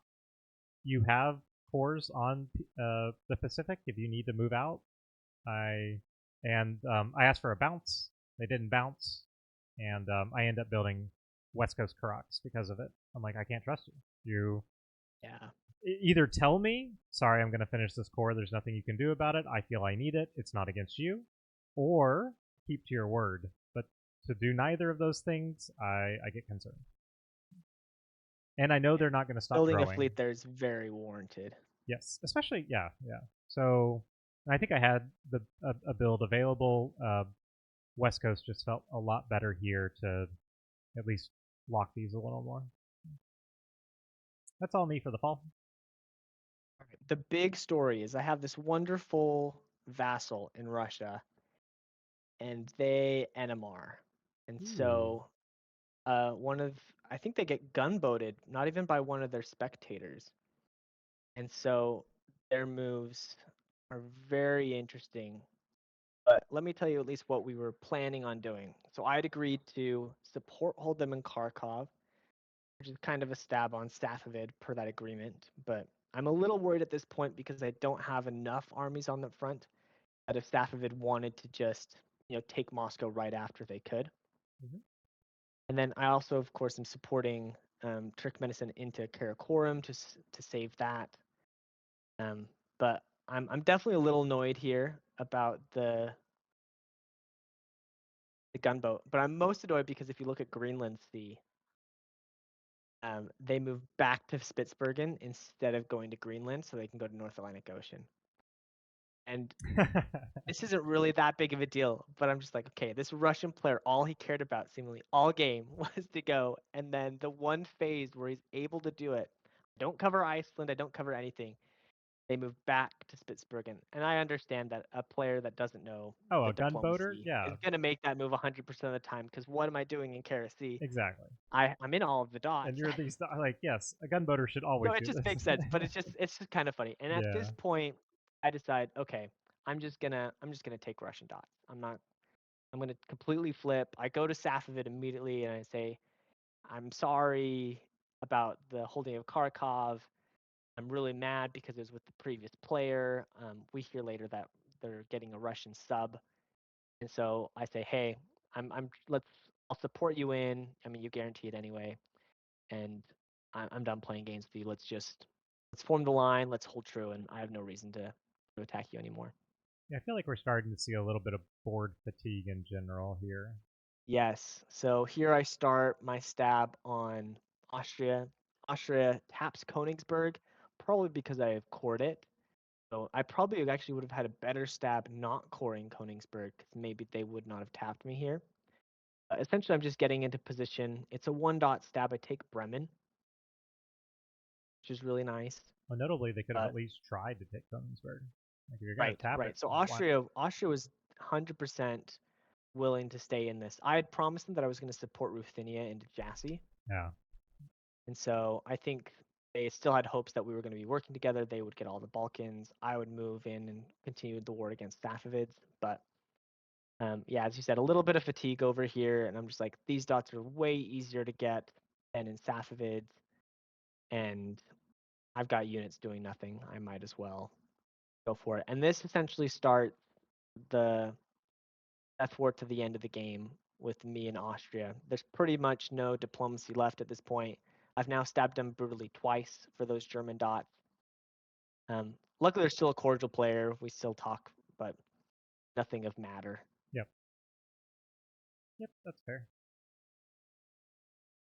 Yeah, and then otherwise, yeah, going over to North Atlantic Ocean, hoping to attack France more, as it's clear that I'm not going to Portugal alliance, and with me helping the Dutch, it doesn't make sense for me to stab Portugal in this situation. So Why might as well not work with them. attacking France mainland? Why not Portugal to Biscay? Trying to move That's in. what I was really trying to get them to do, but I think it was a combination of Portugal not fully trusting me or Spain, so trying to always cover Azores / their homeland. I recognized that Portugal and Spain had been fighting a lot over North Africa this game, so there wasn't a ton of trust there. But for some reason, Portugal just wouldn't go to Bay of Biscay um, and have me follow in Iberian Current. And maybe that's just because it's too much of a threat for them. Yeah. But I could just never get them to move and go after Nantes because it's very well we could have, or even this phase, like we could have supported Portugal into Nantes and it would have been okay. But they just weren't hungry for it, I Yeah, guess. I did find it odd, and part of my disbelief was, why are you guys coming all the way over here to fight France Right, when you right. When border there's France dots here? right there. But to uh, be fair, France is a hard nut to crack with just fleets. You yes, kind of need Austria's armies, and it was very clear they weren't going to, especially now that I'm stabbing Austria. So I really didn't press the point too much, but it was annoying. I was like, man, I'm going all the way across the world, and maybe we'll get one dot, it's but like all of you go the journey. have reasons to move on France here. Obviously, France is fighting Exactly. Spain. You two want to. The Dutch want to keep their capital. Austria wants to be friendly with you. Like, oh, okay, Yeah. it worked out for And me. I know Portugal had an interesting triangle with Ajuran down by Madagascar, Oh, that's right. Yep. because they were constantly flipping. They would attack France one phase, and then depending on the African regionals, they'd flip the next. So Oh, yes, I learned about very this complicated later. relations. Yeah. Okay. Yeah. Yeah, moving on. Yep. Let's see, that was fall retreats. Nothing terribly interesting. You disband. I do instead of Nakasp. I wanted the option. I ended up rebuilding it here, but just more negotiation, right? I got one more build. I got Right. one more thing to talk about, and I didn't No, I think really it's need a it smart there move. because I can just self bounce my history. Yeah, let's look at the numbers first. France stays even, and this is the pinnacle, I think, of their Yep. position. That's the highest they get. Yep. Big Uh, gains from our board Big leaders gains here. for you, Oh yeah, and thank then you. you go +4, which is good. Mhm. Yeah, Portugal recovered. They had not been super great after a Spain stab, but they'd finally recovered here, now making a name for themselves. Yep, +4 from finishing off Atha, stabbing Spain, and stabilizing Asia. And then you from stabbing Austria, and you're Russian. So Yep. the Russian sub was actually great for me because it let me reset that Oh, yes. relationship. Let's talk about that. Oh yeah, so the new Russia comes in, and I'm like, great. Hey, you're dying. You want to help me? And they said sure. So at this Yeah. point, I did build this fleet on the west coast. I said, okay, I'm not gonna roll over and just let you take all of Qing dots, because that's what this is. So trying to get something, I'm moving in, and the agreement is they're gonna help me into Kiki Heart as well. So even if I don't hold them, I just want to push this front further so that if Toku does decide to turn around on me, they got to start from a different position rather than starting on even key or something. Mhm. And I Yeah. deserve some of them, honestly. I was a little upset. They got a free vassal for most of the game that never built a fleet, and they just got to take their dots whenever they wanted. It made any stab against Toku just non-realistic because they'd always be building. And Yeah. No, yeah, definitely you deserve some of these dots. I think thanks. Toku tried to say maybe it was even a public chat or something said, "Oh, I deserve these," and I was like, "Well, I mean, you can try, but I'm not gonna twist Inuit's hand. They can take the dots, so let them." Yeah, and that was this fleet really let me. You can see force this bounce and get in. Mm, So versus some defense they could do. So yeah, and it was a perfect time. So the new Russia, thank you. You were very nice, even with some further lies. Way to finish out the game. Really appreciate it. I guess I yeah, finished off tons of my respect spring for that then. Russian player. Yeah. Oh, sorry. One big disband here. Oh yes, this was not Between France exciting to moving out of see. Gulf of Mexico and this disband, these two powers to me are at peace, and I have to attack France now. One, you guys are asking for it. Moved into Gulf of Maine, so I got help. And two, if these two have pieced out and Spain's going to turn on me, I'm not going to make dots fast enough. So I think the rebuild actually made them feel better than the retreat, but this move to Placentia Bay, they know also that I'm probably looking for some dots. Somewhat reluctantly, but when you see what your opponents are doing, you have to respond. Right. And I don't think at this point I had realized that y'all had been peaceful for so long. In my mind, for some reason, I thought y'all had been fighting. But Yeah, if you look at the I'm board now looking back, I was like, oh, with we're all the quite well arranged allied. bounces and the fact that they went back on Newfoundland and then I got it back, it looks like there's big arguments and there was a lot of talk, but I wouldn't say it was a war Right. until this year, and now it's going to be a war. Yeah. So that was the big one here, and yes, These are none of this is agreed. I'm pretty sure we were supposed to do something else, not move to Cabot, not force Nipisky, not Uh-huh. all this, and not move to Anish. He afterwards was like, "Oh, I really thought about supporting Alcuin. Like, I saw this, but trusted just a little too much." Um, so now, instead of working with France and mopping up Spain, now I get to fight both of them at the same time. And this is where that previous fall, you can see I've got to like reposition this while they get to move in Right. on me. I don't get to like push forward, and it creates a lot of problems.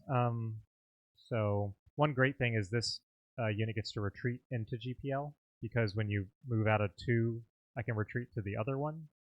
So because Dakota moved to Crow, I can retreat Gross to GPL 3, and then that's just a fun place to be. So That is a great place to be for you. yep, and it's my Usually what you only do with forward it. movement besides like Washu, and that Right. in this area. We conga line down. The dynamic with Spain is really weird because they were so low press. We were fighting, but they had a lot of people to fight, and so I try to like be helpful to them, but I end up just trying to eat their dots on the west side. Um, I'm making a lot of overtures for them to go continue this fight on France. Everyone else is doing it. It's what all the cool kids are doing, but they turn around here. Not you guys though. You guys move in nice. Yep. So And I think the agreement I made here was I was just going to support you into Port Royal because um, we just needed France to be disbanding here. yeah, yep. I think that's what. I assume you guys are going to help somewhat. And honestly, if you're just forcing this kind of movement, this is all I really wanted, so that these armies aren't moving further this way. Going away, Yeah. yeah. So as Let's clear far up as your the border. dots, yeah, I wasn't. I was planning to get the dots myself, but as long as you kept things occupied and kept them at +0 or below, um, so everything was any help when you guys came about Port Royal. I'm like, sure, let's do something fun. So, that's my what is this spring? Yes, we'll do your spring and fall. Wow, not as Okay, so exciting. we have this new. I know. So there's a bunch of tactics on the Austrian front. I'm pretty pleased, honestly, in general, with the fight against Austria. Tactically, we don't need to go into the details, but um, it wasn't fast progress, but it was steady progress of me getting 1 to 2 Austrian dots every year, which was really, really good. I want to talk more about this new Russian sub. He's a really friendly guy, really easy to press to, and he's kind of a guy that was trying to please everyone at once. He kept trying to fact check. He would ask me questions. So how was your relationship with the previous Russian player? And I would tell him, and then I was reading his void. He would go back in the chat to fact check that I would say something was true. Oh, nice. And because the old Russian player was actually still one of the spectators, he'd stepped away, I think, for personal reasons, but he was still there. So he was still kind of backing my corner.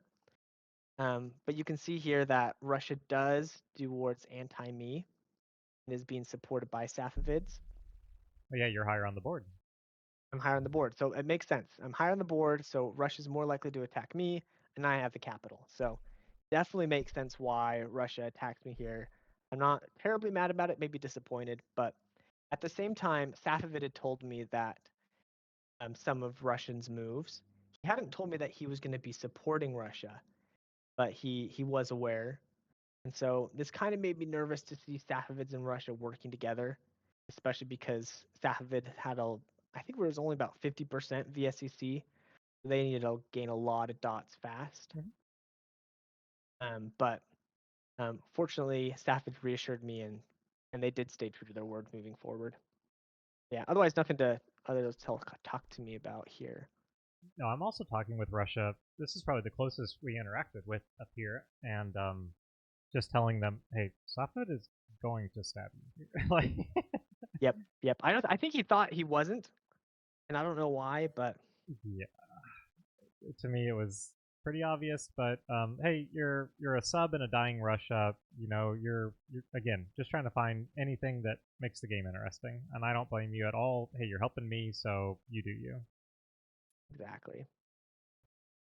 Let's roll into your. I'm just surprised. So what's going on here with France supporting the Dutch while also moving in for the capital, and then nothing. There's, I mean, Dantes is Yeah, gone here. What's going I on? was very confused by this. I'm support holding because I'm nervous at any point in time if the Dutch and French, make peace. Very easy to flip. And so I'm kind of keeping almost too many units on the border just because I'm paranoid, and I'm paranoid of the Portuguese stabbing me and trying to go for Ireland and Iceland. But I don't know why France support held the Dutch, but it does make me very nervous. And I believe it makes me, I think I might even tap some units next year because of it. Yep. I think it goes to show a little bit like if you control, especially London and English Channel, you don't have to have a ton of armies as Dutch, and your No, it's capital is really decently defensible. protected. Yeah. Yeah. Just I mean, because, that all comes down as long as I am not attacking. Because yeah. I think that's why France was so mad, because he's doing everything in his power to attack the Netherlands, but Let's see can't your budge. fall moves. Yeah, let's see the fall. Not too many interesting retreats here. Phew, there we go. Nope. Okay, so I guess I don't tap this phase. But I do finally get some fleets over into Baltic Sea more, making more progress here. And Russia continues to stab me after saying that they were mad at Safavid for stabbing them, which again makes sense. But unfortunately, able to retreat that Kiev unit that gets dislodged into Ochakiv. Oh, nice. That's really Oh, nice. Yeah, so it's bad yeah. touches. And I learned, this is interesting, Austria gets really mad because the agreement was that Russia would take Jassy in the spring, but then walk out in the fall, taking Kiev. But then they backfill Jassy, Not which realizing the retreat. right, which is both tactically bad because of the retreat, and it pisses off Austria, because now Austria is going down a dot. Yep. Who amongst us? So Who amongst us a rogue I know. retreat? It ends up being a great retreat for me Yes. further on, especially because otherwise I think I would have gone -1 here, and that would have been pretty bad for my position. I think I'd been fine. I could just expanded a fleet Yeah, or an fleet, army in Stockholm. Stockholm. But it But also kind of I mean, gives you a essentially, Sophovit, stop, Sophovit, no more. no, exactly. And I was really excited about that. I was like, hey, now I'm in Ochakiv, you're not getting it. And I'm just so grateful to the Safavid player for just staying with that agreement. Yep. But on the Austrian front, you see he is now fully trusting France. He's moving all of his units away. France and Austria both are in this position where it feels like the entire board's kind of against them. And so full trust between the two of them. And I'm just doing whatever I can to retake Bremen, which I do with Dutch support. And then I'm just trying to get armies on the front line instead of these fleets. So I'm able to blow up the fleet in Gdansk, and I'm able to protect Wilno here, which is really nice. Yeah, from across the map, this is interesting because it just kind of shows a lack of coordination. Yep, yep. And I think it was one of those situations where I agreed to support hold English Channel, and the Dutch were going to try to be cheeky and outmaneuver to Mm-hmm. see if they can't snag Ghent back, which didn't end up working. But Oh, I see. Yep, yep. the balance in Azores is arranged with Portugal, Yep. fearing of the Spanish moving there. And then I go to you and say, okay, we're getting you into Port Royal. We're doing the convoy, right? And you say, yeah, let's do it. Yeah, this convoy, I don't. Okay, so the army out in Newfoundland is pretty useless. So I agree to it, and I also see the like 2v1, like the fact that the Cabot could get dislodged, and I I don't know. I think I'm just like, yeah, if these guys are gonna, it might be a way to break this, coming in behind, and I don't know. I want you guys to be happy. I have fleets over here that I need to be vaguely concerned about. I was just holding Lab C and then decided Spain. I can't see Spain doing anything other than moving to Lab C or doing something that I don't care about elsewhere. So why not? Why not try? This is like the only time the entire game I try a move into NAO, and it gets And bounced it by doesn't work. Portugal.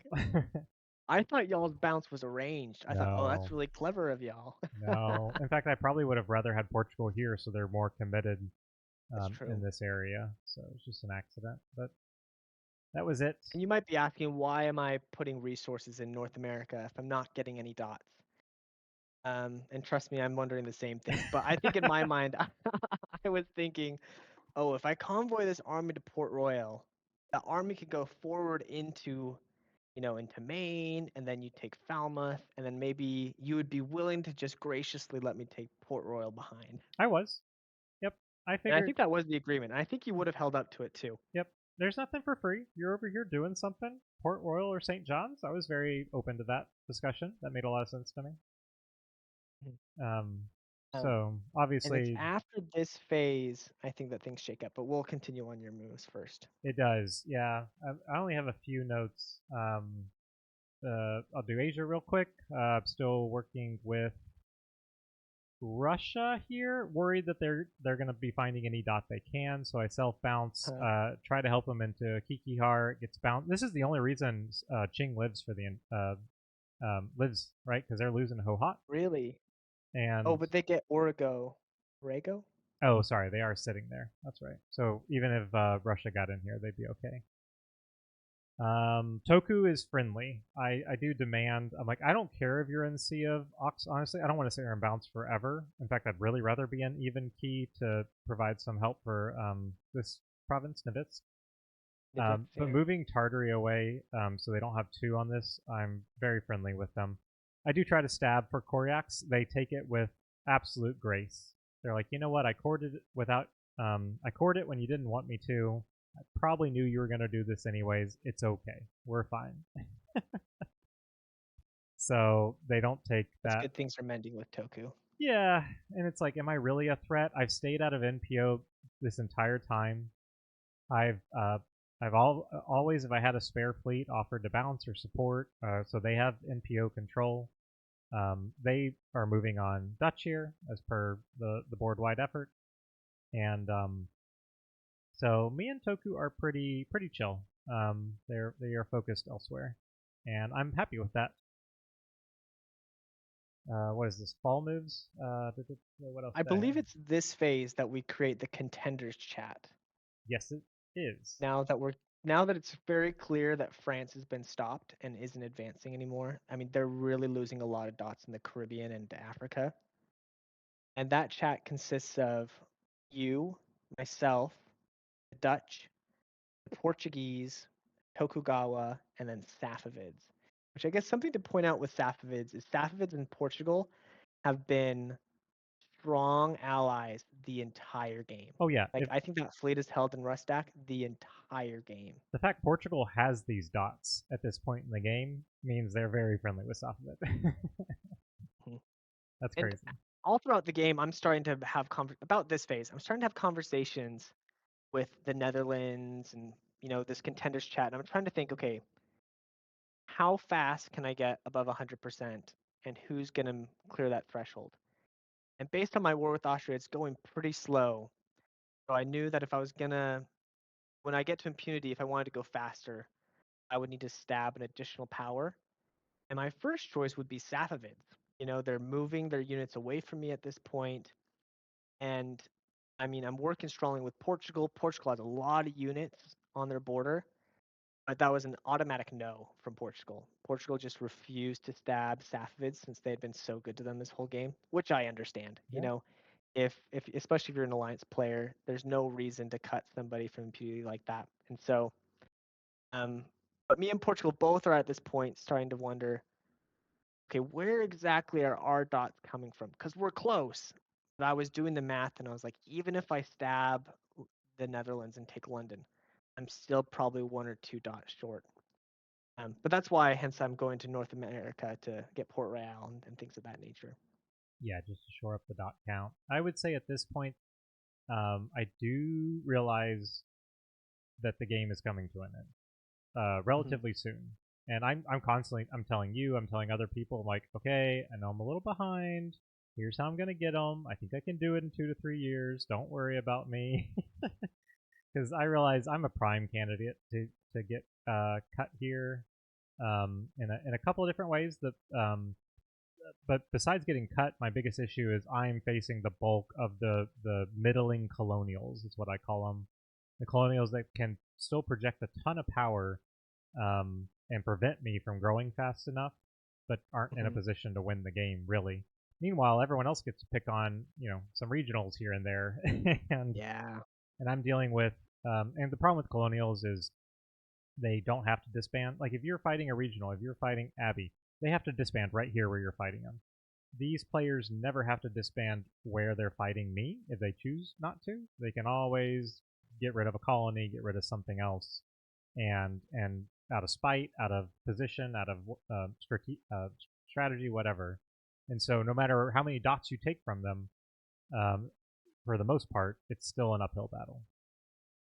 Yeah. And that's just frustrating sometimes about playing um, a power that doesn't have as much influence across the board.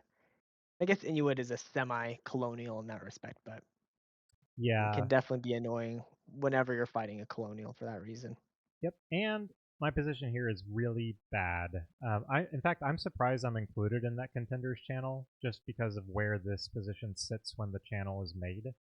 I am Mm-hmm. losing this area. If these two continue to coordinate, I cannot stop them this next phase. They have three against two, and once they push into here, there's a lot of it gets a lot more challenging, I would say, to keep dots, much less move forward at the pace I need to move forward. So, May I ask why you tapped Arapejo here with your GPL3 instead of doing something else with it? I thought this would be dumber than it was. This is actually really good tactics by Ute and Spain here. Both had been, I think we still have the second Ute player eventually does get subbed out. Um, Mm. but at this point, it's a pretty late sub. But anyways, I thought they would at most support hold ghosts, and so the tap and the tap means I thought this was going to be a support, not a move like this. So I see. I You thought have this was, so many options on that front. It's oh, really hard to wrap around. In fact, I this, think that's something I had the luxury of. Like as far as like my taxes were concerned, the options were always much more limited, yeah, yeah, which that makes it a lot is easier. not limited here. I mean, you can see, like, I'm leaving OG Cree open. Like, this could have easily got taken. But I know that I have to get back. If I don't get back, at least bounce this army if it was going there. Mm, They get free reign because I got nothing. yeah, Um, you have to shore up your back line. yep. And in the meantime, I'm still. Oh, and then a conga line. Yes. The conga line. Oh, I'm so glad that didn't bounce. That'd be so frustrating. yeah, because that would have been a good choice for this fleet for sure. To Hmm. bounce here because you know I'm gonna attack it, so why not um, move out? But yeah, nitty gritty tactics are annoying. But I would say I am not in a good position, even with you guys helping. This is very precarious. Yeah. Oh, at this phase, this is also the phase that France makes a three-way channel between me, France, and Portugal, asking us to go anti-Sweden. Oh, nice. Let's hear about it. Not much of a pitch because they weren't willing to do anything until they saw us do something. And we both said, that's not how this works. You're the one that needs us more than we need you. We need to see something. Um, and then I'm also like, what do you mean anti-Sweden? What am I gonna go get? Like, where am I going? Iceland? Yeah. Iceland, you'd get 1 dot, maybe. Yeah, I'm like, that's not good enough. Portugal also, I don't really see it, but I think they Portugal were, had a slightly more angle. They maybe get 2 dots, but even still, it's not worth it for them. yeah, they could have focused all this back and maybe, but okay. So and I think part of my unpreparedness for what comes next is that channel where Portugal and I talk to the side and we're both like, no, this is crazy. Of course we're continuing this attack on France. There's no reason that we turn around against Sweden here, and that gives me a false sense of security. Yeah, he Let's did you dirty. we'll see. We'll see. Let's talk Retreats. about that retreat in Port Royal. Okay. I totally missed this. Me too. When Yeah. strategy, I didn't realize. Oh, it covers that vein. They get St. John's for free. I'm not too upset by it because in my mind you already own one of Port Royal or St. John's, and I this see. Yeah. this is So good for you to. And honestly, it gives me a target to go after that's not you. yep, and something I can help you with at some. I mean, potentially. So I was okay with this. I didn't. I mean, I didn't see it, and I was upset that I didn't see it. But once I rationalized it, I was okay. And honestly, I don't need any of these coastal dots for even my adjusted counts after stabbing France. So as long as you guys stay here, if you guys want Port Royal and I can get the builds from it and take these dots, I'm totally fine with this. Um, Yeah, and you are making good progress against France this phase, which is good. So it's messy as hell, but yes, it is. For as many armies as they have, I am pleased with. Not pleased with this, but I am pleased with this side, to be honest. right. Let's And keep. then I don't know if there's any retreats in my neck of the board. Oh, you got some in Mexico. Oh, Let's I've talk got about those. tons. Yeah, this one, retreat here, just give me more options as far as uh, tapping Yucatan or Hmm. I don't know, it just was slightly better than Berlanga. Here, I need to shore up this line because they are, I mean, they have this guaranteed next year, so I'm in trouble there. One thing interesting here is France is still pushing in on Spain. I guess this is their whole I capital thing. never understood this. Yeah. I think they're actually not going against Spain. They're going after Portugal here. Remember, they're trying to go for the capital, Oh my gosh. Okay. and, and so they're just dancing around it. But you see, as soon as France gets dislodged, they're going to take Madrid. Like it's basically a vassal situation there. Yep. Yeah, let's keep it rolling here. We'll look at the score sheet first. Still +4 for me. Ooh, only +1 Yeah. for you. Slower year for me, just because I had to get those armies in positions, and I needed to secure that Austria was disbanding on my front. So I did some slower tactics to make sure that they were disbanding there, so they wouldn't get the option to disband something in the Mediterranean. So this is the Yeah, there's the line. Mhm. There's the 6. And this seems very reasonable to me at this time. France is a dot source for us all, basically. And so really the gap between possible contenders is, double here, 32 to 68. So I'm in last, so I'm happy to be included. I think I can get there, but Well, you're not blast by a lot. You're only 3% behind Safavid and I. but you guys are the third. Oh, I guess he's or 36. But 36, yeah. I look at the board and like, yes, I'm only 3% behind, but my position is But much tempo-wise, worse. yeah, Yes, you guys have great Saf and I growth. still have a lot of free dots that we Yep. can get. Yep. You or Toku were the two I was concerned would have solo aspirations at this point.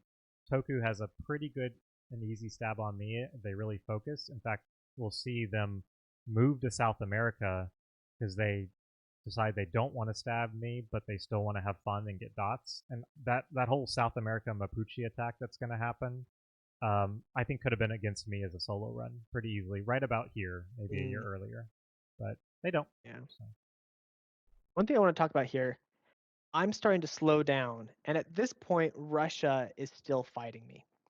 Hmm. So it's at this point I'm getting pretty nervous that the Netherlands and Portugal might try to go for a duo here, because they are the one people that they do have an angle against Tokugawa. I never thought that they would stab me, but I was worried that they could maybe outpace me, just because I was kind of getting standstilled. Let's take a look at it. Yeah. So because they had just cleaned up France and Western Africa, and they're making great progress in South America Yes. and in That's, Asia. So I was really starting to get nervous. And now I do need to say I had misunderstood the win conditions slightly, and I had valued um, fewer people in the win more than having everyone win, if that makes any sense. I mhm. didn't fully understand how that worked. And it was my first game. I think it And does so I have, matter for IDR, but the IDR system's going away, and I think I see. overblown anyways. So, but Yeah. like you get more elo basically if you are in a smaller impunity, but it's pretty marginal. I see. Anyway, so I was caring a lot about that for this phase. So importantly, this upcoming phase is I go to France and I say, hey, I'm worried about Portugal and the Netherlands soloing. I see that you're not in a great position. I'm kind of stalling here. I'm making progress, but it's slow. Um, I'm down to pivot and attack Inuit here. No, And no, that's kind of my pitch. I know, I know. It's you're the all my idea. instigator. Oh, I'm the instigator here originally. oh, And France goes to the same thing that he's done for a lot of people. Well, you make the first move and I'll follow suit. I oh was like, God. well, I'm not really gonna make the first move. I was like, I don't get anything out of this. Like, I might as well just take Port Royal. Yep.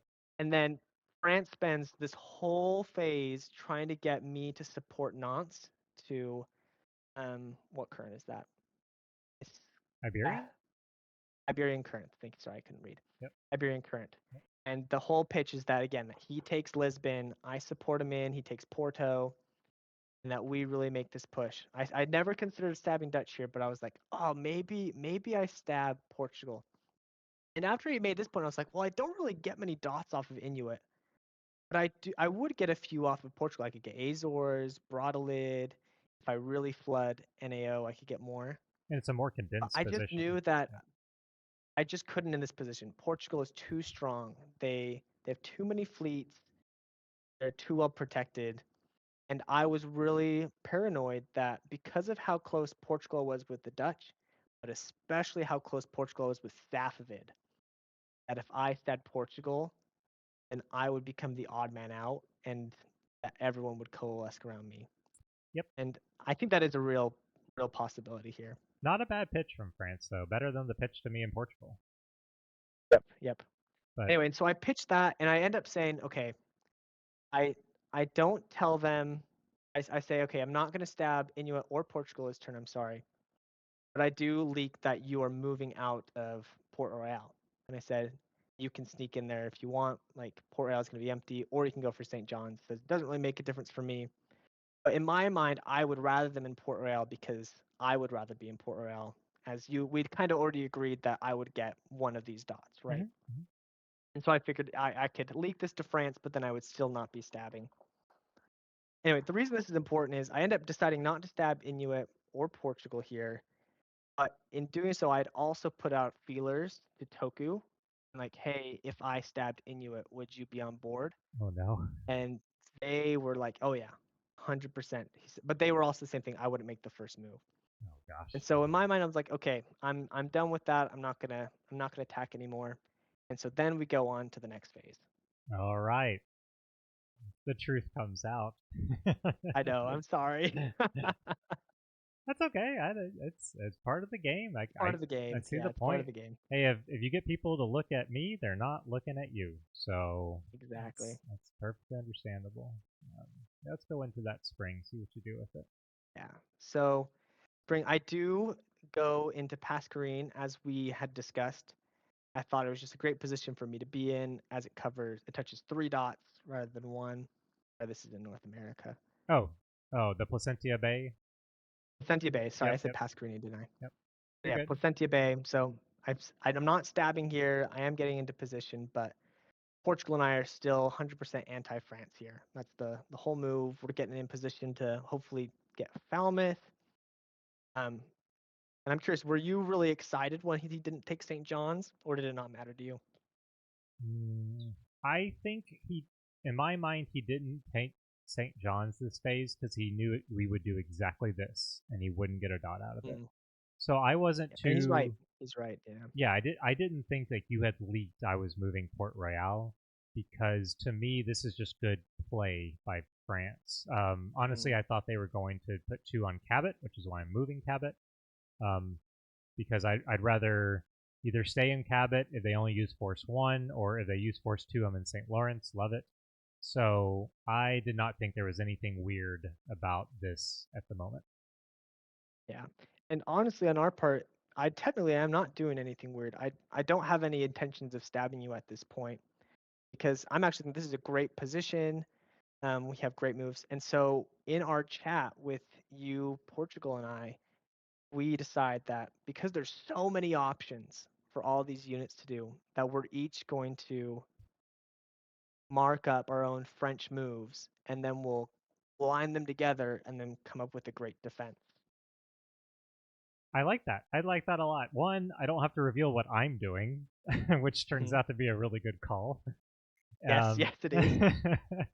but yes, I mean my specs are looking at these tactics. This area is disgusting. If you ever want to sit here and look at exactly what makes sense and who's doing what, and this is a spring phase, so you're not only thinking about moves for this phase, but what does that mean for what the board could look like in the fall, and whoever likes tactics can sit here for weeks on this North Hours. America. Yeah. Yeah, so yeah, I wasn't too concerned. I loved the fact that you guys both did it. Honestly, I was expecting, I don't have time for that, or I didn't get around to it. I think they're doing like, and then say one move you think they're doing. You guys both did like basically full. One person did a Yeah, map. we did full Yeah, analysis. Yeah. yep, full analysis of the area, and yeah, I think I used it. Like the things we completely agreed on, we used that. It was just a cool way of coordinating in an area where it's not obvious why we're coordinating or what Mhm. exactly we all plan to get out of it. No, and I think it's very beneficial too. It's kind of like we were your spectators in some Yes, regard, right? exactly. So I think it's very beneficial. Spectators Um, that have seen other press is the idea there, right? exactly. So we have more knowledge. Hmm. Hmm. But I guess I'll talk a little bit about then what Portugal comes to me at this point. Um, Portugal had been talking with France, and I think we need to go to Africa, strangely enough, for this to make sense. But France and Ageron have made progress against Portugal in Africa, and they're still, threatening Lisbon, their capital. And so Portugal becomes to be really paranoid at this point on, being cut themselves because they're around so many people. Safavid can technically stab at any point. They're not making grounds in Africa. The Dutch are really picking up steam now, finishing the collapse of Congo. And so they opt to make peace with France. And what they come to me is like, okay, I'm making peace with France. Let's go after Inuit together. I'm like, oh, okay. I mean, it doesn't really make much difference for me if I get Port Royal or something else. And I don't think I was looking at tactics 100%, but in my mind, I'm like, okay, that's feasible. I can make this move. And so me and Portugal say, okay, let's tell Inuit, let's make all these grand plans, really think Inuit's on side with us, and then hopefully he leaks some of his moves to us, and then we can stab him really good. Ended up not being a great stab, but that's what we attempt to do Yeah, on because that front. I don't think I maybe tell like 1 or 2 moves, like almost nothing do I give away No, what yeah, I'm planning almost here. nothing. Yeah, because I you think did the only move that we know is, Port Royal to gas. I think, yeah, and maybe like we support into Port Royal next turn or something. Yeah, But yeah, it was barely anything. You played this really, really smart. and Newfoundland, I think, because I had to tell you I was going to Newfoundland, so if they Yes, did go to yes, I St. knew that. John's, yeah, Yeah, which could have been an option to get into Lab C here, so it's interesting. yeah. But again, like, I mean, it just didn't behoove me. I mean, there was so much that I didn't want leaked as far as how I was trying to handle this area, and it didn't impact you guys at all. And that's just a good rule of thumb. Don't share moves that don't I'll impact share that. the other player. Yeah. Yeah, exactly. Very smart. All right, but let's look at some of the other moves around the board. Let's see, what did you do on the West Coast? Oh, West Coast, another fun convoy. I built an army in Alutz and zooped it into this. I love a fun convoy. I do Um, too, especially when you build an army in an island. It's yeah, always kind of funny. yeah, which Portugal did here as well. That's very fun. Yeah, they did. Um, this is just, I mean, doing what I'm saying to the whole contenders group I'm doing. I'm trying to move in. And this is the weird thing where Spain and I are fighting. This is the second case of black magic. I have no idea how I got them to move away. Wow. I mean, free dot. And I'm worried about it 100%. And I guess it was just like whoever pissed them off last, or however they were feeling about me the one time they log in each phase. I don't know. So, and I misguessed here on keeping OG Cree. I assumed they would move with Ojibwe and then backfill with Wisconsin. I like that name better. Oh yeah, Menominee, yeah. memory. So I thought this was the right move. It kind of sucks. I probably would have rather stayed in GPL than get kicked out, but it does kind of help this northern front, especially with Spain backing off. It's really nice. So, and at the same Did you time, go ahead. NMR here? Who knows? Who knows? Whatever they were Who doing benefits knows? you. Yeah, I pretty much muted. I was done with mute. So, I think the sub may have come in here. I know the sub is in when I'm in Paiute. And they may have just been, since they are a sub, and I can't imagine that the Void was very helpful, they were just like, I'm just going to sit here and see what happens. Or it could have been an Makes sense. MR. And like a 1 dot NMR is not too bad. No, it's not. What is this? Still spring? Yeah, what did your Asia position look like? Yeah, that's the only other note I have is Toku does not Yes, want me to I have remember this. PPR. Yeah. And They even messaged me. They're like, "Hey, in the contenders chat, will you speak up for me and say that I should get this?" Yep. And this is like the only time the entire game where I can dictate something to Toku. Toku's like, "No, this is what I want." Yep. I'm like, no, and they even came to me later and they're like, oh, so you're doing X, Y, and Z. I'm like, no, I'm taking Kikihar. I told you I'm taking Kikihar. I get Kikihar. And yeah, so that was, and I needed the dot. I really did. As far as if I'm going to keep pace, I need to be X number a year to keep up with the contenders. I had Russia on side. I was going to help them into Hohut, I think, next phase. But quickly realized once Toku gets in here, now I've got 3 Toku units on Kikihar, the dot they didn't want me Yeah. to take. I'm not supporting Russia into Orgu. I'm gonna go back to being friendly with Toku, and hopefully they don't mess with it too much. Yeah, I think that's a good call. Yep. It was actually in seeing this fight between you that kind of gave Portugal and I more cause to stab you because we Yes. thought, oh, see, they're already fighting, so maybe Inuit would be more mad Yep. at Toku. Toku should be. I mean, Toku has very good options on me. This whole position rests on Toku not attacking me, and I've worked very hard on that relationship and Oh agreements yeah, and you put a lot of hours, yeah. yeah, but still, yes, there's still. I mean, and they later on, I think when they are really thinking about it, they're like, oh, why don't you shuffle Cape? And like, if I move Cape out of Cape, I couldn't do. I would stab myself. Yeah, yeah. There's just no world where I let you You get in have to stay here there. and have free reign. And I've already had to deal with it earlier in the game. I can't let anyone Yeah. back here. I have to be able to at least retreat here to have any semblance of a defense. Yeah, Cape is like the Labrador Sea of your West Coast. Yep. Yes, exactly. I mean, and then even moving this unit back, I'm still trusting Toku, right? So if I was so Toku, sad about that move because it's yes, like, darn it, now now you're covering Arctic Ocean. I am covering Arctic. I'm not. I left it open way too long. I always thought these fleets would be able to get back out once this was taken care of. They Mhm. turned out to be way more useful just staying around most of the game. Just defending. Yeah. Found the Even though I same have thing all with these dots Baltic now. Sea. Like you think you like get control of a range, but you always find more reason for it, whether it's a convoy or just defending something so that you're instead of guessing, now you're like 100% taking a center. It's just Yeah, we're both less convoying flexible here. than you want. Yeah. Yeah, exactly. And part of the problem with, I mean, to give coring its credit, because I never core a single, I don't even think I enter a core order this whole game. Wow. It means that I can't. Takes forever. It takes forever. I've got to. You can see I'm moving our army over here because I couldn't build anything in this area, which I desperately need. I'm convoying down. I'm doing this stuff because I have no cores here. So it has its downsides. But this is more just not aligning my tempo and where units are quite as well as I needed to. Yeah.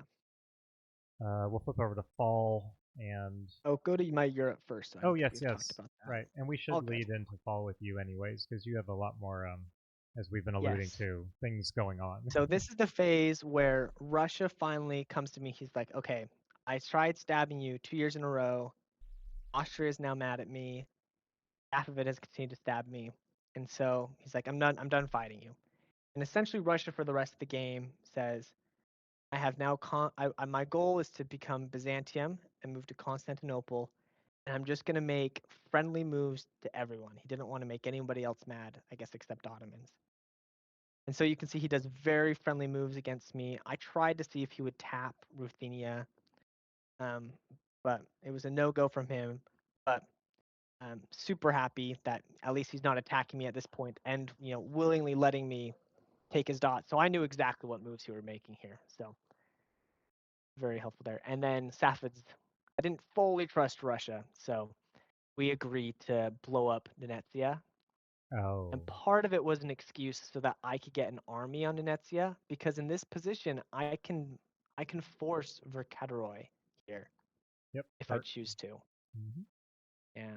In fact, I was I end up probably not. talking to you about this, wasn't I? Was it around I now? think so. Yeah. Yeah. Either that you were gonna take it or I was gonna take it, but um, oddly enough, because of that Safavid Portugal relationship and me now being touching both of them, I don't know. It just scared me for some reason. I was like, if they're this close, I don't dare anger one of them, which I probably could have, and it would have been fine. But I think I was even thinking beyond this game. Like I was thinking reputation. Like, am I going to be the player that's going to stab for one dot? That's really not going to change the outcome of the game. And so I think that's what really stayed my hand here, which Wow. ironically didn't stop me from stabbing you. No, I think that's a very good board read. I mean, if Portugal's still here at this point, you're right. That relationship is, and they have another front they're working on together. It's always the problem when I'm dealing Mm, with colonials is it's not just about the Spain-France relation here. It's about the Spain-France relation here, and like it feels like that with all the colonials. It doesn't matter how good yeah. of an argument you can make in your area. You have to think about the argument, and you have to go to the you have to go to Ogeron and say, "Hey, I want this war happening. Can you, like you have to really be better at press to make that argument." Oh, another fun convoy. I didn't see this one. Oh wow, I don't think I've seen this either. Shows you how Oh. much we look at the southern hemisphere. Yes, there is no southern hemisphere basically. Mhm. But yeah, but in Europe, again, 'cause similar mindset to the tactics. How can I get more armies on the front? And you see here, I'm blowing up the army in Königsberg again, so they can't take off a unit in Italy. So Nice. Yep. I think the story here is actually the Dutch get back and they begin making progress again, which is kind of exciting. But otherwise, nothing. We can go to the next phase from here. Yeah. Treats, nothing exciting. Quickly getting to the point. Yeah. Well, Yeah. why don't you talk about this first? Yep, let's talk about the stab. So we'd done all this thing where we showed you the France's moves, France, and then Portugal and I say, okay, are we really stabbing Inuits here? And we both decide, you know what, we probably only get one, maybe 2 dots each off of this stab. But we both decided that we were that close on like the cutting edge of whether like we get into impunity or not, that it was worth it for us. I make a few of these moves elsewhere, which I'll talk about later. But yeah, I see that based on the moves and what you're sharing, since we're going anti-France, I was pretty positive you weren't going to cover St. John's. So I end up tapping that. I tap Labrador Sea, and I tap Arctic Ocean. I was pretty positive you would cover Arctic Ocean. It would guarantee that Portugal could get that Greenland dot Yeah, in the you asked to fall. go here this phase, I did ask. I think that was my plan. Yeah. and I can't What did say you think of my ask for that? I will say I was planning on covering Arctic regardless, Mm. and I think I asked for no backfill because then Yep. you have Yep. You did. options on Arctic, and but um, I did not think it was a ruse for you to actually make this move. So I was still surprised I bounced there, but I was covering before you asked the question, so it did I not see. do I see. misdirection. Yeah. It didn't help or That hurt makes you. sense. It was going to get covered regardless. Mm. And oddly enough, France even moves out of Port Royal here, This is huge. and so Yeah. huge. I debated. You'll see in my void. I'm like, YOLO. We're gonna somehow hope that this unit is not tapped with 1, 2, 3 units around it. And I And think we had all decided when we were setting the moves that it wouldn't be. Like it just yes, never made sense. it never made sense. And a couple of my specs, thankfully, also agreed with that. And so I switched this at the last minute. And it's a 2 dot swing on a year where I think I go +2. Oh So, yeah. And if um, not for you going +2, I think we would have continued the war. yep. But you going +2, being able to build 2 fleets up in Hmm. the north, Hmm. made me completely say, you know what? I'm not going to gain anything else. France didn't even take Port Royal. I You think we got the struck a dot deal where you I said would you have can agreed keep. to. Yeah, like you Yeah. can keep St. John's. I was like, okay, I'll Yep. back off. Like there's nothing to gain. I'm completely moving back. Yeah, honestly, this is more of a one. I did not see it coming. I was blindsided. All these moves are like even getting this fleet over here was because of this. I had Hmm. no. I didn't try to defend like you said, St. John's, Slab C, nothing. Um, but my biggest problem was, oh my God, there's more people attacking me, and I have to slow down even more. I can't afford to be Yeah. slow right now. I just can't. This war over here is already glacial, and just a mess. I mean, I'm moving, I'm doing stuff, but just too slow for when I think the game's going to end. Right at 1650, the game should only Yeah. have one more year. I don't have time to get 11 dots with people. I can't get 11 dots if this happens, and so now I'm really concerned. And I think it's this phase where they announce a surrender vote. Yes, yeah, I forget. And It do you was right know after the who fall, right before requested the that? fall. Yeah. It was somewhere around here, but do you know who requested that? I did. I learned who requested this. It was Ajran or Oh, Mapuche. interesting.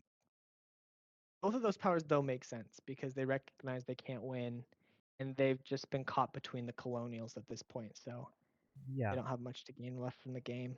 I don't know why I was reading their chat. Maybe it was in their void. Because I do look through the voids, but I do not read every chat after the game. They only said maybe 30 messages to each other. It was hello at the beginning, a few things about, oh, our position's not great. And then one of them proposes to the other, we should call the surrender. This is the best we're going to do for IDR. And I'm like, thank you. Oh, interesting. I didn't I, think about that from their perspective. yeah, or and I'm not like I don't care that much about ADR, but I understand some people do, and they're making game decisions because of it, and that's what happens here. They're like, well, this is gonna, our positions are just gonna get worse. We should call for a surrender, and they asked for a surrender to the top six. And they must have done it before this stab because um, I think the It vote. was right before moves adjudicated, I think, that the surrender got Oh, said. So it was like during this phase. because Yeah. otherwise they leave. I think they'd surrender to the top five when they They proposed the probably vote. leave you out. Yeah, Yeah. I did not solicit this in the slightest. I should See, have. I thought you were the one that did, but I also don't know how surrenders work. I'm not sure if people can choose You a surrender can't if they're in surrender it. to your. You can't propose a surrender to yourself. So none of the six of us could Okay. propose that Okay. surrender. That's good to know. Yep, I had to look that up afterwards too because I'm like, I was not soliciting this. I had very little relations with any regional below the equator, and it saved my game. Let's be honest, because No, 100%.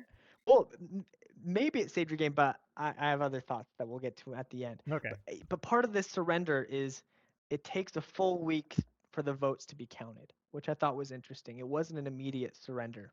yeah, So we still ended up playing a full other year after, or maybe a phase after this. yeah, we played It like, doesn't go into effect immediately.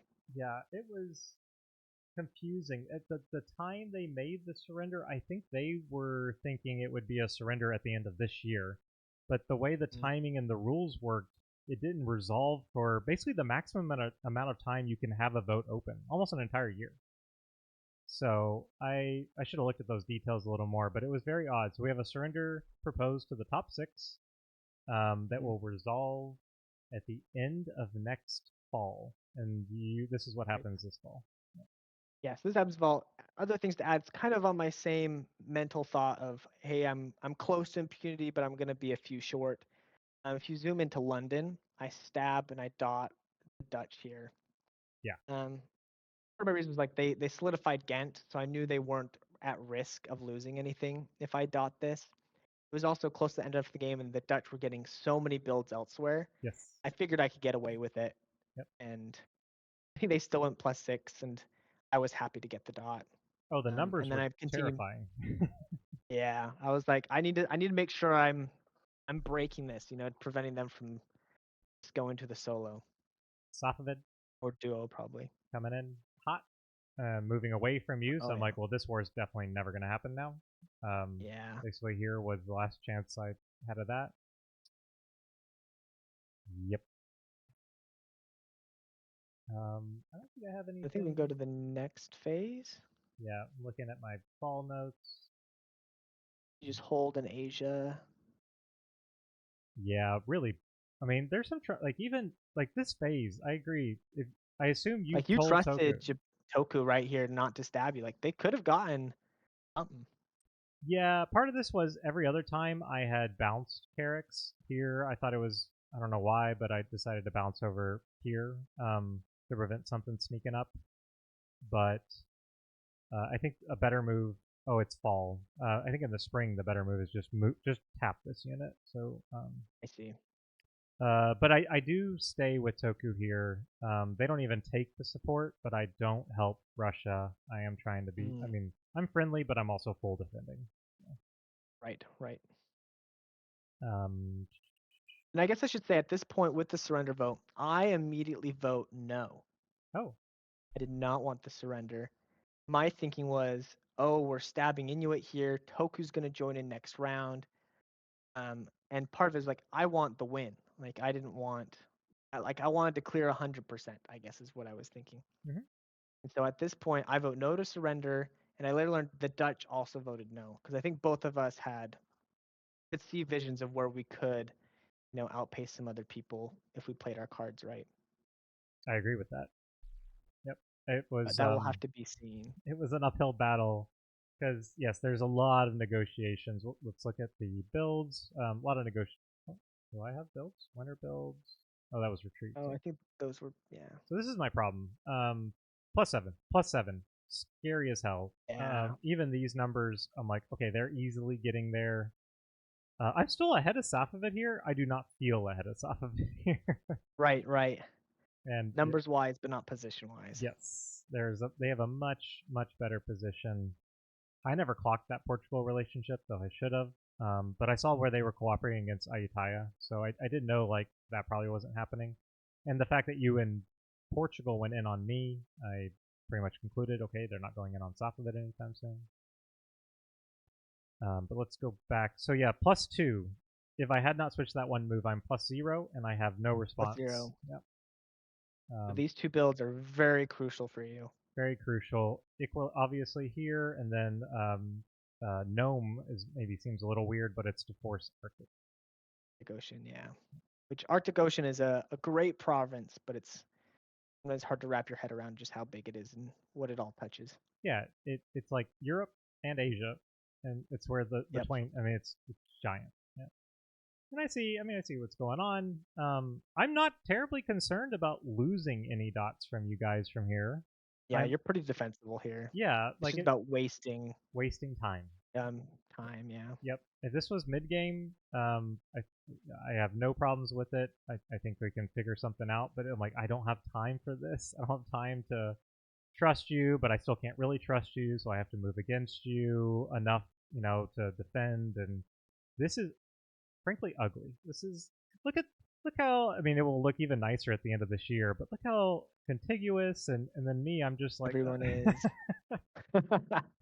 after this I guess entire part of the phase of not doing the coloring in that maybe yes. some of us had done. Yes, and this is where probably I thought, ooh, I should color this in, color this in. I should look bigger than I feel right now.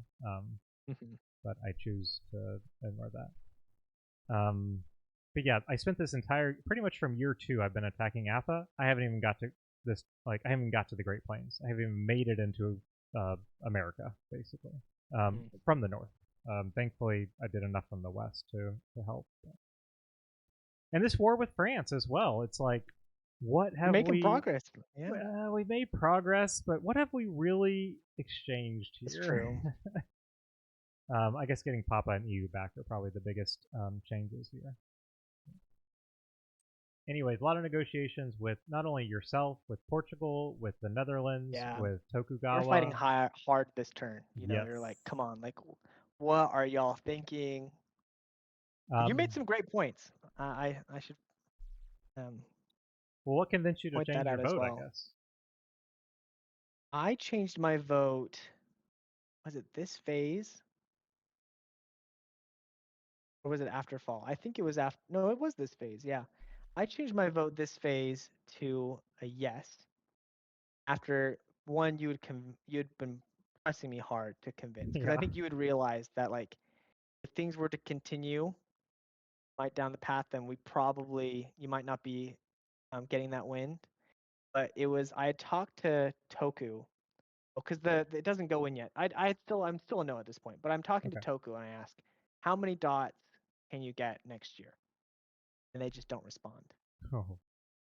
Because at this point I'm thinking, okay, there's a world where Toku, Sweden, I'm Sweden, Toku, Dutch, and myself go for a three-way because both of Toku and I have pressure on Inuits and Safavids, and then Dutch and I can pressure Portugal. And I don't think this actually would have worked. I think it would have been way too long. Like this would have taken like several more years. Mm-hmm. But there is a world that we can get enough dots and hopefully clear the threshold enough. So that was kind of my thought process going into this year. And in my mind, I think you're at like 70 something percent. Yep. In my mind, I was like, oh, I don't have to hurt Inuit anymore because they're already slow enough that as long as I grow fast, it would be the same. I could still get to that hurdle. And so that's why this turn I'm like, okay, I'm fully piecing you out. I'm moving away. And then it's not till later I decide to switch my vote. I actually believe you here that you say you're going to peace out because I agree with you. It's like what am I getting from this? Why am I over here and what am I doing? Yeah, no, that was the question on mine. And especially once you didn't have free, like if you had gotten into Arctic, totally different game. Different story, yeah. Yep, different story. You can force Iqaluit even if I build there. Of course, Portugal gets Greenland. Yeah, I still at this point is like, if I'm the group of 5 above me, I cut Inuit here every single time. It is so easy. Toku, you get Toku on side, you have to push me down like 3 or 4 dots. France will do it out of spite. Spain will do it out of spite. There's, they were less active, I guess, towards the end than I really realized, but I thought for sure I was getting cut. And so I'm asking, I'm like, well, why did you guys stab? Because I feel like we could have all got there if I had been left alone. I still think I would have struggled, but I got to put on that brave face, right? Right, you put on the face, yeah. Yeah. And there's, I think it would have been hard, but I think at the end I was really banking on the Toku friendship, not only being non-aggressive as they were thankfully last year, but also giving me Hawaii. They've talked about giving me Galapagos this phase, and I think like if they do, since they had a free vassal for so much, I'm like, if you just work with Safavid, clean this area up, there's going to be some extra dots for me. But the margins are getting really tough, and I'm relying on the goodwill of other players and my press to the maximum extent possible. Even Portugal was like, "Oh, I stabbed you because I needed France on side because they were being a big pain in Madagascar." You can tell they were like annoying Portugal here. They were annoying Portugal here. But now I'm like, okay, that's done. You can flip back now. Everything's taken care of. Yep. Yep. You got the disbands and retreats that you wanted. Yep. So I'm arguing a lot. I didn't really actually know who I had to convince. So I was just making the pitch to everyone except Safavid. Safavid doesn't really care here. They have no reason to help me. And honestly, I'm a great target for them with Toku. So there was just no reason to, unless I felt like Safavid was the leader of the group, which they're not. They're kind of late to the scene, exploding in growth right now. My biggest thing, and I didn't have the best relationship with the Dutch because Toku had attacked them, and I had kind of put out my hands, being like, "What do you want me to do? I'm not going down there." Oh, I see. Yeah. And you didn't help me when Toku attacked me first, so now that they've turned around and attacked you, it's the game. Sorry. Yeah, you didn't have that relationship built up yet. No, and no other points of contact, essentially. But you and Yeah, I that's kind of how definitely, I felt with Toku. I was like, I feel pretty good relation with everybody except for Toku. So I was like, whatever he decides, he decides. yeah. Toku's move, we forgot, full into SPO. Oh, full into SPO, really going after Mapuche here. Yep. And I'm sure you guys were infuriated by this because you're like, why you needed to join in on this Yeah, Inuit stab? Why did you not? I was pretty annoyed. And that's kind of why I pivoted to, I was like, okay, if you're not going to go after Inuit, if we can just get enough dots. And part of the reason I was so motivated to do so is if you look at Austria, Mhm. after this, they disbanded very favorably towards me. And this gave me a little bit more motivation. I was like, oh, I have a little bit more freedom to push, and maybe I can make some more movement here now that I have some units freed up. Yep. So you weren't really looking at a solo, but you were looking at what's a smaller group. Right, yeah. So solo was never on the table for me. I was like, there's no way I beat out, Netherlands or something. I mean, I think Netherlands was at 98% or something. Like, if not for me taking London, I think they would have cleared the line. So Hmm. not a solo, but just a smaller group, either a 3 or a 4. I think was my ideal. Yeah, but let's go to the next year just to see kind of how it plays out. Yep. This is our final year. We've already looked at the board here. The rich get richer. The lot of eliminations this game. In fact, when the Yeah, a lot surrender of vote came eliminations. up, and I was like, oh man, only 18 people voted for it. It's not passed. I'm like, oh, there's only 19 people left in the game, or Yeah, 18 yeah, people total in the game. I didn't realize. crazy. Yeah, considering I was responsible for 2, that's a little embarrassing. But Yeah, go ahead. I'll. Zoom in on Yeah. Europe, I Mhm. think. Yeah, so just some tactics here. This is really where Russia's making their push to go to Constantinople. I'm walking into dots after. The tactics are pretty much straightforward here. I do agree to give London back to the Netherlands. Um, and this is after I did the calculation that I would still be able to reach 100% if the surrender vote were to go through.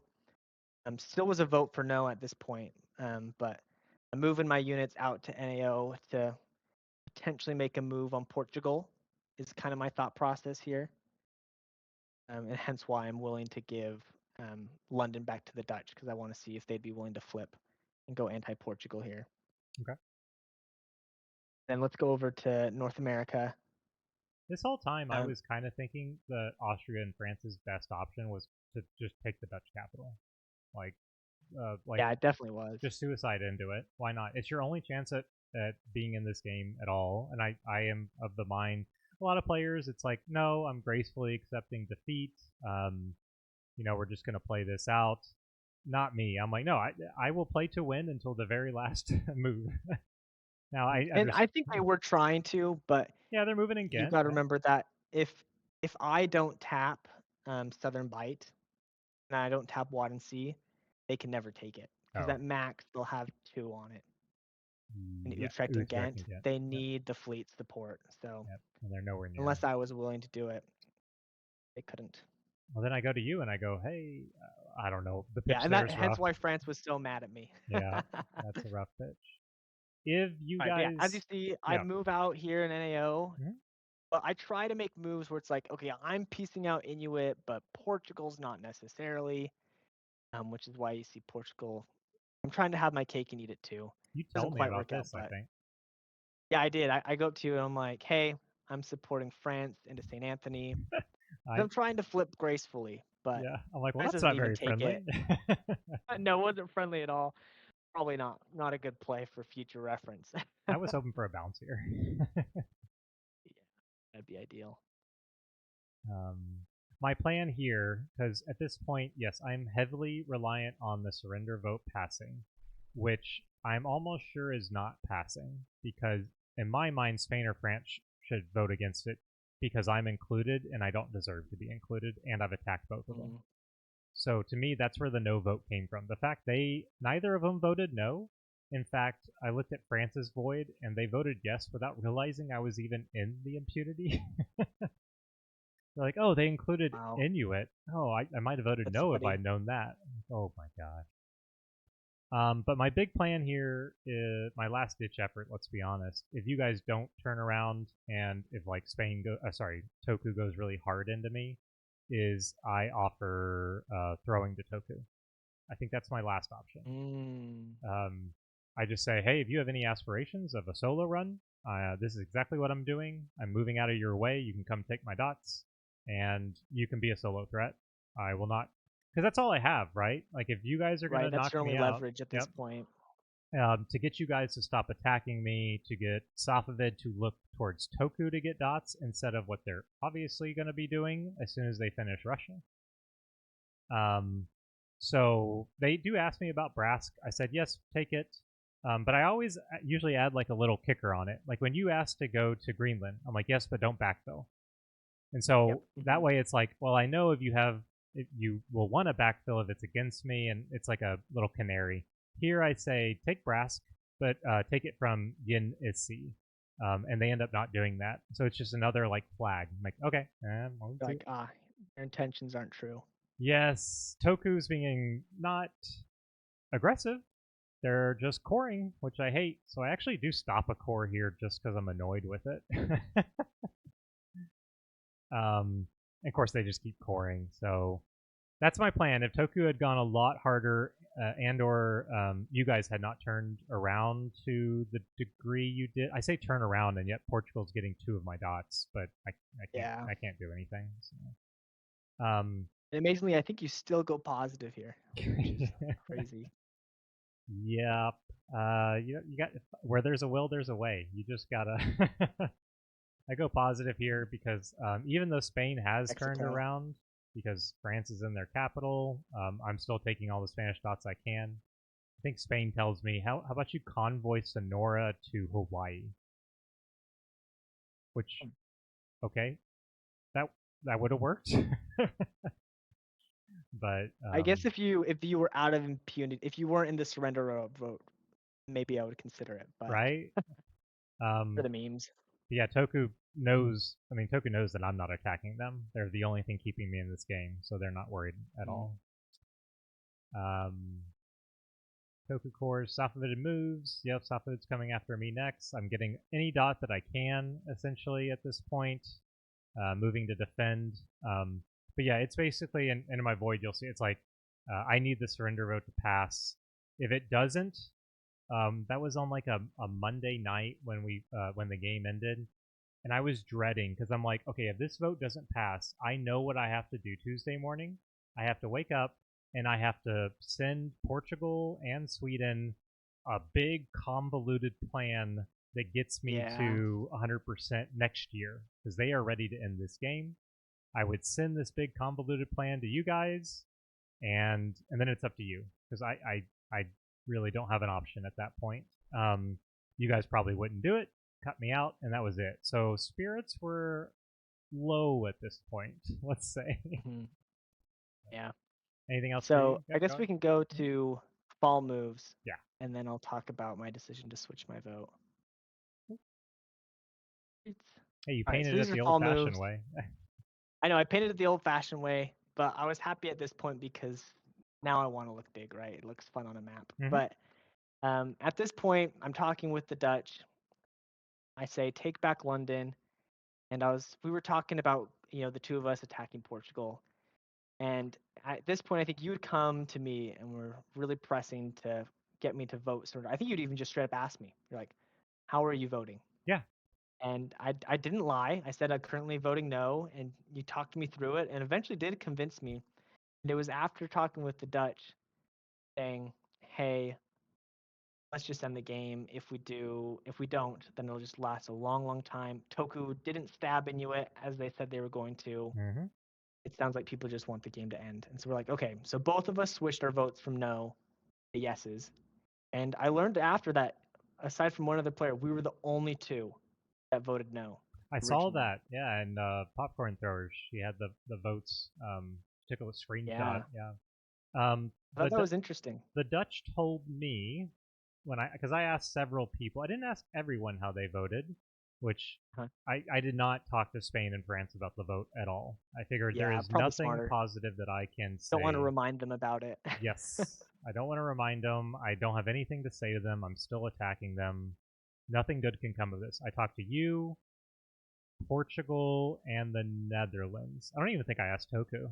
Toku was pretty standoffish the whole time discussing impunity groups. They're like, it's too early. I don't really want to talk about it. So to me, that was a big indicator they were thinking about soloing or thinking about just a different group than the six. I was just pocketing that information in case I needed it. The Dutch told me that Portugal asked them to vote no. I didn't go through the chat to learn the veracity of that. I wonder if that's true. I could see it, but my guess is that Dutch was just looking for an excuse. They I didn't think want to so be the too. bad guy. If you're the board leader and you vote no, which I don't blame him. But yeah. So maybe that was why also, because once I told the Dutch that I was switching to voting yes, they would have been the only one. I can't be the only person. That's how you get a coalition here would have been hard. But it's like, wait, if you're voting no to win, you want to win by yourself. That's the only reason. I kept telling you that. I'm like, there's no difference between 3 and 5. If you vote no here, you think you can solo. Yep, and that's what finally convinced it for me. I was like, yep, you're right. There's not much of a difference here. And there was a bit of board fatigue, right? I think in general. There was. Yeah. And I think that's why so many games end at this time, whether it's for, a solo win by the time or just people get tired and they're going to throw starting about this point. And that's why games ends at 1950. There's also, look below Spain. There's almost no one else. There's just nobody. Yep. Yeah. I can't really besides France and Spain that I'm fighting, it didn't feel like anyone else mattered except the 6 contenders. So. Yep. It was oddly a very balanced game. Like all of us kind of grew kind of steadily, about a similar pace. Us 6. Yeah. Maybe only the argument for the Dutch for being really on top, but very well balanced game. No, it's usually the colonials start out, they're at the top, and then some regional shoots up, and Yep. it just kind of balanced out better than like I think if Safavid or Toku from here, I think do have some opportunities, but yeah, like if Safavid had stabbed Portugal, yep, and Toku had stabbed you, I think for sure. Yep, but I think it should have started a year or 2 ago when you guys were changing the dynamics, right? When there were some alliances shifting around before it got more. At this point, everyone's like, yeah, this is fine. So. But the ending has a twist. Do you wanna? It does explain? have a twist. Yeah. I will explain. So, I think this is Monday night, where the time has ended for the vote to end, and Lexi points out the results of the GM. She goes, everybody voted yes on the surrender except for one power. One power being Abyssinia. Abyssinia. Who had NMR'd the last 2 turns. Yes. Apparently, Abyssinia had put a no vote in at the very beginning. Then after the surrender vote, when it's like, oh, I don't care about the game anymore, and we're actively looking for a sub, but technically per the rules, that prevented the surrender to go through.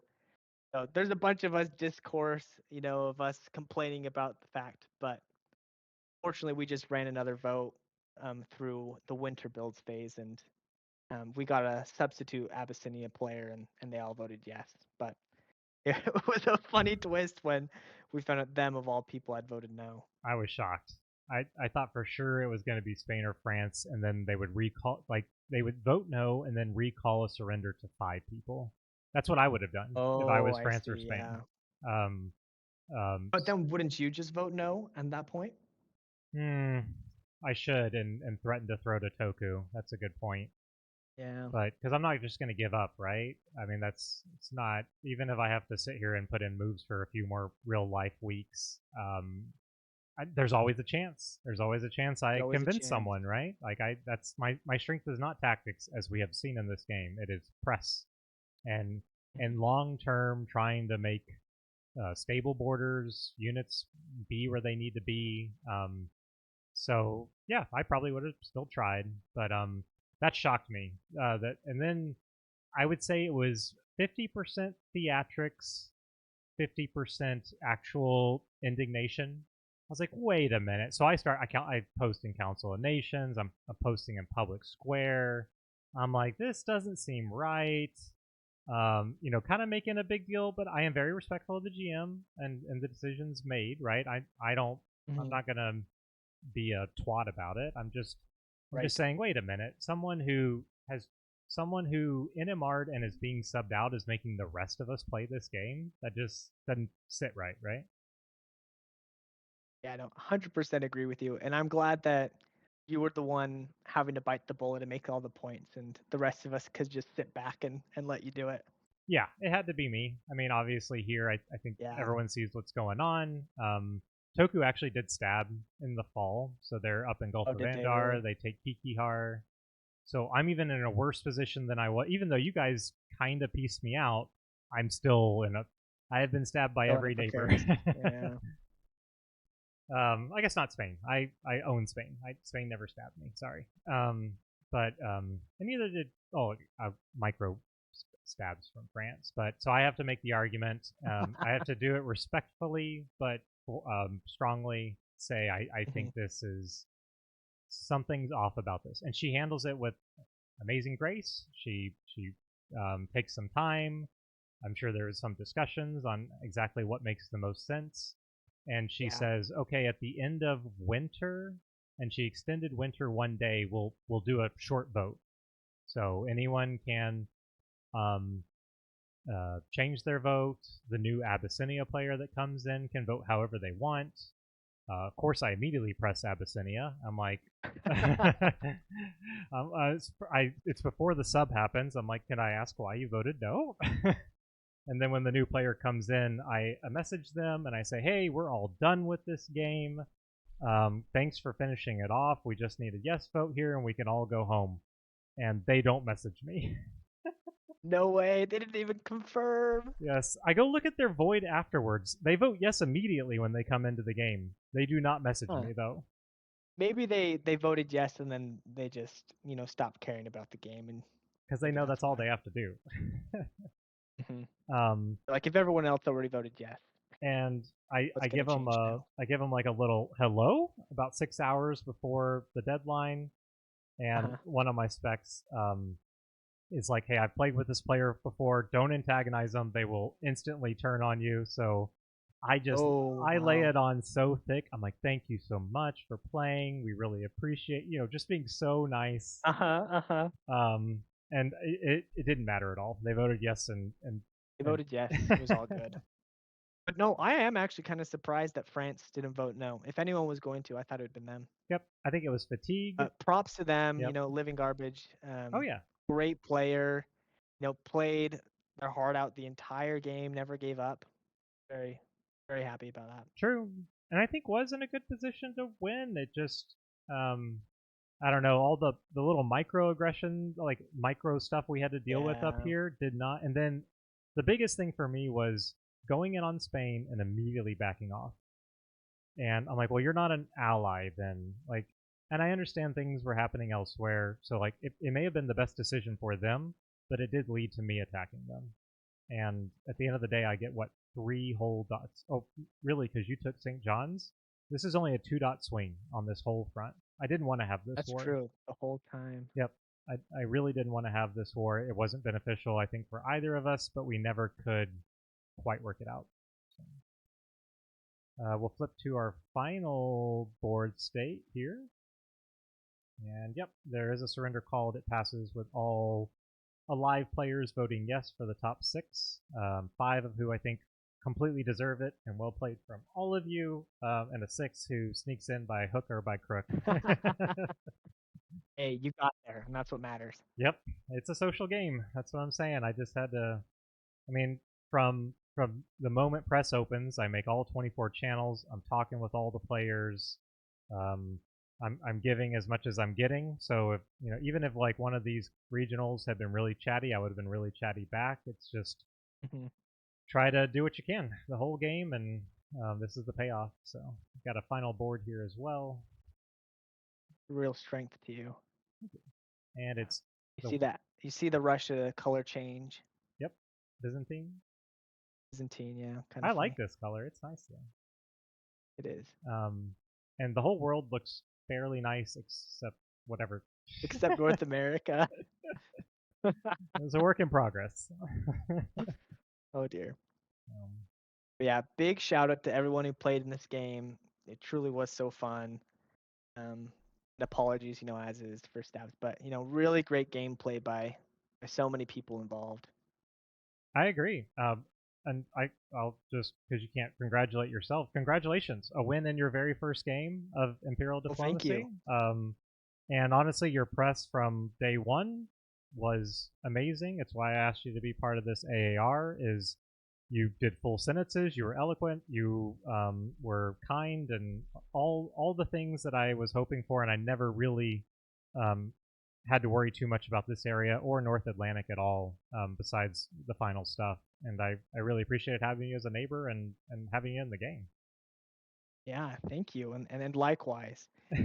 If I understand correctly, this is now your 4th game this phase that you've won? Oh, stop it. You're too nice. I have. So we got to give you your flowers too. Yeah, I've played 5 total, and I've won 4, and my other one was a 5th place finish as Ming. So Ming's a difficult power, so yes, definitely props to there. Pretty good track record. I do think I'm gonna step back for a little bit, and not because anything with the community or with I still enjoy the game a lot. It's just I realize I've kind of played on every continent now, and yeah, I need to I need to step back for a little bit to kind of re-get that excitement. You know, like, oh, I want to jump in. And in the meantime, I can be a community service member, sub into some positions, mess around with some variants. I think when I come back, the power I really want to play is Spain, because the last place I haven't really got to play in is the Caribbean. And that'd be a great one. Right, and so I'm dreading going back to the Med, but I do have more fun with the Colonials, though I would suggest first-time players like yourself start with a 4 power. It can go badly, but it also is a lot easier to manage. And then if you do well with a 4 power, move on up to a bigger power. Yeah, that was part of the draw to Sweden. It's up there in the north. Limit the number of players that are next to me. Helps you if you only have to put 4 moves in at first. It helps you check some tactics and learning the the technicalities of how to actually do the orders. Exactly, and it's a good power to think about convoy. I mean, you were a diplomacy player, but thinking about convoys and supports and just how everything interacts. It is a good starting power. I'd agree. Any idea? Are you going to continue playing? Do you have any aspirations as we switch over? I think I'm gonna go jump in this one in July. I think so. Nice. I'm really interested in playing something in Asia, not East Asia, but South Asia. Maybe like a Mughals with just the recent changes. See if, I mean, people call it a doomed power, but see if anything can happen there. Or Ottomans, I think could be fun too. But oh yeah, I'm always interested whenever a map changes because it means the meta is unwritten. Yep, I agree. Mughal would be fun. And I love playing a power that doesn't have a written meta, and that's part of what drew me to Sweden, was because they just added Iceland as a core, and I think they've even made more changes now where they rearranged the ocean tiles up there. But yep, and trying to avoid the inevitable Poland war. Though, as we can see, if you want your 32, there's a good chance it comes from Poland. Yeah. I mean, it's way easier to attack Poland than it is to attack France and the Netherlands from this position. So even England here, but of course you benefited from the anti-England vibe, but I did as well. It definitely helped our games. But kudos to you for taking advantage. That +5 going into Austria, that was, I mean, really, I think from that point on, as long as you maintained your level of play, you were in really good shape. Right. Yeah. Set me up good.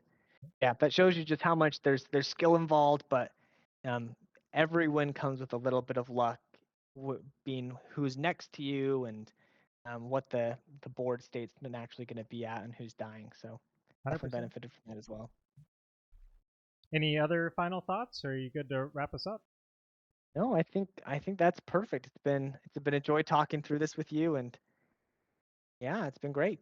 Yeah, appreciate everyone who stuck around for all, let's say, 5 hours of this. Go play a game.